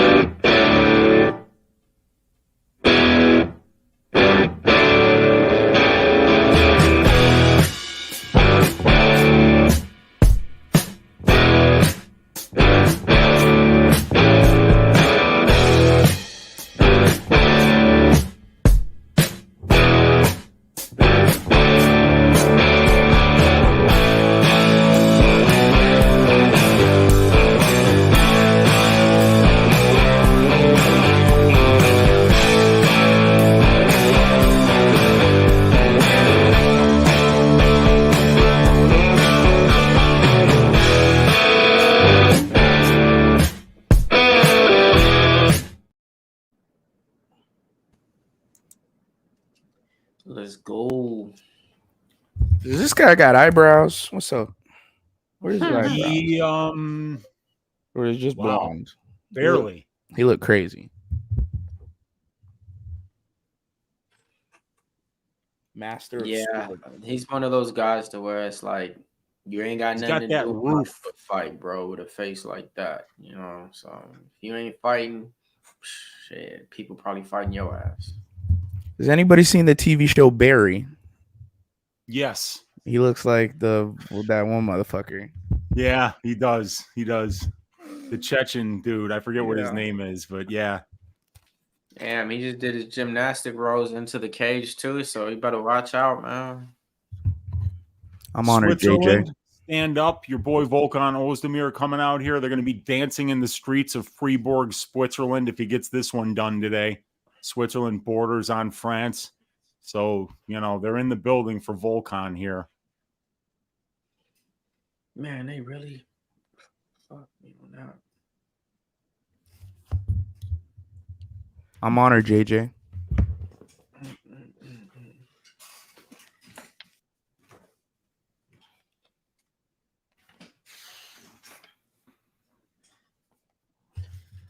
All right, Volkan Oezdemir, man. Let's see, man. He used to do some training with a better gym earlier on in his career. I don't know if he's still there. But 9 times out of 10, he's probably back at home right now. Really haven't been an active fighter. So looks like he's in good shape though. Looking at him, man. So yeah, man. I think we're gonna get a good looking at it, man. We might get a good performance from Volkan Oezdemir. He might look like a 3-1 favorite out here. You know, there's levels to this, and you know, Volkan Oezdemir does have a lot more better skills, fought the better opponents, you know. So let's see, man. I think Bogdan might be able to get this one done. If this one gets extended, I'm in favor in Bogdan a little bit, man, just because Oezdemir, it seems like as the fight goes, he's not worried about protecting himself at all.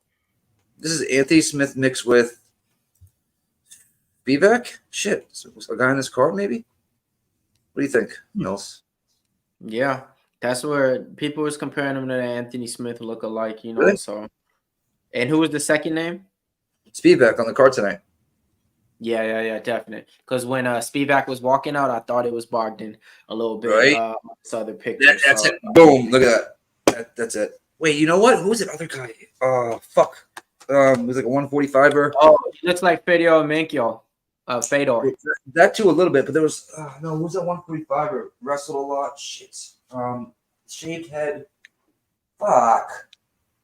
Bro, I could have had a great night, man. These motherfuckers doing some bullshit.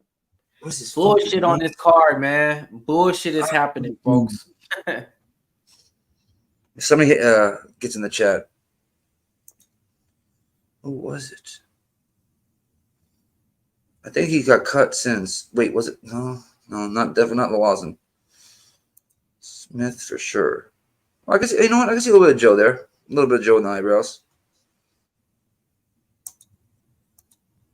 Yeah, he does look a little bit like Lozon for sure. He got some Lozon. If he had bigger ears, it'd be perfect. Lozon's got those. You run fast enough, you fly. Type ears. Oh, hey, you know what I mean? Volk's in good shape. You're right. Holy shit. Yeah, he looks good. A little soft in the midsection.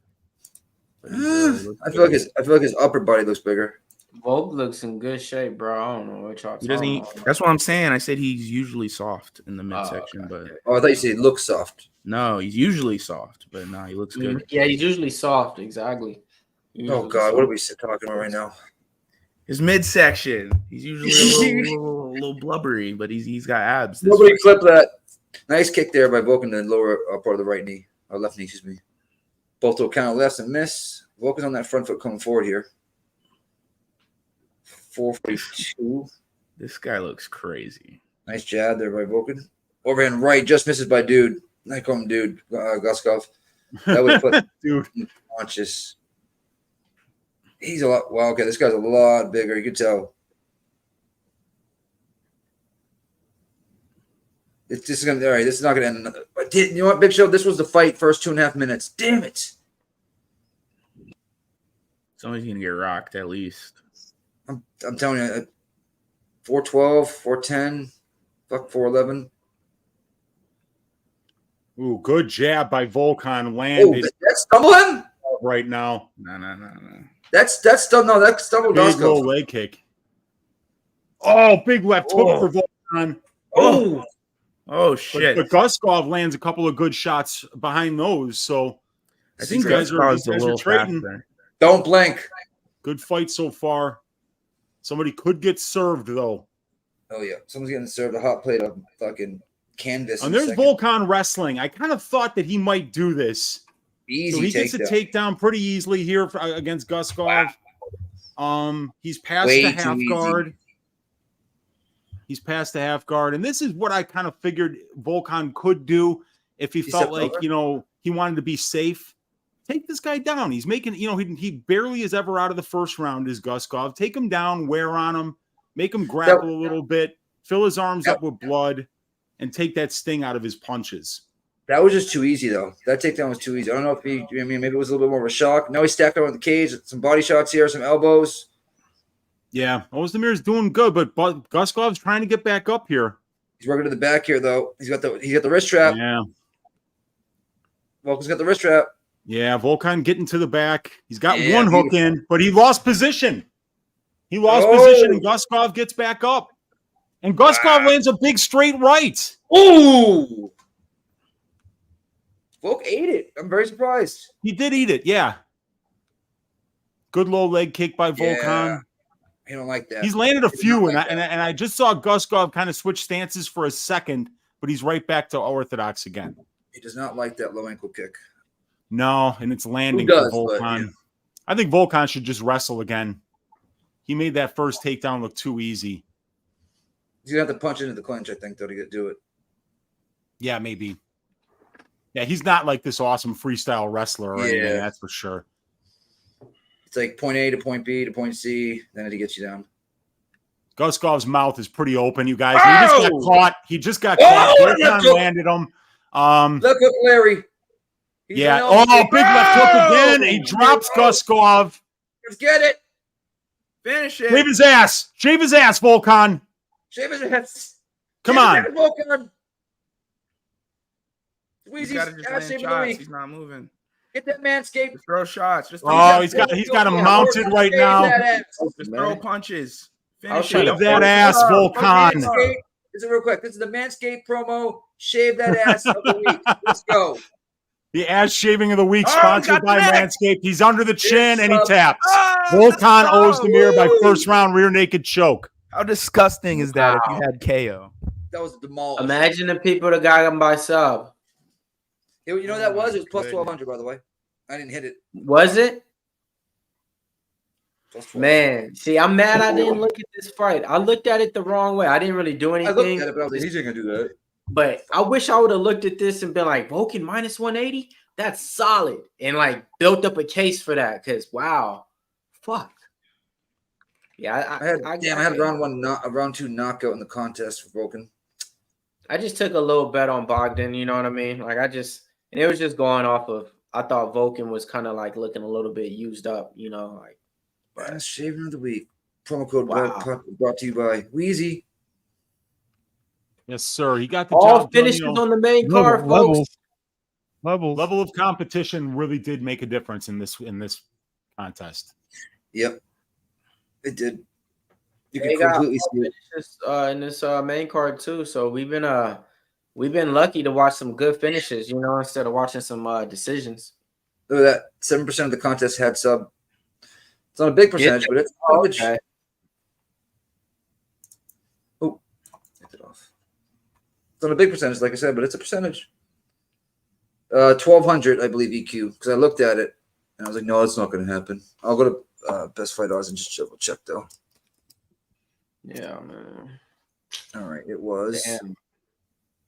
Easy work. Yeah, Volkan. That's what I'm saying. I wish I would have. I didn't study this fight, though, or do too much. Plus 1,400. Sorry.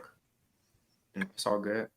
Damn. Yeah, for the people who bet that and got that, shout out to y'all, man. Y'all some smart cats, sharp cats. Shout out to the people who have Volkan straight. If you had them parlayed, whatever, man. If you have Volkan inside the distance, if you have fight under 1.5, I know you guys just cashed. Yeah, that's this. Yeah. It was 1,600 on Betway, 1,400 on every basically. Well, not I can't even see it lower than 1,400. They don't show only show $5 that had it, but I do know Bovada had it at 12. I knew something was funny when I was looking at it. The round 2 by itself for Volkan was plus 500, and then I went and looked at round 2 KO for Volkan plus 500. Oh, so I knew they were trying to bait you into like keeping them KO numbers close, and sure enough, the sub happens. Well, that's the thing. If it was round 2 KO plus 500, and then round 2 KO and sub plus 500, they fucked themselves there because everybody obviously took the other one. You know what I mean? You get both circumstances. Yeah. So that's why you take the round 2. Quit trying to don't get cute. Yep. We got cute with round 2, and look what happened. They finished 40 seconds, 50 seconds. I mean, this next one, this is my dog of the day. This is Moisés, but maybe he is a gatekeeper, right, Mills? Like we were talking about it in the podcast. Like maybe he is just a gatekeeper now. Yeah. He looked good there because he took some good shots too. You know what I mean? Like he didn't. Yeah, Guskov landed a couple of good ones on him for sure.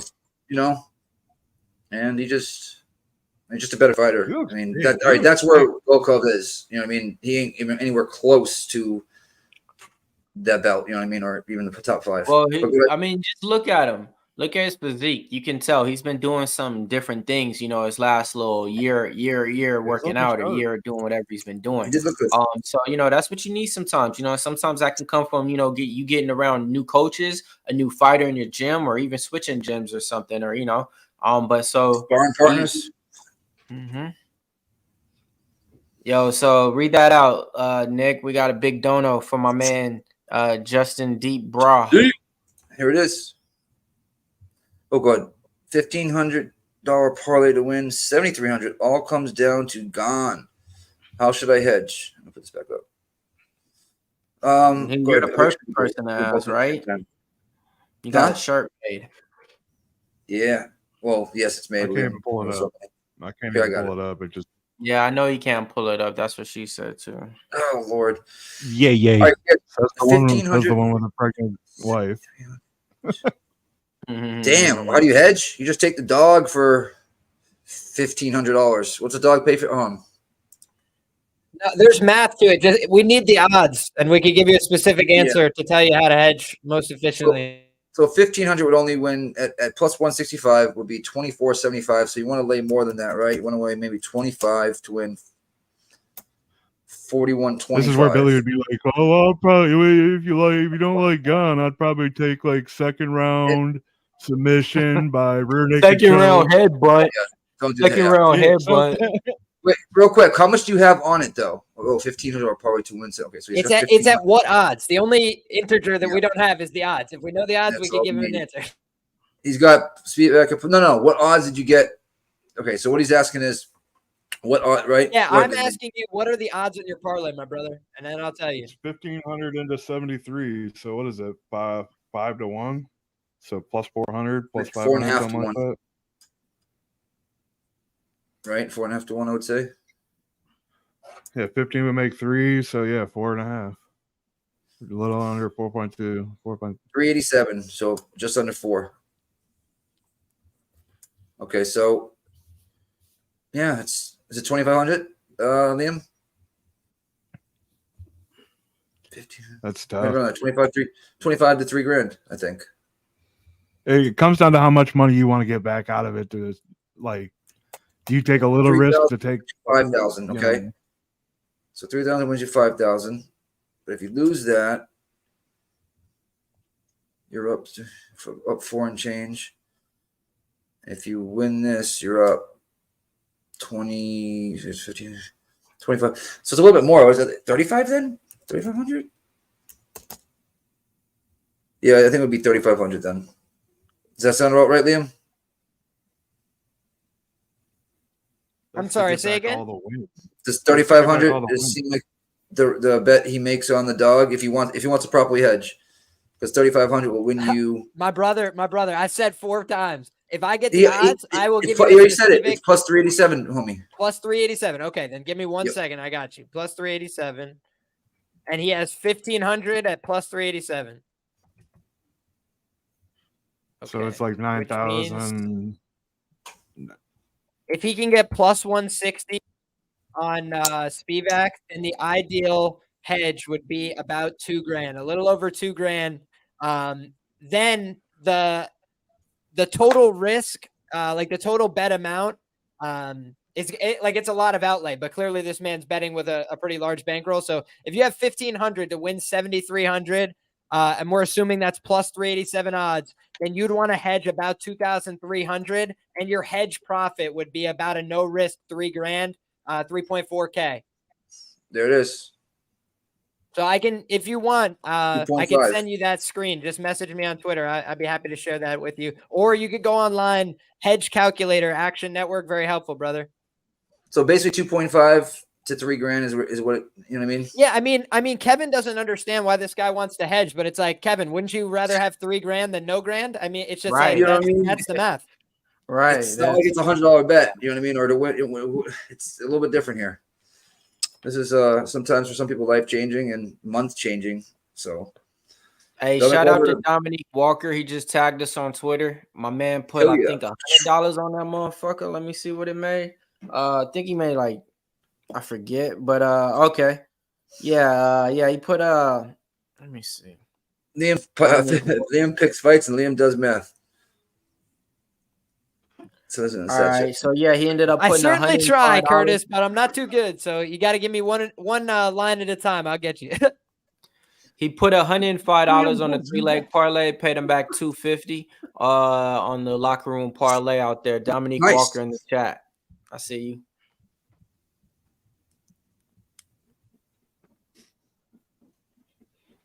Right. I see you. Let us know if you hedge Justin Deep. You didn't do Dominique Walker well enough, bro. This dude has been asking me for our podcast since week 3 of the podcast, Mills. He's literally been riding with us on parlays and picks for 20-some episodes now. Hey, so shout out John Barker wants to know where you post the parlay, Big Show. Go check out. I'll drop the link in the chat. Bada bing. Yeah, I'm with you. Yeah, man. Let's go. Yeah, see, that was the thing. If I would have put it, because he got DraftKings odds too, so he got like I'm sorry. If I would put the same amount on that one that I did have on my other play, William Gomis to win inside the by decision, I'll be like, okay, I could wipe it off, but like that shit stung, man. And when you're in this thing and you tell people the other pick to pick, and they cash the parlay, but you lose a single bet, it's kind of like, yeah. But shout out to Dominique Walker though, man. I see you out there. I want to get this comment. Kevin says, "You're costing you money in long." So this isn't really hedging, right? Wheezy, this is what we call it, arbitrating, right? We call it arbing out, right? Yeah, I you mean, can't lose money when you arb out. Yes, yeah. Well, an arbitrage is a simultaneous transaction where you make money.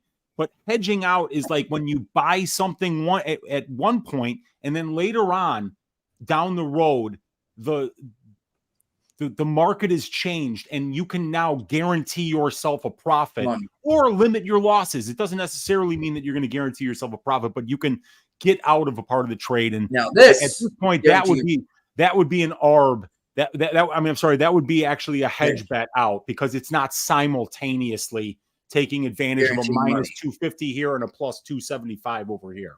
This is guaranteeing money. So when you're arbing, you can never in a long term lose money because you're winning it. You know what I mean? You're always arbing out to win money. I think hedging would be to try to get your money back on the 1,500 and just trying to get the money back on the 1,500 and either win or lose, win or break even type shit.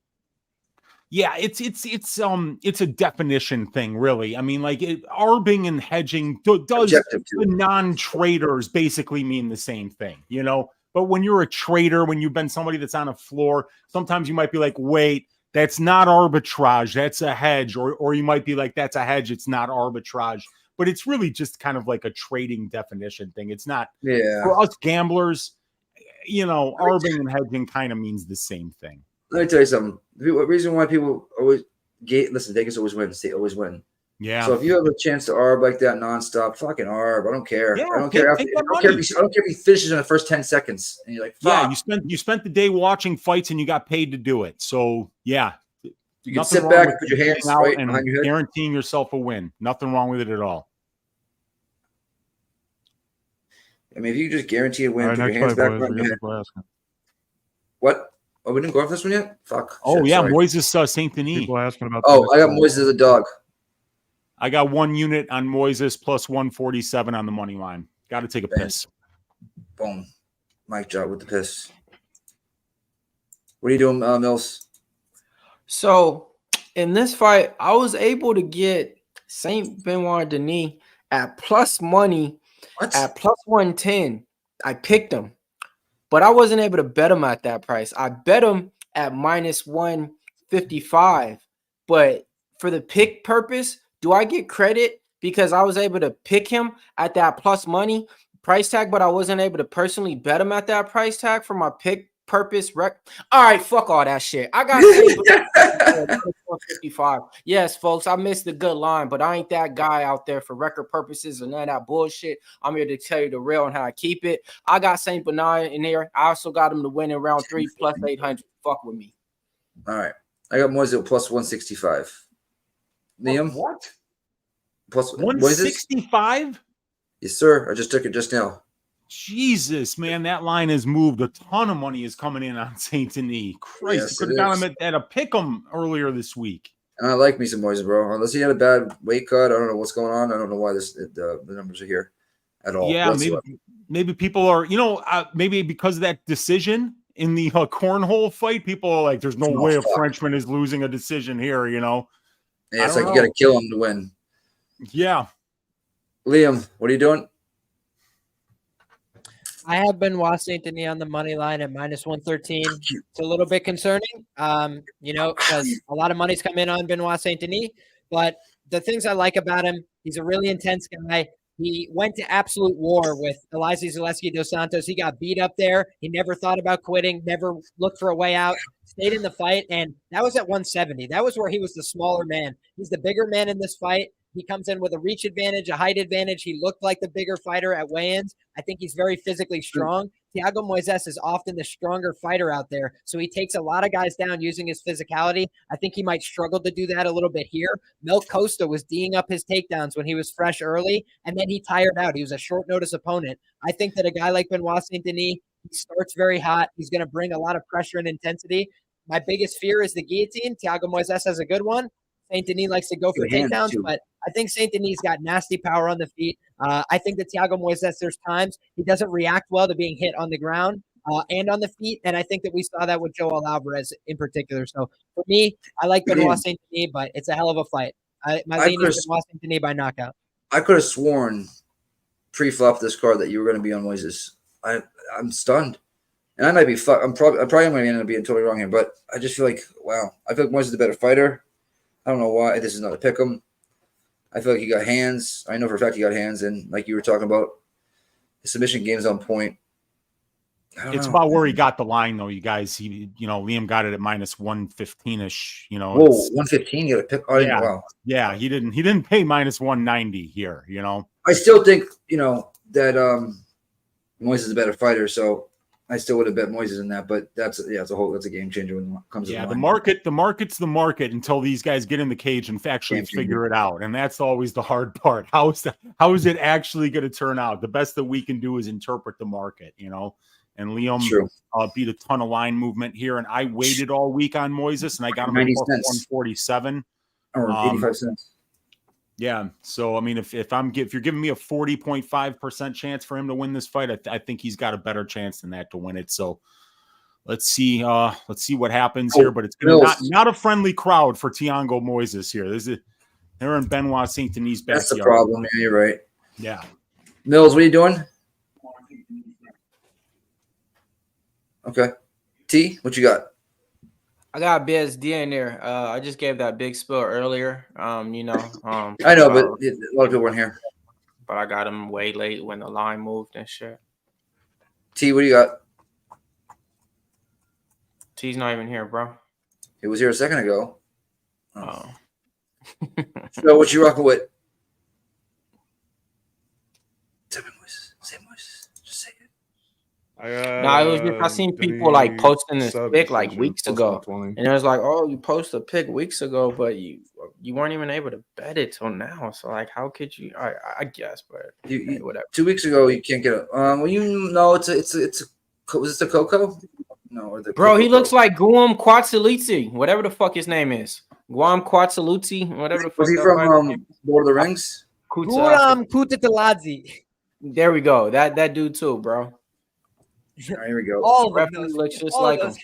Here comes a knockout by Benoît. I'm trying to reverse jinx this. Let's go, man. Give me something to be happy about, please.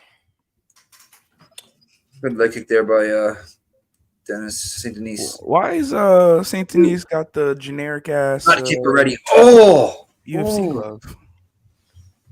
Disqualify him. That's illegal. DQ. Plus 165. Let's go. It's Moisés' fight. Give me that plus 147. He's cheating. DQ. That was a hard. Look at his kick in the nuts. Oh no! I don't want to see it. No, here it is. Oh, yeah. At least it hit the leg first. It did hit the leg first and then hit the nuts. It wasn't a complete direct shot. Yeah, just one nut is demolished, not the other one. That's strategy. Yeah, one nut. Look at that crowd. Yeah, they're like kicking the nuts. They're celebrating a nut shot. What is wrong with you people? Fucking ruthless. Savages. Yeah, man. Savages. It's different, man. Like what them army people, he got them army crowds there for him. He got the regular fan people from the country. Like he has a big fan base to where it's like everybody's probably been waiting and talking about this guy for all his people that he know in life. You know what I mean? Dude. So it's different. When you got that army behind you, those folks used to show up at the LFA events and have the whole fucking crowd rooting for their fighter, even though he'd be losing and you think he won, because they travel and they show up in support. I just turned the volume on and I heard the crowd saying, "Bite his ear off." What is this? What's going on right now? What? Yeah, bite his ear off. I'm just joking. But, Mike Tyson-ish. Yeah. If you hear it, though, it was just in French. I remember Tyson Holyfield. He spit his mouthpiece out and then he just bit his ear, man. 2 different fights, too. Kicking your opponent in the nuts in the first 30 seconds is peak strategy. Yeah, it's plus EV. It's plus EV for sure, man. Oh, he's a lot bigger. Nice inside there by Dennis. Left on the pipe, just misses by Dennis. Body kick lands. No, nut shot again. And he's calling it. Oh, shit. That's going to be a point. Then I got to pee. Be right back. This might be a longer one. Holy moly. Way. That's not going to be a point. They don't right on the belt. How did not take a point? They don't take points. We don't do that. Why would he take a point? He's French. They're saying the referee doesn't believe it was a low blow, and yet they stopped the. I'm so confused. He wasn't even hit on this. And the referee's even stopping it as if he didn't even see it, and he's just stopping it and taking his. Bro, this shit is fine. weak, That was man. clean, bro. Get out of here. This shit is weak, man. It just vibrated, so he was like, the ref is, but the fighter stopped it and told him, and then the ref was like, oh yeah, okay. What the fuck is going on, man? Benoit's winning the striking exchanges, you guys. This is wild. Just fuck this dude up, bro. Shit. Good head kick there for Thiago, but Benoit's pressuring like crazy. Holy shit, that was checked. Oh, Thiago lands big. Oh my gosh, they're swinging. All right, these guys are standing in front of each other right now in the center of the cage. Thiago misses with a big overhand right. Benoit lands a straight left. Benoit lands another straight left, goes in for the takedown, and he's trying to get to Thiago's back right now. He's got one hook in here. He's hanging on Moisés.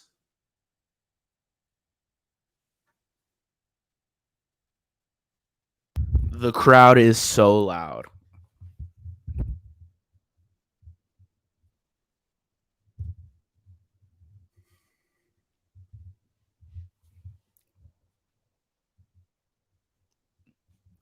It's like a soccer game in there right now with the chants and stuff.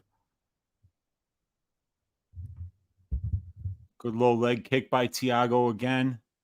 They are back in the center of the cage at distance striking range, but Benoit just looks bigger, and Benoit's doing the much better work at striking range right now. Benoit's striking has really taken the next step. He looks good. Moisés just landed an elbow and a knee there, but it's Benoit who's pressuring, throwing, and landing the bigger shots, and now Benoit's trying to get to Thiago Moisés' back here again, having a very, very good first round as Benoit Saint-Denis. He takes down Moisés. Moisés is turtled up here. He's got to be very careful.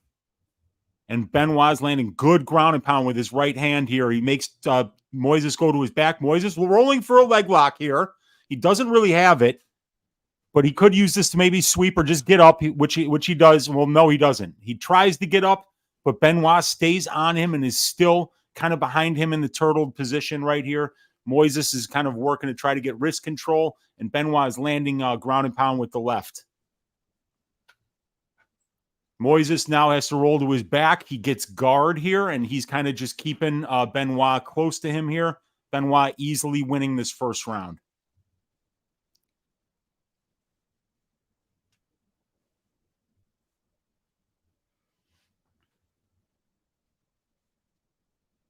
Benoit still here in Thiago's guard, and he is landing some pretty solid ground and pound here. Thiago really just playing defense at this point while Benoit racks up the offense.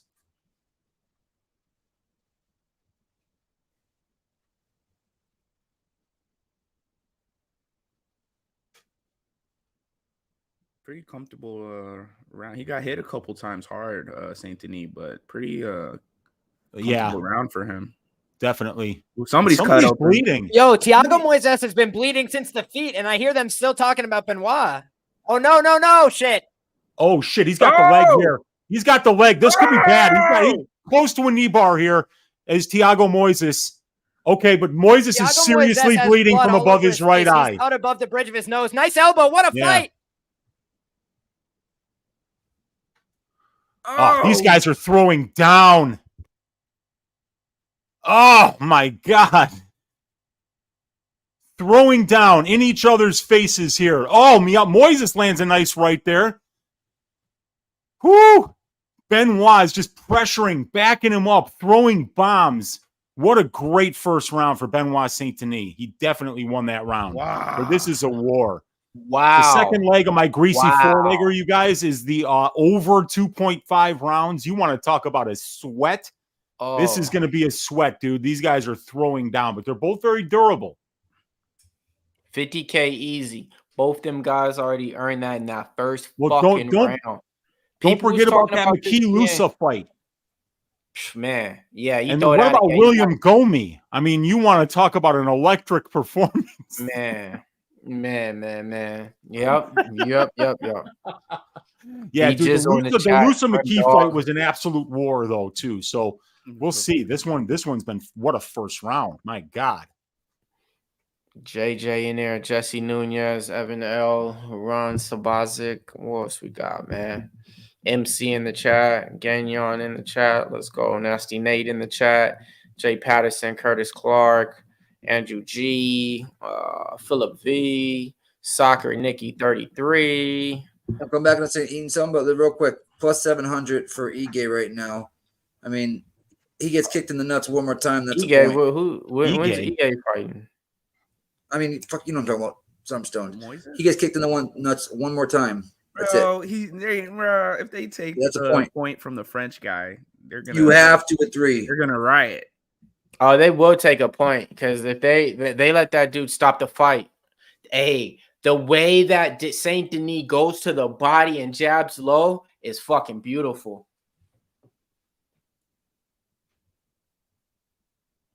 I don't want him to keep going with these takedowns though, man. Like Thiago's just looking for a way to roll and grab your leg. That's the thing. Yeah. You know, that's the defense for him. Like, oh man.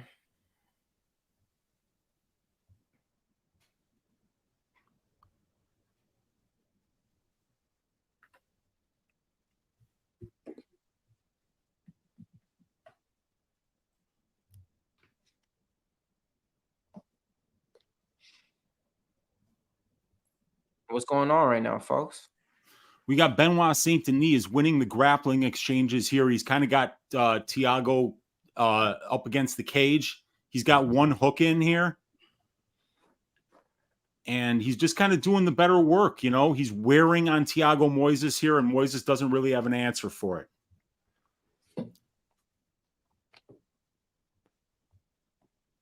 Mm-hmm. 3:23 left in the second round.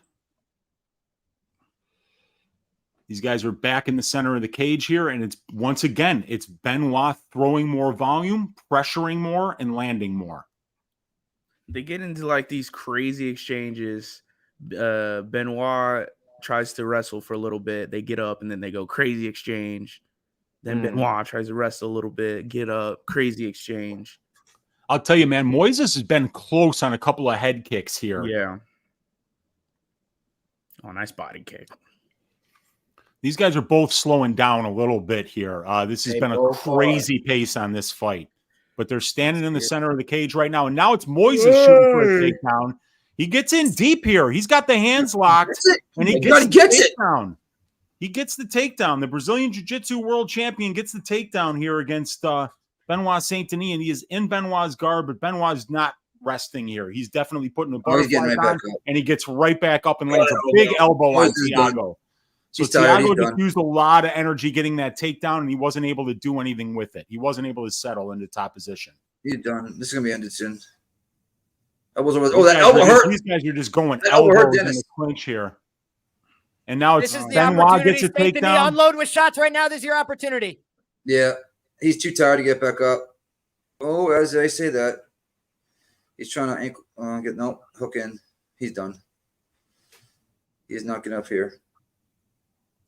He's got a risk. Yeah, Benoît's got that leg laced. He's looking really good to be able to stay on top here and work, but Thiago's got some wrist control. So it's just Benoît on top. He's making Thiago wear his weight. He's landed some short shots here on the ground. Moisés is turtling up here. Good pick on the Dennis guys. I'm not trying to reverse jinx. Moisés is still fucking done. And yeah, and you know, the crowd is completely behind Saint-Denis here, and it's really a grinding war. At first round, it was somewhat hopeful, but then nope. He's on the back right now, staying heavy, and shots. 1 minute left. He's tired. Where is the referee, bro? This fight's been over for fucking 30 seconds or a minute, bro. He's gonna start coming in now. Here it comes. Oh, he starts to work up though. 50 seconds left. This the same ref that let him call his own timeout though. He said, "Hey, bro, you kicked me right here." He said, "Okay, hold on, go ahead." I mean, Thiago Moisés hasn't thrown an offensive maneuver in way longer than that fucking instance when the guy was on the feet before. It's like, this is over. Stop the fight. He's landing unobstructed shots. Stop the fucking fight. Benoît Saint-Denis is the god of war. Stop the fight. Get out of there, Thiago. Get out of there. Come on, only 20 seconds. Let's get the fuck out of there. Stand up. Brain dead. Jesus. Oh my God. Paper. Benoît Saint-Denis by knockout. I said it earlier in the week. Cash in it, baby. What the fuck is up? We're back, baby. Wow, Thiago just can't quit. grapple what? These refs are bad. He did whatever he wanted. Thiago quit. I can't believe he just quit there. 15 punches prior. Wow. I don't give a fuck about the line y'all got. We all say cash it the same around this spot. Ooh. Cash that motherfucker. Good pick on Saint-Denis. I thought Moisés had more than that. Yeah, he did not, man. Say, I can't that was one of the biggest quit jobs I've ever seen, actually. Disappointing, right?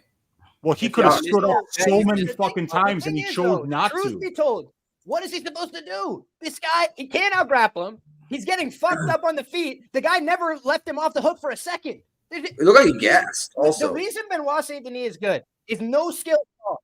It's the fact that he goes out there with the mindset, you have to kill me. Like, unless you're breaking the arm, choking him completely asleep, he's not going away. He will never quit. Thiago Moisés, when Joel Alvarez was landing big shots, he had doubts about himself, about whether he could be a world champion, about whether he should still do this, about whether he should stay in the fight. And I said, you cannot have doubts against a guy like Benoît Saint-Denis. You have to know you're the best, or he does. I hear you. Bang! That guy is a fucking machine, dude. I love Benoît Saint-Denis. Plus 250 last time. It'll never come back. Listen to me here now. It will never come back. On forever. Who do you think we have Echo? But who do you think he fights next? I mean, I don't know, but they're gonna have a number by their name. I know that. That's a gatekeeper right there. So when you take out Thiago Moisés, you're gonna be getting a nice little fight in your next one out, you know. But yeah. So shout out to everybody that cashed that money with us on there. Yeah, I seen some people, some sharp bettors betting Thiago Moisés, but they were kind of doing it on this though. The value, the value, he fought this person. Not really looking at the matchup. Yeah, somebody got an echo.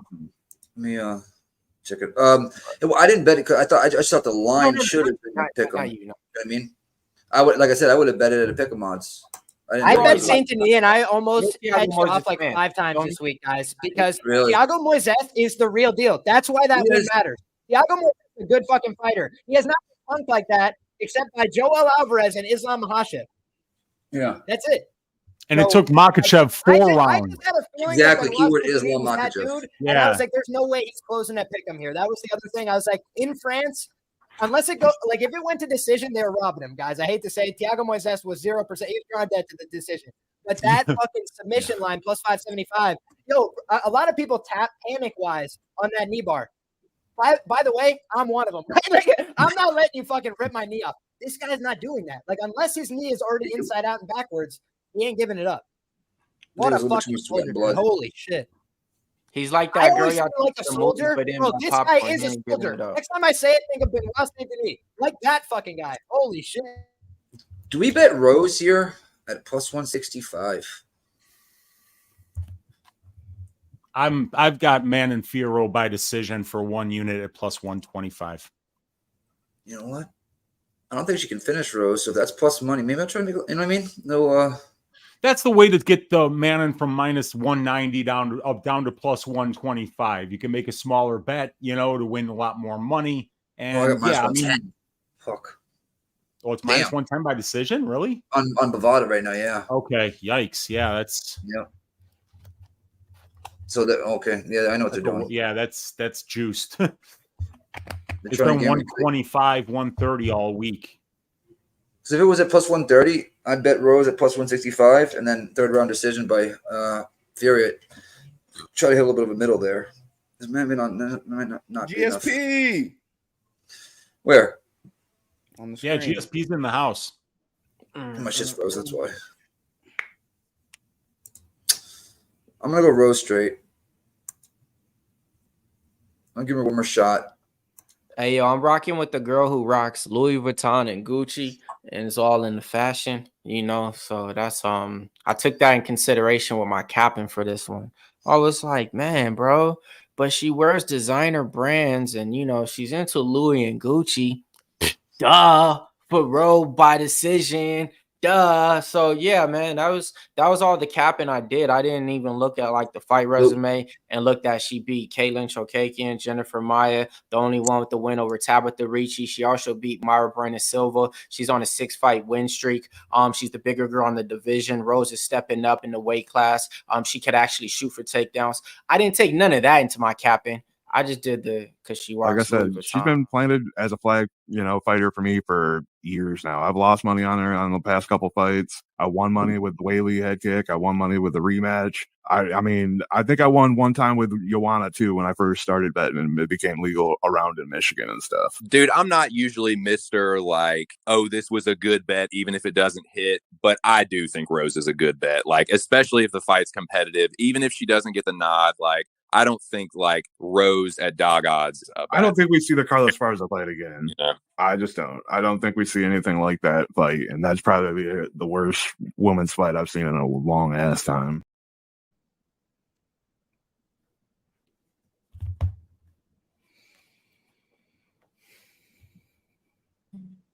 All right, so I think we know which way Big Show is playing his flag, and just my 2 cents. That's just my 2 cents from the chat. He joined us on the podcast. He's been a regular guest now for the last couple of weeks. Tehran, we need to get you on there as well, man. I know you don't be doing nothing, man. You need to hop on back there with us, man. We're gonna send you the next invite next week, all right?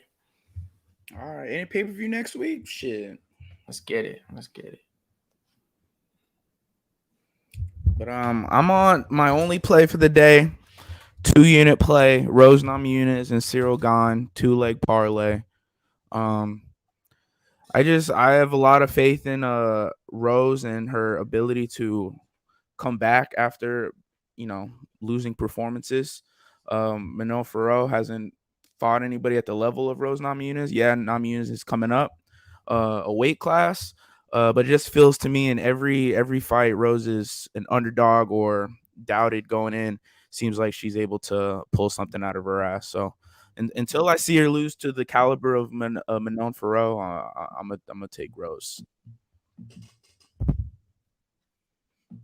There we go. I ain't mad at you, man. Liam, what you got going on this one, man? You got somebody that's considered like a Max Holloway, I say, in the women's division. That's Rose Namajunas. She didn't fought everybody, pulls wins out of nowhere when people think she not.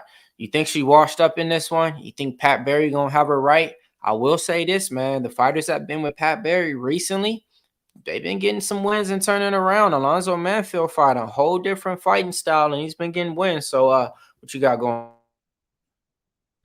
Yeah, I picked Rose officially in my article, and the only reason I didn't bet it was because I was a little less bullish after I saw the face-off. Didn't look like she was quite as big as Manon Fiorot. However, I listened to her interview that she did on Morning Combat this week, and she talked about the fact that when she was writing down her goals at the beginning of her career, double champ was on there.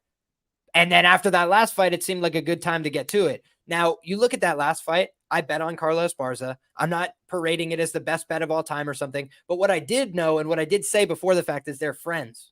They're friends. They're literally buddies outside the cage. They've been friends. They've known each other since The Ultimate Fighter, all this shit, right? So Rose and Carla went out there and didn't fight. I hate it. If y'all haven't figured that out yet, it's okay. But y'all go back and watch. Nothing happened in the whole fight. 25 minutes, right? You got 25 minutes to hurt somebody and nothing happens.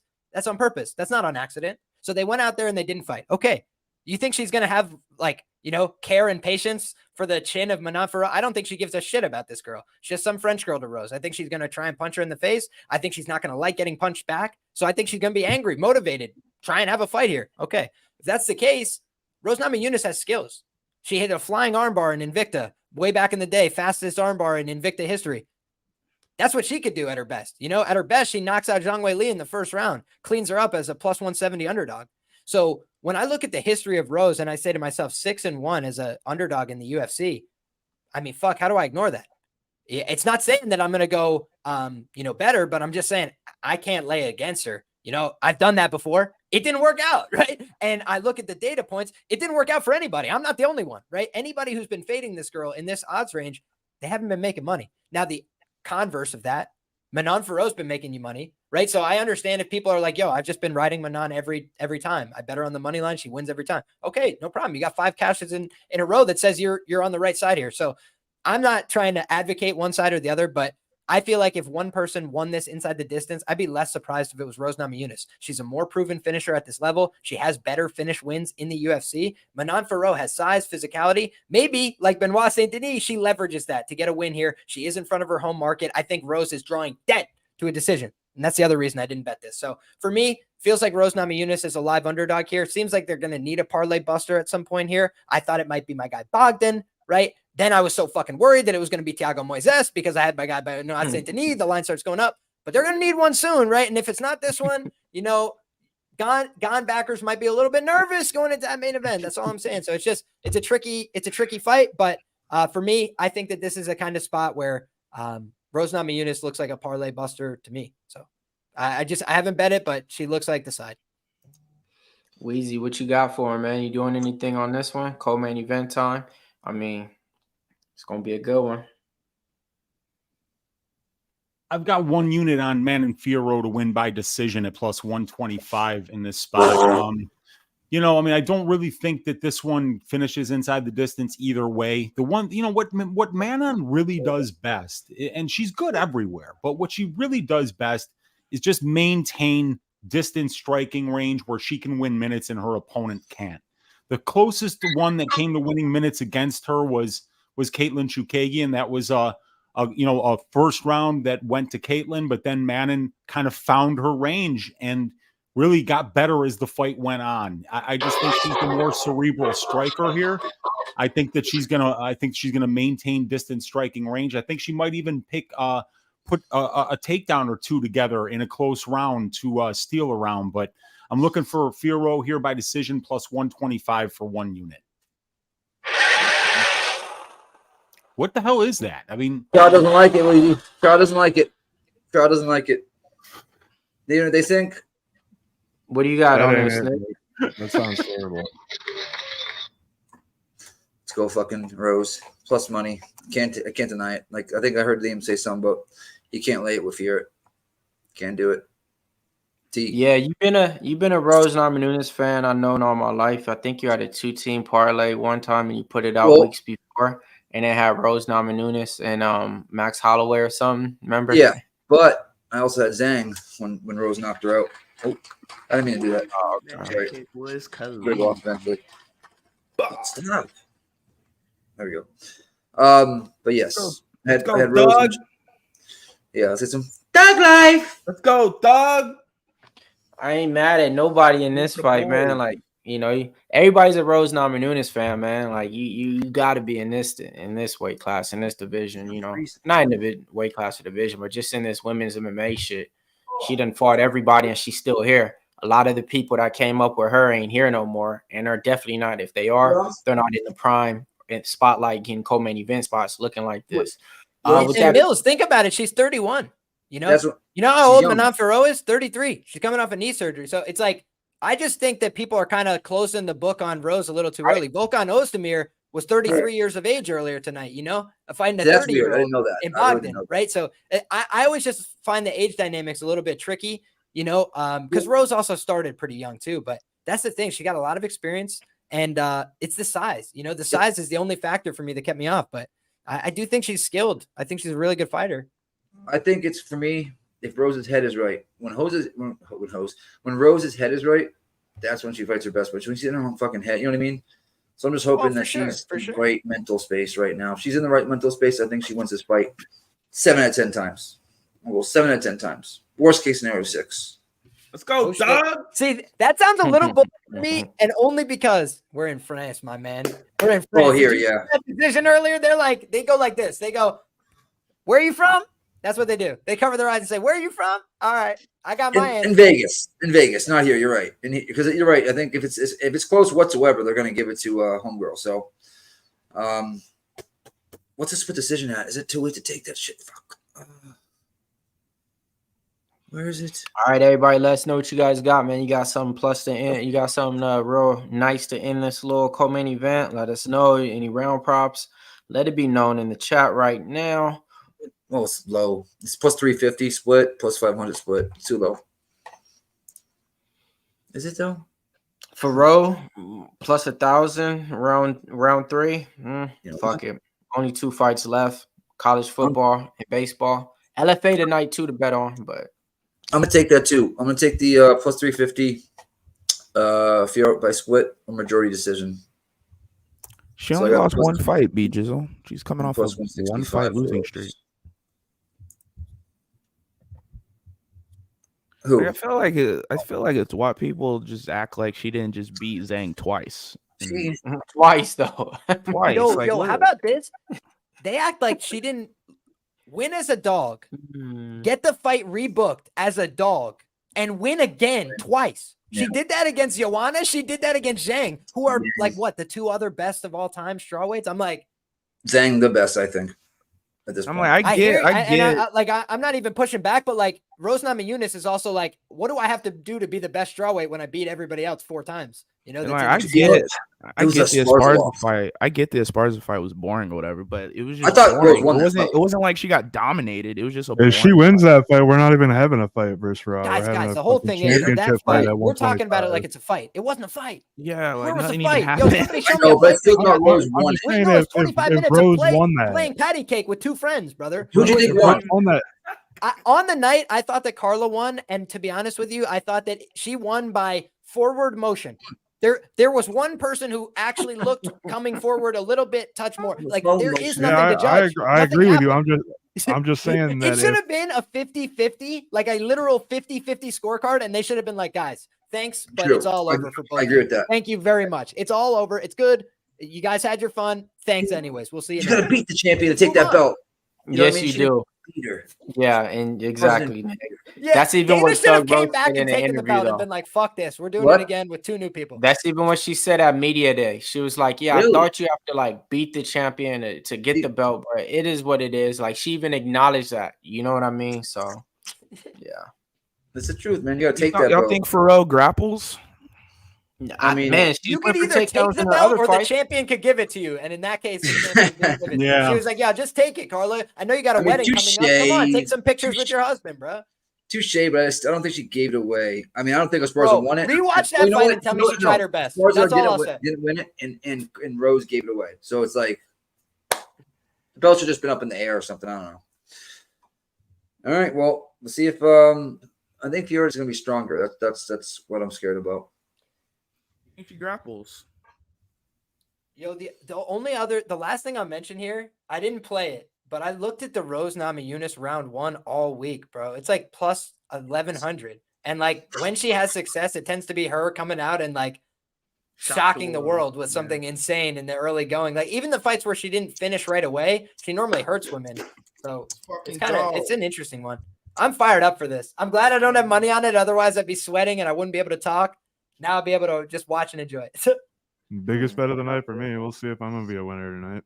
Hey, best of luck. Yeah, all I was saying earlier is if she did win that fight versus Carla, we're talking about a championship fight at 125 here instead of having to fight Fiorot. You know what I mean? She'd probably move up and have a challenge fight against the champion. At this point, would have bypassed this fight if she would have won that. So if she can't beat her, like there's, I don't think anybody beats Zhang at this point. And I thought Zhang was like at her best when she won the belt. And then she lost obviously to Rose and whatnot. But since then, she has just freaking done what she has to do in the gym to be an elite at everything. So guess who's coming next? For the boys. Come Guess on, who's baby. coming next? Who? Suarez. People think it's Aaron Blanchfield, who it should be, but it's actually Yan Xiaonan. Oh, no. China. Oh, I'm not telling you what I want. I'm telling you what it is. Okay. I'm just letting you know, bro. That I'm guessing, but it's a strong guess. Here we go. Two other women that would like to take that spot in the 125-pound title picture. And that's the other thing is Rose Namajunas at 115, she's a little stale, guys, right? Too many rematches, too many girls she already fought. She said it's permanent now, 125. And if that's the case, a lot of interesting matchups, a lot of new parity in the weight class. Rose just spun for a spinning back fist like she was trying to decapitate a small child. All right, let's get this popping. Times like this, I'm glad that I have the sound muted so I don't have to hear Pat Barry at cage side, man. That guy is such a meathead.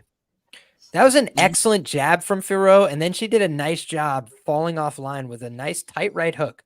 Good switch up, and then a nice left hand. I got to say, Manon Fiorot looks like she's throwing with a lot more bad intentions than she normally does, especially early on in a fight. Nice job catching the kick, following up with a jab. I think the size is definitely a factor, but Rose Namajunas just landed her best right hand of the fight. Did a good job slipping that jab and then answering with a right. Pressure is coming from Manon, though. She's doing a good job. She's Ellen out. Rose is Ellen out. I love it. She's not going straight back. Yep. And now she's starting to create her own angles, set the pace a little bit. Something about that shot, though, she didn't like because she just got hit with a shot and then checked her forehead to see if there was any swelling, kind of backed out of the exchange a little bit. I think the power is definitely jarring her. So I think Rose would be wise to try and go for a takedown. You saw right there, she did grab a hold of the body. I think she's going to need to get Manon's feet moving and then try and run through her. Nicely done. There's the takedown attempt, and she even got a scoop behind the leg. But Manon Fiorot, good job angling out there. She didn't get it, but I like the creativity there. Switching up. Oh, nice left there landed by Rose. Yeah, both women traded a pretty good lead hook there. Right hook lead from Manon Fiorot, but a left hook lead answered. The lead hand battle. More authority. Takedowns is like a stuffed potato with the extra cheese and sour cream. She's getting stuffed, man. Good Looking jab, good. Rose. That was a good jab from Rose as well. Low line side kick. Rose was able to read that one. Step out of the way. Fiorot is overthrowing a little bit now. I was complimenting her at the beginning, throwing really good, powerful shots, but now she's kind of chasing with the shot a little bit. Nice job answering with that left hand from Rose Namajunas. Yeah. Let's fucking go. Nice kind of left there by Rose.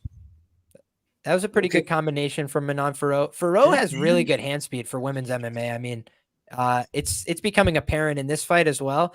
She throws that jab out with a lot of length, but when she throws combinations, she could throw them pretty tight and throw really fast 2-3-piece combinations. See, Rose doesn't want to throw that high kick. She wants to take nice left by Rose. Rose switching to southpaw. Oh, that was a beautiful uppercut from Rose Namajunas, guys. Snuck that right in there. Right. Good low kick as well, and a stiff jab. Oh, These girls are throwing down. Rose has taken some damage in this fight, but she seems like she's still fighting very composed right now. Nice outside low kick from Rose Namajunas. That was a good left hand from Manon Fiorot. So Rose hurt her left hand. That's what they're saying in there. So she's hesitant to throwing, and she's switching stance going to southpaw. So supposedly for at the end of the round to throw her shoulder back in place or something. But supposedly her left hand. Rose. So you said Fiorot's shit's fucked up. Is that what you said? Rose left hand. No, she just landed left hand just now on the chin. 112. You guys remember the fight where Uriah Faber just started throwing elbows because both his hands broke? He's like, F it, I got to do something. Like he's out there just swinging just two blades. Hopefully it doesn't come to that. Oh, good high kick from Manon Fiorot. Yeah, that was nice. She does a really good job of throwing, pulling back, and then throwing again. You know, she goes first and third very often, Manon Fiorot. Good striking. And it's the right hand. Nice jab by Fiorot. Nice jab by Rose. That was a good takedown attempt by Rose, but she's having a hard time. You know, you could tell wrestling's not her primary discipline. And why do I say that? Because she had a great shot. No ability to chain it again with a second attempt, right? It's kind of like the MMA fighter's takedown versus a wrestler, right? A wrestler will just keep going. Another one, to the next. Rose went for a really nice takedown, but she got stuck on her knees. Yeah. Wrestling from your knees not going to work against somebody big and strong like Manon Fiorot. Taking damage. Gotta get tall. Gotta get your hips up. Yeah, Rose is starting to get, I think, a little bit frustrated. First time we see that side kick from Fiorot, man. She usually throws out a lot more sooner. She barely threw it out at the end of the round. I was going to say that earlier in the fight, but maybe she's just worried about getting caught and taken down, Right. So maybe she's not throwing that as much in this fight. But that's her go-to. She usually does that more than a jab. You know what I mean? And, he does. Right. So I was surprised kicks that right now. I'm happy she wasn't doing that. But both these girls are throwing. I didn't know Rose was going to be this quick. Rose actually looks a little bit just as quick as Fiorot on the feet, man. I actually want to hear what Pat Berry said in the corner right now. He be on some crazy. It was at 300. Now it's minus 275 Fiorot. So a little bit of money just came out of Rose. I think Fiorot probably took that round. Probably. Yes, she did. There's no way. There's no way you can give it to Rose, especially in Paris, France, where the fuck they are. All right, pretty let's close see. fight on the numbers. Well, what are the numbers at? What I'm seeing. We got Evan L. We got Gagnon, MC Nunya in the building. We got Von Polo Wildlife. We got my man Nasty Nate. We got Luis Fernandez. We got Marco V. John on Facebook. Hey, you only over there with like 4 people. Come over to YouTube. It's over 140 live people over here with a lot more comments. Come on over to YouTube. Join us over here.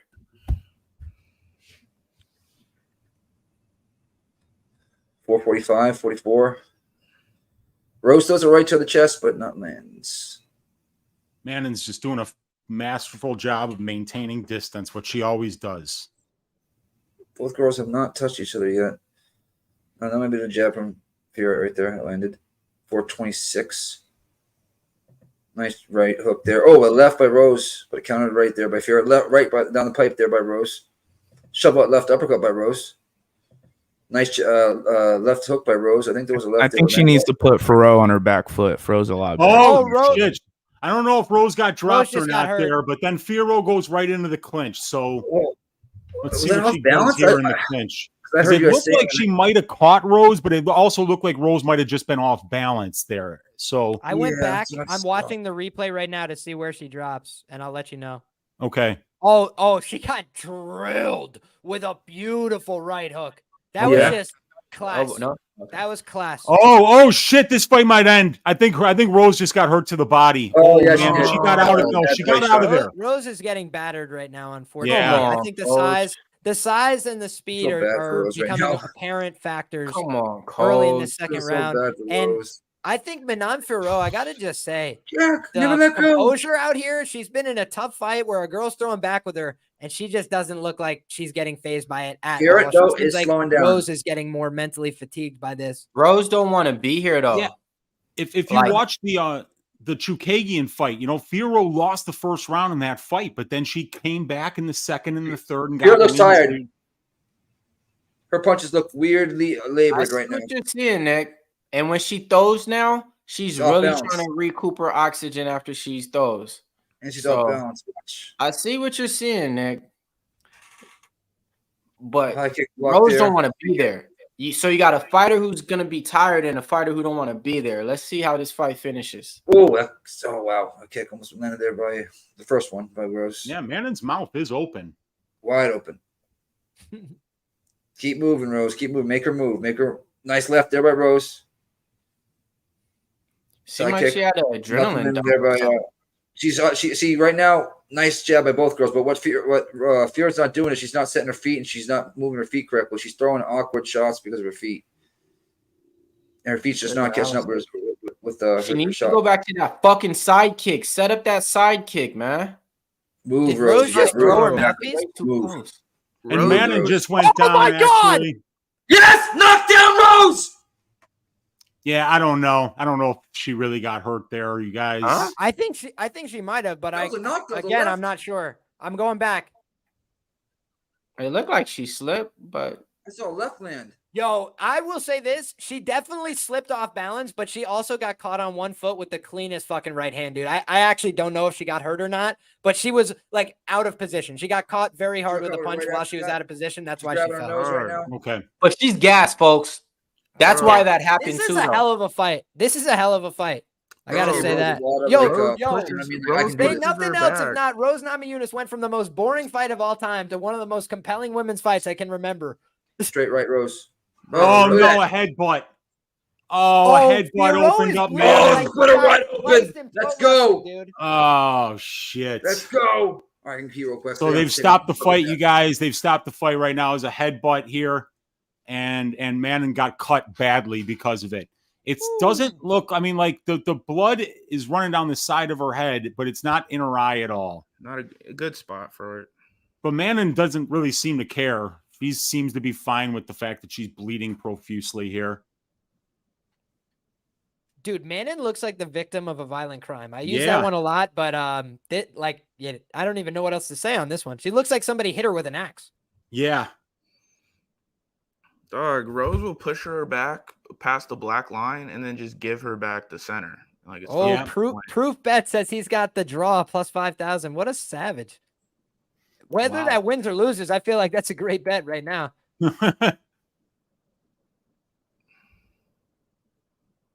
Fiorot, much bigger gap in terms of significant strikes this time. Yeah, and she landed the clean knockdown in this round too.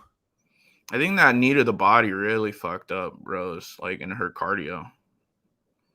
Yeah, you could see the look on her face when that knee landed. She looked like she wanted to quit in that moment, but she came right back to it. Guys, dead serious. If you're not watching this fight right now, understand that half of Manon Fiorot's face looks like if somebody took a red paintbrush, like a wet red paintbrush, and just went down all of her side. Like, it is crazy right now. It's one of the bloodiest women's MMA fights I can remember. Fuck. Am I wrong? Like, nope. Dude, this is Priscilla Cachoeira, Valentina Shevchenko. We need a miracle, boys. Yeah, I think this is Fiorot 2-0, right? Yeah. 2-0 for Nah, it's 2-0 in their stand boxing. I wish it was 1-1, but I'm fairly certain it's 2-0. They haven't credited either fighter with a knockdown, though. That's interesting.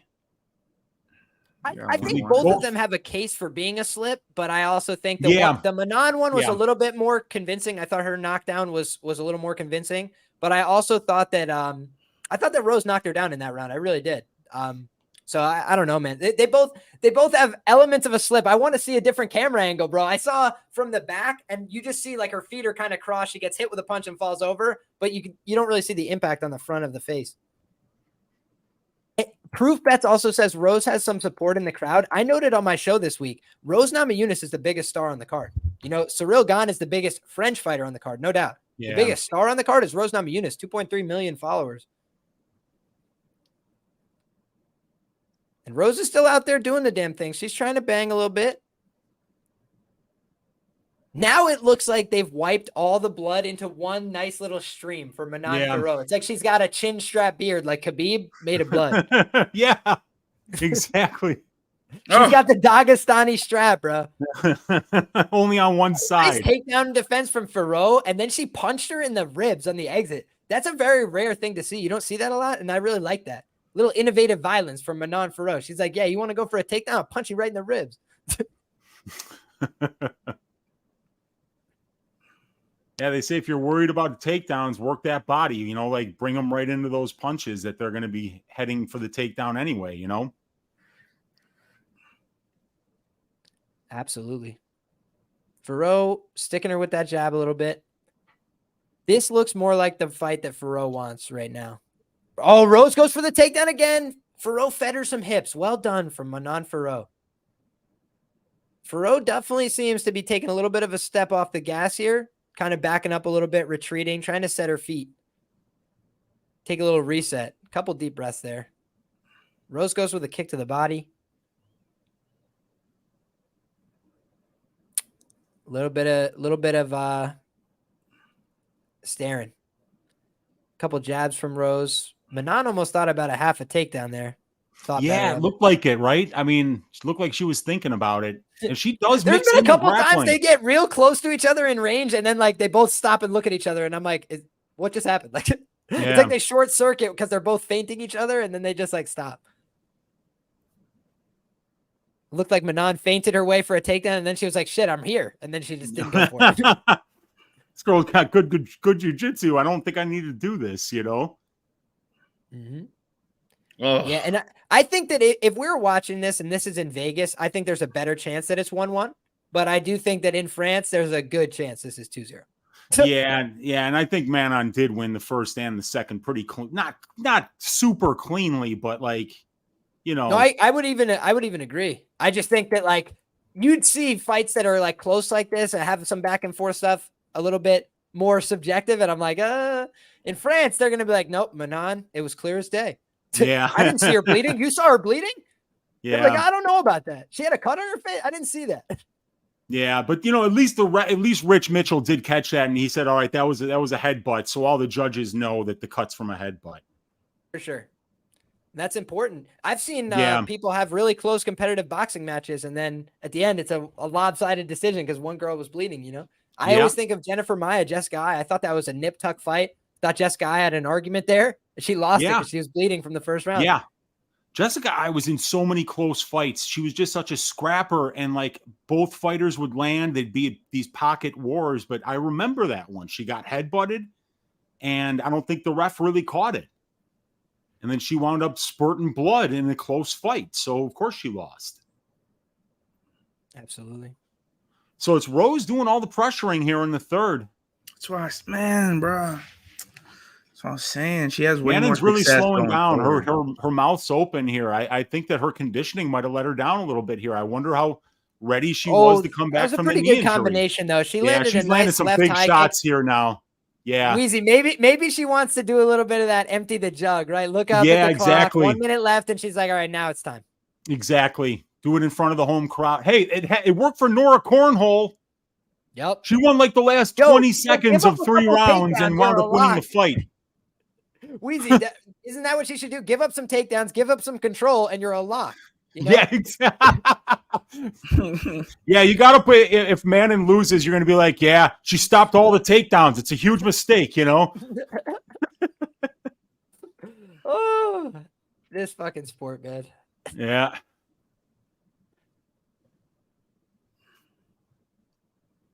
And now Rose is doing the better work here in the last 30 seconds. All right, ready for this, boys? I'm going to call 30-27 and 229-28. I think that's fair. Or if we want to get real fucking crazy, 30-27. 30-27 times 2, and then 129-28 Rose. Yeah. Yeah, I'm happy with my Fiorot at plus 125 by decision. Put decision Fiorot here. I feel like I thought should Fiorot clearly won right bet. Yeah, it's not always going to work out, you know. I mean, sometimes you make the right bet and you get the wrong result, but I feel like it was a good bet. Needed to cash, though. I definitely needed to cash. So no chance at split decision, you think, Fiorot, right? Not in Paris. Yeah, if Manon gets robbed in Paris, I mean, I don't know if it would hate that necessarily chick be a robbery, though. No, split decision for. It was a close enough fight. It was a close enough fight, but yeah, I thought Fiorot won it for sure. She landed a big shot in the second round. Split or majority decision is what I have for Fiorot at plus 350. Yeah, she was, outlanded Rose both in the first and the second. She was moving Rose whenever she landed. Rose's shots weren't as impactful, I don't think. God damn it. Yeah, so you got official stats. 83 for Fiorot, 52 for Rose. No takedowns for either fighter. Rose was stuffed on 6 of those takedowns. So yeah, in favor for Fiorot, 83 to 52 in order of the strikes. So it was a great fight though. It was a great fight. I mean, let me just stop. 5-round fight, Rose wins that. Is Sal there? Saw the he is. He's there. Now watch, folks. This is why he's here. He gets put here to give the certain fighters the win. Like this is crazy. And out of all fight cards that he's judging, he's probably judging this one. I guarantee you, bro. When you just said that, do you know my heart just changed?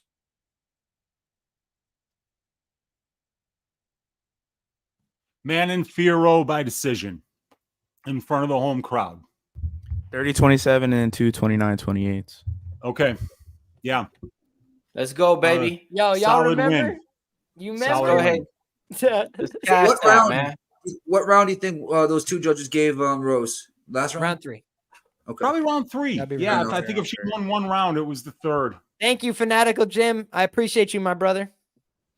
Hey, Big Show. That's why we rock with the girls with the, with all that fashion that we was talking about earlier. You feel me? Let's go ahead and cash that, man. Fuck your purses. Yeah.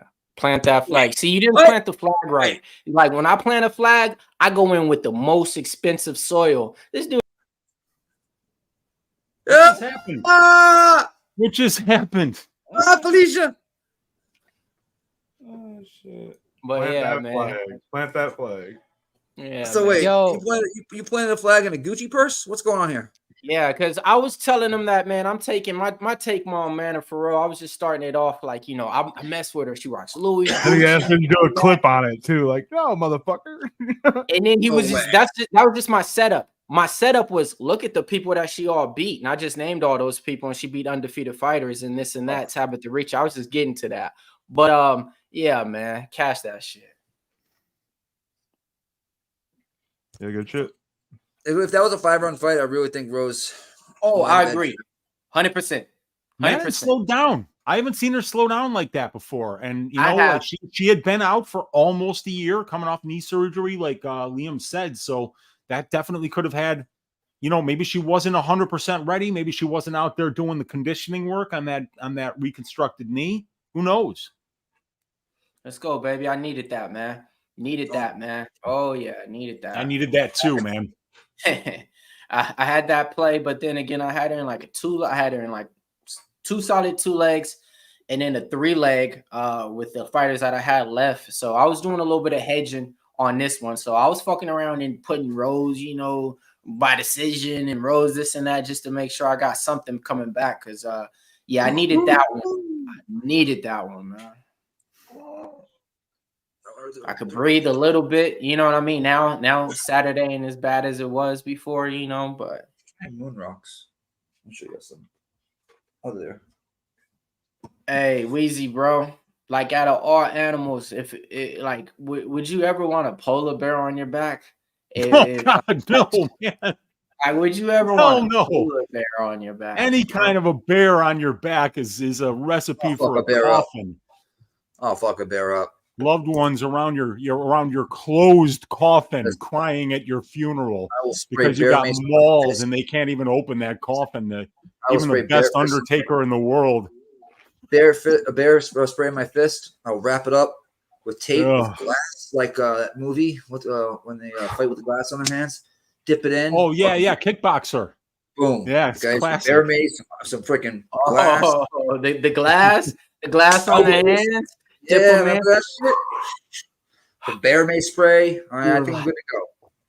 A black bear, not a brown bear. They don't make movies like that no more. Man, they don't make movies like that. When you seen him when he dipped his hands in those glass and they came on, and you knew how much coke was in Van Damme's face right then. Yeah, when he was man. doing that emotion, they don't make those no more, bro. Like Tong Po, dude, against the muscles from Brussels. It was an absolute war. Yes, man. Like love that movie. Days. And the dancing scene in that movie where Jean-Claude Van Damme's like drunk at the bar and he's dancing. Yeah, man.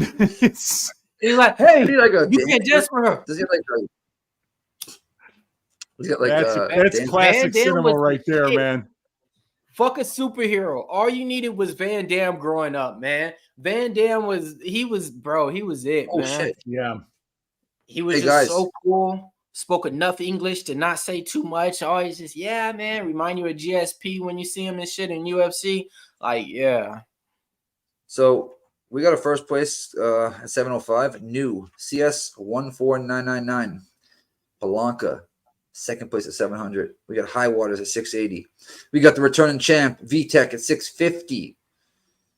And then Amsterdam, Bill Withers, Hill V, and no, that's it at 650. So this is still in the runnings right now with 1, 2, 3, 4, 5, 6, 10. Nope, 9 people. Because if you have 605, the most you can get is 100 points, right? Or is it 105? I'm not sure. Yeah, it's I think it's 100, right? Yeah, It's 100. No, because you get a perfect 5, right? Yeah, 105. Oh, so 5-point bonus for a perfect. Okay. 10 people are actually in the runnings, except, say CS 1499 has gone by knockout round 2. And then Cole has him round 3 by submission, right? And he hits it. He still get that. CS will still get that 50 and win. So it really depends. This is all strategic. So if you're in those 605 areas, you want to go against the grain here to try to win. So what are you saying right now, Nikki? What are you advising the listeners to do? I'm thinking that the people that are in first place right now, go ahead and change some things up or something. Yep, change some things up. I think at least 90% of them gone some way or another. So you got to go the other way. You got to go. Listen, folks, if you're in the contest right now, in which a lot of y'all have a chance to win, if y'all got Ciryl Gane as your pick, it doesn't matter right now. If you're in this percentile, you're not going to be able to win. Only way you can win is if you go off the rails, in other words, and pick the polar bear, Sergey Spivak, to win and do some shit with him. That's what Nick is trying to tell y'all. So if y'all right there and think, oh, I'm about to win, all I need is gone. No. Y'all need to do something else and change it up. Now, again, it does depend on what CS99, Blanca, High Waters, VTech, Amsterdam, Cash Killer, Bill Withers, Hill, PV, let's call him Hill, Ramon Scott, and Zane have. If the top leaders, like for instance, CS1, Blanca, High Waters, VTech, and Bill Withers, and Hill and Amsterdam have gone, if Gane wins any way, shape, or form, they're still going to collect at least 50 points. So anybody under that has to go against the grain.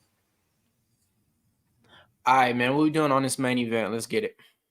I'm going Gane here. I have him close it a parlay. What's the under 4.5 at? Is it freaking juice to the gills? I haven't looked at it yet. We're going to come up with a new one, juice to the gills, in the next couple of months. I expect that one. Oh, I like it. Yeah, I expect that one now. Oh, Jesus. It's 425. Fuck. Liam, what are you doing? So I have a small bet on Gane by sub here, plus 1,200. Reason being, it's kind of just a system play for me. I take a lot of people's sub prop when they're favored to win the fight, when they're expected to win inside the distance, and their sub prop is over 10-1. You're often going to see me on those. It's not going to hit every time, but I could tell you, for example, Thomas Peterson on Contender Series last week never won a fight by submission. You go back and watch his tape. He attempts subs. It's not like he doesn't ever look for them, but he hadn't gotten one yet. So he was over 10-1 to win by sub. He was minus 335 to win inside the distance. Doesn't make sense, right? Gane, minus 120 to win inside the distance here. He's heavily favored to do so. What do we know about Sergey Spivak? He's going to try and wrestle. He's going to try and grapple. He's going to try and push it into those phases of the fight. So Ciryl Gane has 2 UFC wins by sub. He's willing to attempt them. And on top of that, we got an opponent who's willing to try and put him in those phases. Wouldn't it be something if he tried to prove a point, say, hey, I'm not the shit-ass grappler y'all thought I was, by going out there and getting that submission? So took a very small shot on it. It's wide odds, hoping for that. And then I just added personally a 1-unit bet on the fight to go under 2.5 rounds here. I think somebody's likely to get finished. I just did that too. Yeah, and it's at minus 155. I think number one, Spivak's been finished twice. The time he wasn't finished was against Marcin Tybura, who's physically incapable of finishing anybody, not named Greg Hardy. So I think that this is a kind of fight where both these guys have some finishing potential. Gane is known for being a little bit more patient, a little bit more reserved. I think the idea that he's going to be patient and reserved coming off that last performance, probably not so much. I think he's going to come out here with a point to prove, and I think that Sergey Spivak, his best chance is to do what he always does: grab a hold of somebody and try and take them out before they take him out. So I like the under 2.5. Would y'all get the under 2.5 at? 155. Should I hop in with y'all and take the ends in round 1, round 2 at -130? No, take 2.5 minutes for what, 25 cents? Well, I mean, yeah, that's what I mean. with big boys, that's that's a long time. It's a long time. What do you got, Weezy? I've got 2 bets on this fight. I've got first of all a parlay where I have Oezdemir's money line parlayed with the under 3.5 rounds here at +125 for 1.25 units. So I'm looking for this to end in under 17.5 minutes. And then in addition to that, I also have 2 units on Sergey Spivak's money line here. Sergey Spivak's path to victory is wrestling, and Ciryl Gane doesn't have much of a ground game at all. He looked like a white belt against John Jones. And I know it's John Jones, but it doesn't change the fact that he looked like absolute trash. He looked like a 1 out of 10 on the ground. So that's not going to work against Sergey Spivak if Sergey gets the wrestling going. So I took a big underdog shot at +165, 2 units on Sergey Spivak. You don't bet against vampires at night, and you'll notice they're not going to let Ciryl Gane into the cage with a garlic necklace or a crucifix here. And I think he's going to get his blood drained in front of this very shocked Parisian crowd. I just put in there under half a round at 475. I think that's a decent price for 2.5 minutes. We saw that in the Aspinall fight. It could have. Hold on, my dad's playing the guitar. You can probably hear it. I got 1 second. Does this sound good to you guys? Do you hear this? He thinks he's a fucking guitarist. I don't hear nothing. You don't hear that? No. You guys don't hear that? I didn't hear it at all. I'm No, sorry. I was trying to unmute myself there. I turned off my camera. Fuck. This day has flown, huh, boys? 5:40. I mean, fights are already coming to an end. What a day. Yep. The UFC is rolling today. I like the early cards. Me too, brother. How many fights were canceled? Was it 2? Well, there was what's his name had to pull out of the card. Muin Gaffarov withdrew. Volkan's original opponent withdrew. There's a few others. I can't drawing a blank. So 11 fight card, right? It was 11 fights.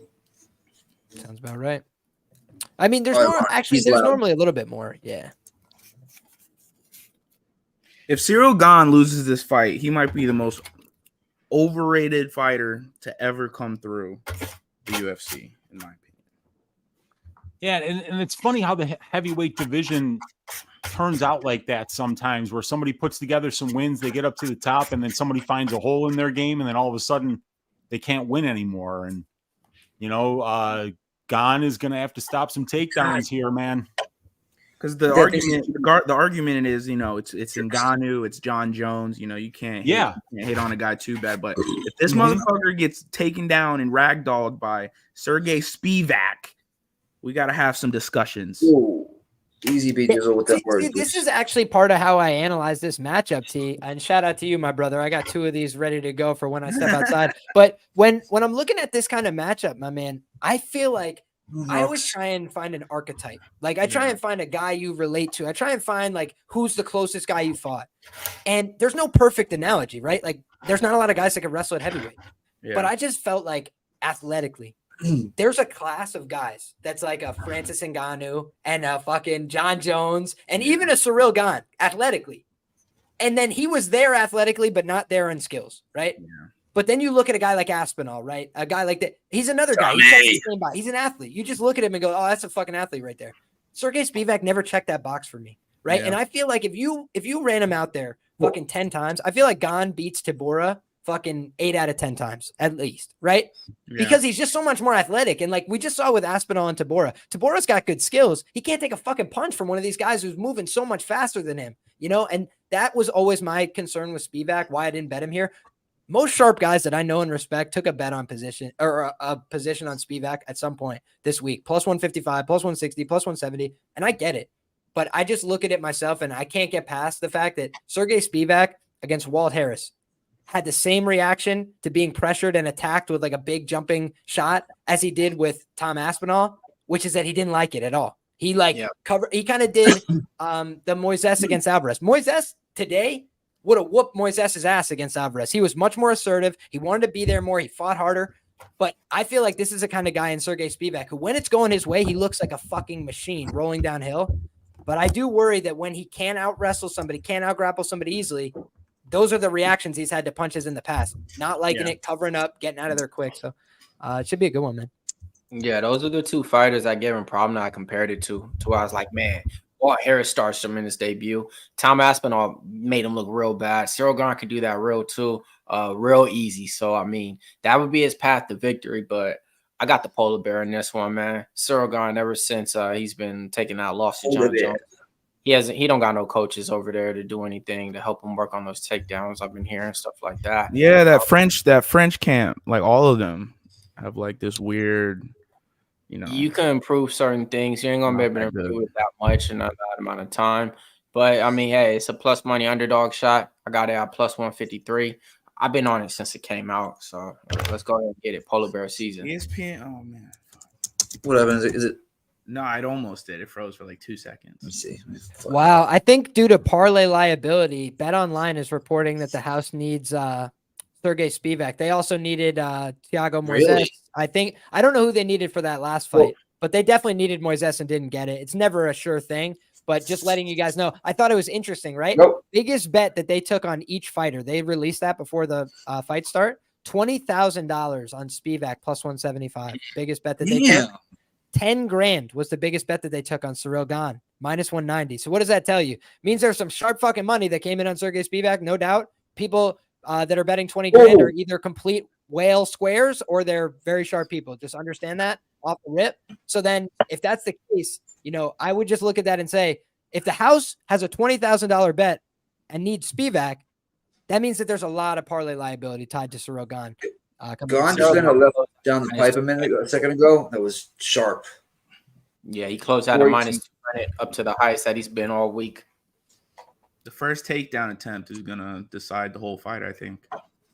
I say the second and third. It's gonna be a clinch takedown. I don't think it's gonna be a double or single. Yeah, I've seen Sergey shoot singles and doubles before, but it's definitely not the majority of his takedown attack. He needs to get into the clinch and do his best work. Now this is looking like a early sparring match for Ciryl Gane. Not the most aggressive when the opponent isn't engaging. He got that knockout of Ty Tuivasa, but Tuivasa engaged. Look at that. We went to take him down easy, shuck and pulled out the puck right there. Right. Oh, looks like Gane tried to take angles. It was how you try to set it up. It was the most obvious, like, oh, okay, all you got to do is move your feet. Those teeth are nasty. Good jab, too. Gane has great footwork for the division, light on his feet. I want to see Spivak's chin when Gane hits him with a bomb. Oh, a left hook almost lands there by Spivak, but does not. 302. Spivak always looks like he's about to cry or something. What is this? That's like a large baby, right? Oh, takedown shot from way back, but Gane. Gane Smalls does a great job there. Oh, flattens him out. Gane's looking for the back, short shots to get back up. Big kick to the belly. You needed the belly there by Gane. This is Gane's fight. Yeah. Oh, nice 1-2 to the body. And then we were saying this. So on the podcast, we were saying, hey, if y'all bet Gane at a minus 160, it's probably going to be the lowest. He goes, keep talking. Good value. But Gane's talking his shit. Let's go. It's going to look like a minus 400. Easy. Nice oh, big left by Gane. I'd be worried about the finish, though. Gane's not like the kind of guy Spivak looks for a way out, see? That's the thing. Yeah, he's not one of those guys that's going to be like, all right, I'm going to be here and fight bloody and all. He's one of those guys. Right shot Gane, left hook. Oh, man, he just went right to the liver there. I mean, opposite side kidney there. Almost in the big body shot there, landed by Gane. Gane's about to put him out going to the body, bro. Spivak just body right there, absorbing. Jab, another one. He's just absorbing. 149, 148. He's going to fuck him up with that body kick. Watch. Nice jab. Nice jab. Gane. Damn, that jab. And he's out. Look at it. No, that was not a poke. Keep fighting. Hey, see, that ref don't let him call his own shit. Because why? There you go. That motherfucker don't play. That's Mark Goddard. Oh, I think Gane's got his number right now, man.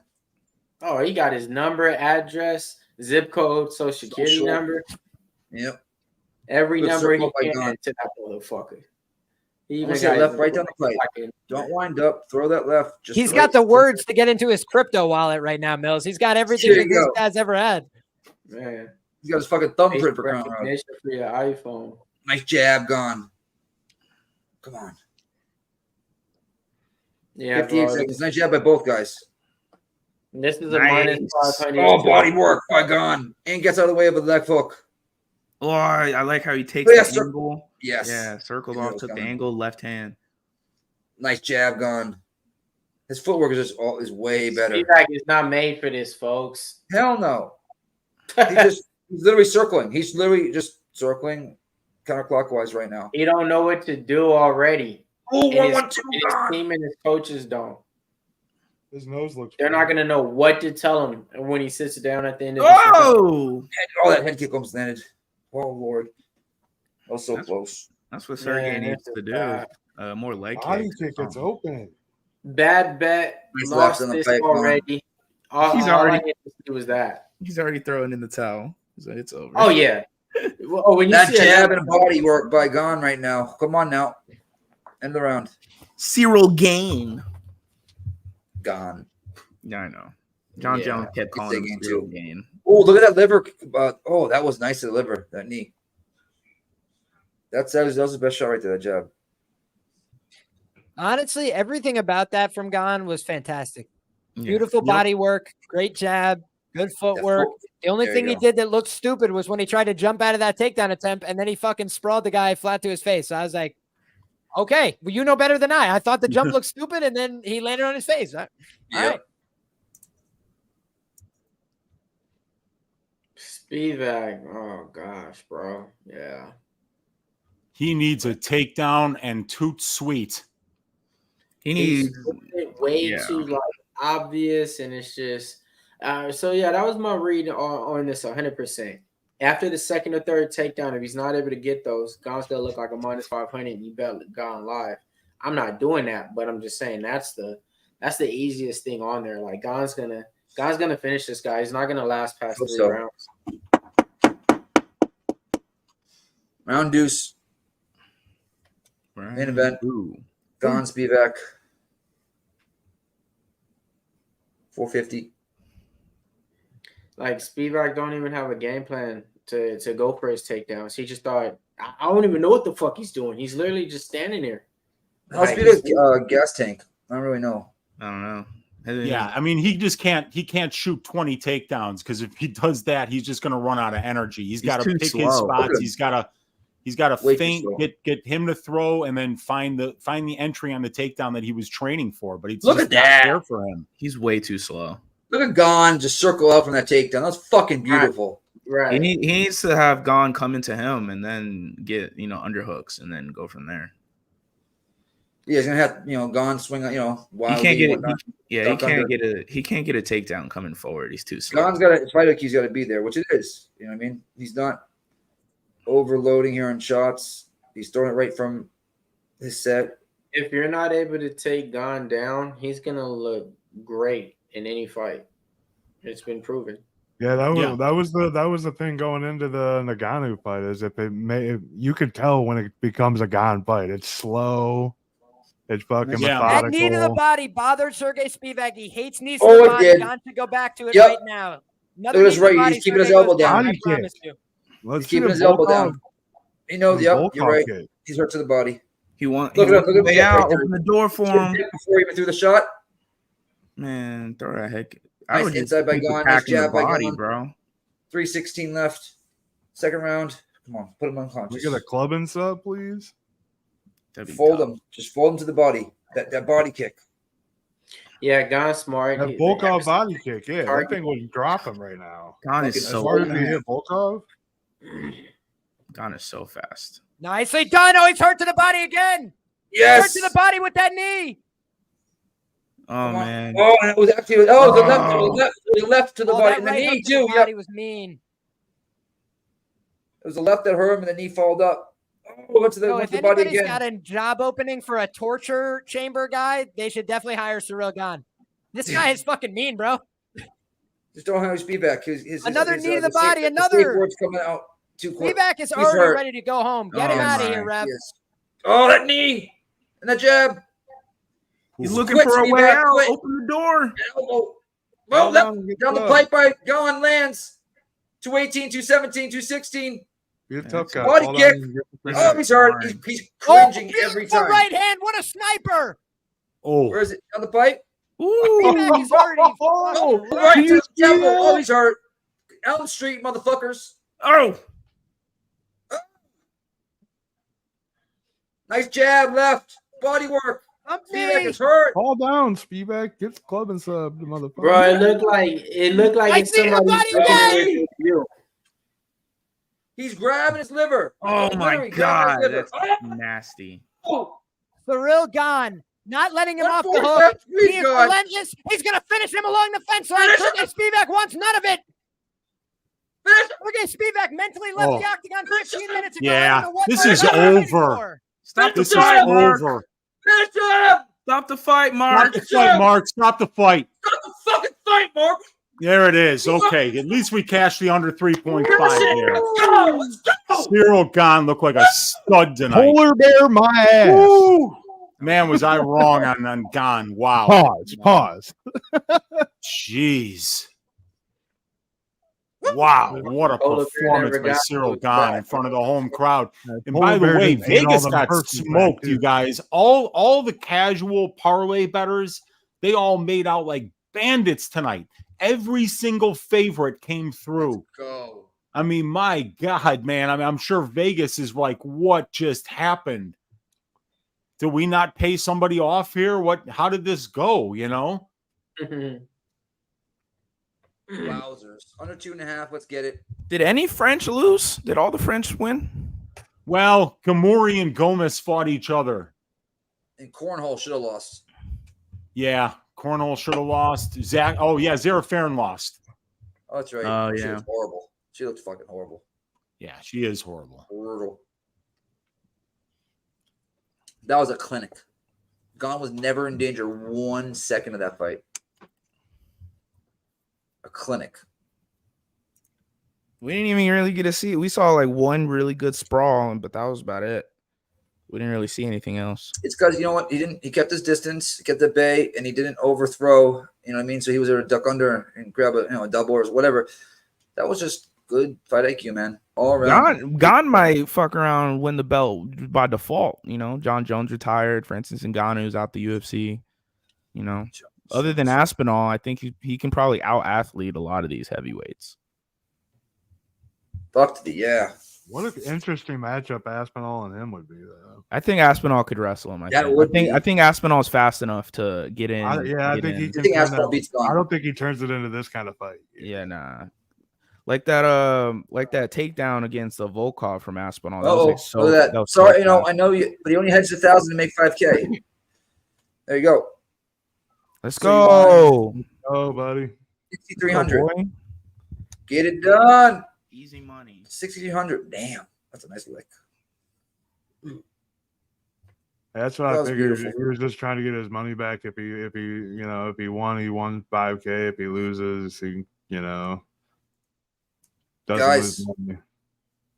Blanca, first place. Congratulations, 775. Second place, High Waters at 755. Rex, 705. The new guy, CS 1499. You had Spivac. Holy shit. Shout out to Blanca, man. Go check out the season totals. He's up there too, or she, whatever. Yes. I cannot believe CS 1499 went Spivac in first place by 5 points. He would have, if he had KO by Gane, he wins. That's the price you pay. Damn. So Rex and CS in third place. We got fourth place Amsterdam. S. Baldwin. Dude. Yeah. Nate says, yeah, check the season totals. Don't look at my this week's. I think that would be a good addition to it, is to have like a competition on the panel. I'm in second. You're in first for season totals. Or season stats. Is that what it is? Yeah. It's because I missed one whole card too. So, but I would probably only be add on the 600, 700. I'd say around 6. Just I don't know how you use that as an excuse. You have all week to put the shit in. I was on vacation. I was in Miami. You were in Florida, so the same fucking state. That's not vacation, bro. That's just travel. It was. Then it came down. We were fucking, fucking raving and shit. Fucking. Come on now. Hey, did Danny fill us out that week? I don't. Yes, I think he did. Did Danny fill out this You week? have no excuse then. He was right there bopping with you and shit. Danny said 12. Wait, let me see what we have. Let's see if Danny had anything this week. Come on. That was fucking. I fucking call on that shit too, Nate. You ain't missed no 5 fucking cards. I check every week. Who missed 5 cards? Nate. Doubtful. Danny got tonight. Did you do it? So who's the winner? Is Blanca. Make sure you DM Pub Sports Radio on Twitter. 775 Blanca High Waters in second place at 755. I thought the new guy was going to win it. He was at 705 going into the main event. So all he had to do was have gone by knockout and he wins. All right, let's wrap this bad boy up. Mr. Navy, where can they find your T? You can find me at Toronto98 on Twitter. You can find me producing Medicate Monday. Saturday Means Football. It's a new show on Pub Sports. I'm producing that with Jeff Nadeau and Pete Loshak. So it's a badass show. Unmuted Mike on Thursdays on Pub Sports as well. Going to be back here for the Contender Series. Rain Guerrero competing on the Contender Series. I actually trained with her a couple times back in the day. I have a clip. So during the stream, if we want to throw it up or something real quick. Yeah. You have that? Do you have it or no, Big Show? I don't have it, but if T can load it up. If you want to load it up real quick, we'll play at the end. No, he's not saying today. He's saying it on the. Is he froze? Or is he just deep throwing that mic? Oh man, did I freeze up? You hear me? You're good now. You're good now. Oh, okay. Well, for a while, you were, Okay, but yeah, man. I'll see y'all on Tuesday for a Contender Series. Yeah. Oh, don't know Marcus Williams.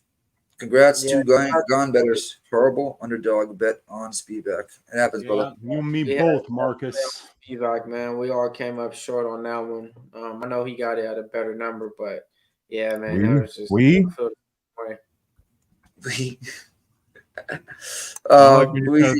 on them ones, though. Where can they find you, brother? Right here on Pub Sports Radio, every Saturday for the watch along, every Sunday for Stat Diggers, where we will be breaking down this UFC Australia 293 card that's coming up, Adesanya versus Strickland. So tomorrow, 6:15 Central Time for Stat Diggers. Also every Wednesday on Pub Sports Radio for the DFS show at 9 o'clock Eastern Time. And then you can find me on my YouTube channel, Uncle Wheezy. I break down all the fights there and give you guys greasy 4-leg parlays. This one missed by 1 leg. It was, my God, that Thiago Moisés quit job cost me a prize picks play, and it cost me a greasy 4-legger this week. So that hurt, but down 0.75 units. Another very small loss. Was one Reese McKee decision away from a winning day there. But yeah, you can check me out on Pub Sports Radio on my YouTube channel. Hope everybody had fun watching the fights and made a bunch of money today. Yes, sir. Liam.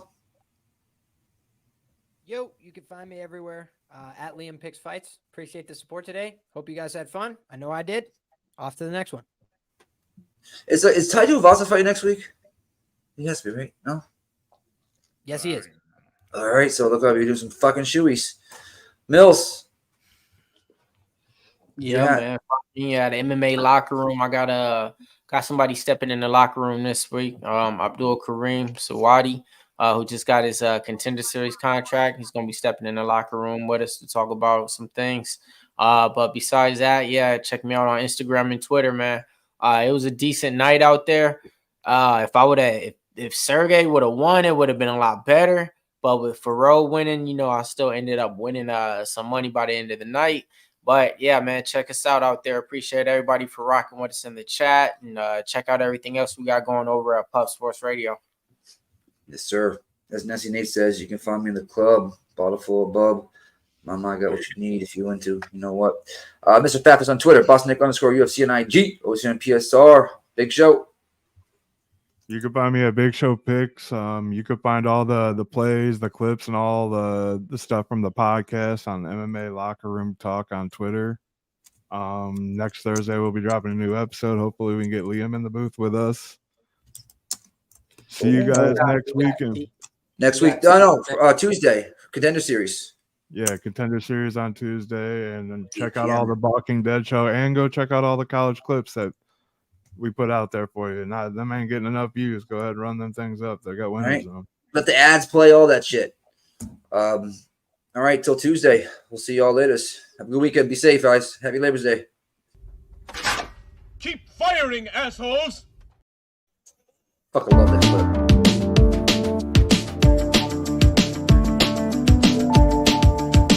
Y'all be safe on Labor Day.